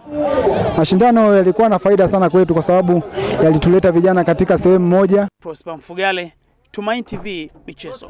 Mara baada ya kutoka suluhu bila kufungana katika mechi ya kimataifa ya kirafiki dhidi ya timu ya taifa ya Ghana, timu ya taifa ya Tanzania soka la wanawake Twiga Stars imesema kwa sasa inahitaji mchezo mwingine ili kujiweka fiti zaidi kuelekea kunako michuano ya AFCON. Hii ni michuano ya mataifa Afrika kwa soka la wanawake ambayo itafanyika baadaye mwaka huu katika nchi ya Morocco. Ikitokea mechi nyingine ya kirafiki, sisi kama wachezaji tupo tayari kwa 100% na akili yetu, kila kitu tumefocus kwenye mashindano. So chochote ambacho kitakuja mbele yetu tuko tayari kufocus nacho. Na tuelekee kule Geita ambako tunaambiwa michuano ya Buhabi Cup imeanza rasmi katika siku ya leo ikitimwa vumbi, na timu ya soka ya Mguso FC imefanikiwa kupata ushindi wa bao 4-1 dhidi ya Kalamata FC huko Geita. Na taarifa zaidi kutoka huko anayo mwenzetu Joel Maduka, taarifa hiyo ikisomwa hapa studio. Mguso Star ilianza mchezo kwa kasi ya kufungua ukurasa wa mabao kupitia Leonard Samuel aliyefunga dakika ya 19 ya kipindi cha kwanza na kuipeleka timu yake mapumzikoni ikiwa mbele kwa bao 1-0. Kipindi cha pili kilishuhudia Mguso Star ikiendeleza ubabe wake ambapo Edward Dismas aliongeza bao la pili katika dakika ya 65 kabla ya Moses Isaka kufunga bao la tatu dakika ya 69. Dakika mbili baadaye Ramadhan Hussein alihitimisha karamu ya mabao kwa kufunga bao la 4 katika dakika ya 71. Kalamata FC ilifanikiwa kupata bao moja la kufutia machozi na kufanya mchezo kumalizika kwa ushindi wa mabao 4-0. Matokeo, tumepata nafasi, tumezitumia. Wenzetu wamepata nafasi, wameshindwa kuzitumia na tumeongoza kwa bao 4-1. Tunamshukuru Mungu kwa hili. Lengo la Buhabi Cup ni kuibua vipaji vya vijana na kuwapa nafasi ya kuonekana ili waweze kufikia ngazi za juu za soka. Aidha, amewataka washiriki kuzingatia nidhamu na amani katika kipindi chote cha michuano hiyo. Kama mlivyoona leo ulikuwa ufunguzi rasmi wa ligi yetu. Tumeanza kwa moto kweli kweli. Vijana wamepata nafasi za kuonyesha viwango vyao ambavyo wamejaliwa. Wananchi na washiriki ulinzi na usalama wakati wote wa mashindano, huku akitoa wito wa kuepuka vitendo vinavyoweza kuvuruga amani. Naamini kabisa kuwakutanisha watu wote hao, pia tunapata fursa ya kuweza kuongea na jamii, kuweza kuifundisha jamii, kuielezea jamii masuala mazima yanayohusu mambo ya ulinzi na usalama na amani ya nchi yetu. Wananchi waliojitokeza kushuhudia mchezo huo wameeleza kufurahishwa na kuanza kwa mashindano hayo, wakisema yameleta hamasa kubwa kuimarisha mshikamano wa jamii na kutoa burudani kwa wakazi wa Mguso na maeneo jirani. Taarifa ya Joel Maduka imesomwa studioni nami Samson Kesi. Tuelekee mkoani Kilimanjaro ambako tunaambiwa mkuu wa jimbo la Kilimanjaro Mashariki Kevin Kola ambaye ni mchungaji, yeye amesema kwamba kuna ulazima mkubwa wa kuandaa matamasha mengi ili kuweka vijana pamoja na kuepusha na matatizo mbalimbali ikiwemo utumiaji wa dawa za kulevya pamoja na matatizo mengine ambayo huwakumba vijana ambao hawajawekwa pamoja kupitia michezo pamoja na matamasha mbalimbali. Taarifa kutoka Kilimanjaro inasomwa hapa studio. Amesema kuwa malezi ya kijana lazima yaguse mwili, akili na roho, akisema ni hatari vijana wakitunzwa kiakili pekee huku upande wa kiroho ukiwa umesahaulika. Vijana wenzangu, jambo la leo ni jambo la Mungu. Niwaombe sana tubaki kuwa wasikivu, tuwasikilize viongozi wetu hapa wanaotuongoza. Baada ya hayo machache na salamu zote, niseme nawapenda sana. Kwa upande wake mwenyekiti wa vijana KKKT Diocese ya Kaskazini Mwalimu Elnawinga Mfinanga amesema tamasha hilo lina malengo mbalimbali ikiwa ni pamoja na kudumisha ushirika kati ya vijana na kusema vijana wanakabiliwa na changamoto mbalimbali ikiwa ni pamoja na ukosefu wa ajira, akisema katika kutatua changamoto hiyo wanatarajia kuanzisha vitegea uchumi ili kuwasaidia vijana kuondokana na changamoto hiyo, huku mratibu wa vijana jimbo la kiuchungaji James Sambo akisema tamasha hilo limewakusanya vijana kutoka sharika mbalimbali. Lengo ni vijana wamjue Kristo. Tunaanza na tumeweka mkakati sasa, tuko kwenye hatua ya maandiko kuanzisha bakery ya kisasa kwa ajili ya uzalishaji wa mikate, keki na bidhaa nyingine za chakula zitakazohudumia jamii na taasisi mbalimbali. Lakini pili, tumekusudia kuanzisha car wash ya kisasa. Lakini Mungu sana kwa sababu tumekuwa na jambo hili la bonanza hili la michezo na kumsifu Mungu na kumwabudu Mungu, na ndani ya Kristo kuna furaha, ndani ya Kristo kuna amani, ndani ya Kristo kuna baraka nyingi. Taarifa hii kutoka mkoani Kilimanjaro imesomwa hapa studio nami Samson Kesi. Na mwisho habari za michezo na burudani, na shukrani sana mtazamaji kwa kuwa nami katika wakati wote huu. Na sasa narejesha kijiti kwake Grace Kuni kwa ajili ya kutimisha habari kwa ujumla katika siku ya leo. Kwako Grace Kuni kwa ajili ya kutimisha taarifa ya habari. Shukrani sana Aaron kwa mkusanyiko huu wa habari za michezo na burudani. Na sasa tupate utabiri wa hali ya hewa kwa saa 24 zijazo kwa mujibu wa mamlaka ya hali ya hewa Tanzania TUMAINI.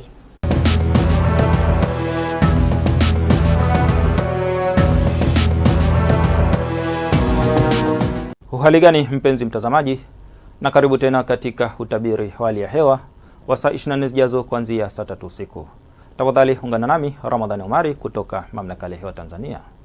Hali ya ukavu pamoja na baridi inatarajiwa kuendelea katika maeneo mengi hapa nchini kwa usiku wa leo, na viwango vya chini vya joto ni kama vinavyoonekana katika ramani yetu. Kwa maeneo ya ukanda wetu wa pwani ya bahari ya Hindi, viwango vya chini vya joto vinatarajiwa kuwa kati ya nyuzi joto 18 hadi 22. Maeneo yanazunguka ziwa Victoria nyuzi joto 18 hadi 20. Na maeneo nyanda juu kusini magharibi yanatarajiwa kuwa na hali ya baridi zaidi ukilinganisha na maeneo mengine ya nchi. Na kiwango cha chini kabisa cha joto kinatarajiwa kuwa nyuzi joto 8 katika maeneo ya mkoa wa Mbeya pamoja na Njombe. Na mifumo ya upepo inaonyesha upepo unatarajiwa kuvuma kwa kasi ya kilomita 30 kwa saa katika maeneo ya ukanda wetu wa pwani ya bahari ya Hindi. Hali ya bahari inatarajiwa kuwa na mawimbi makubwa kiasi. Kwa maeneo ya ziwa Victoria, ziwa Tanganyika pamoja na ziwa Nyasa, upepo unatarajiwa kuvuma kwa kasi ya kilomita 30 kwa saa. Na maeneo ya ziwa Rukwa, upepo unatarajiwa kuvuma kwa kasi ya kilomita 20 kwa saa. Hali ya ziwa inatarajiwa kuwa na mawimbi madogo hadi makubwa kiasi. Na kwa siku ya kesho, maeneo machache ya mkoa wa Kagera pamoja na Mara yanatarajiwa kuwa na hali ya mawingu kiasi, mvua na ngurumo za radi pamoja na vipindi vya jua. Kwa maeneo ya mkoa wa Arusha, Kilimanjaro, pwani yetu ya kaskazini pamoja na mkoa wa Morogoro kunatarajiwa kuwa na hali ya mawingu kiasi, mvua nyepesi katika maeneo machache na vipindi vya jua. Na maeneo mengine nchi yaliyosalia yanatarajiwa kuwa na hali ya mawingu kiasi na vipindi vya jua. Na sasa tupate utabiri wa siku zijazo kwa baadhi ya maeneo hapa nchini. Cha chini cha joto ni nyuzi joto 6 hadi 8 katika maeneo machache na vipindi vya jua. Na mkoa wa Morogoro tunatarajia hali ya mawingu kiasi katika maeneo machache na vipindi vya jua. Pia tunatarajia hali ya mawingu kiasi, mvua chache na vipindi vya jua. Na mpaka kufikia hapo kutoka mamlaka ya hewa hatuna ziada. Asante kwa kuwa nami na nikuage kwa heri.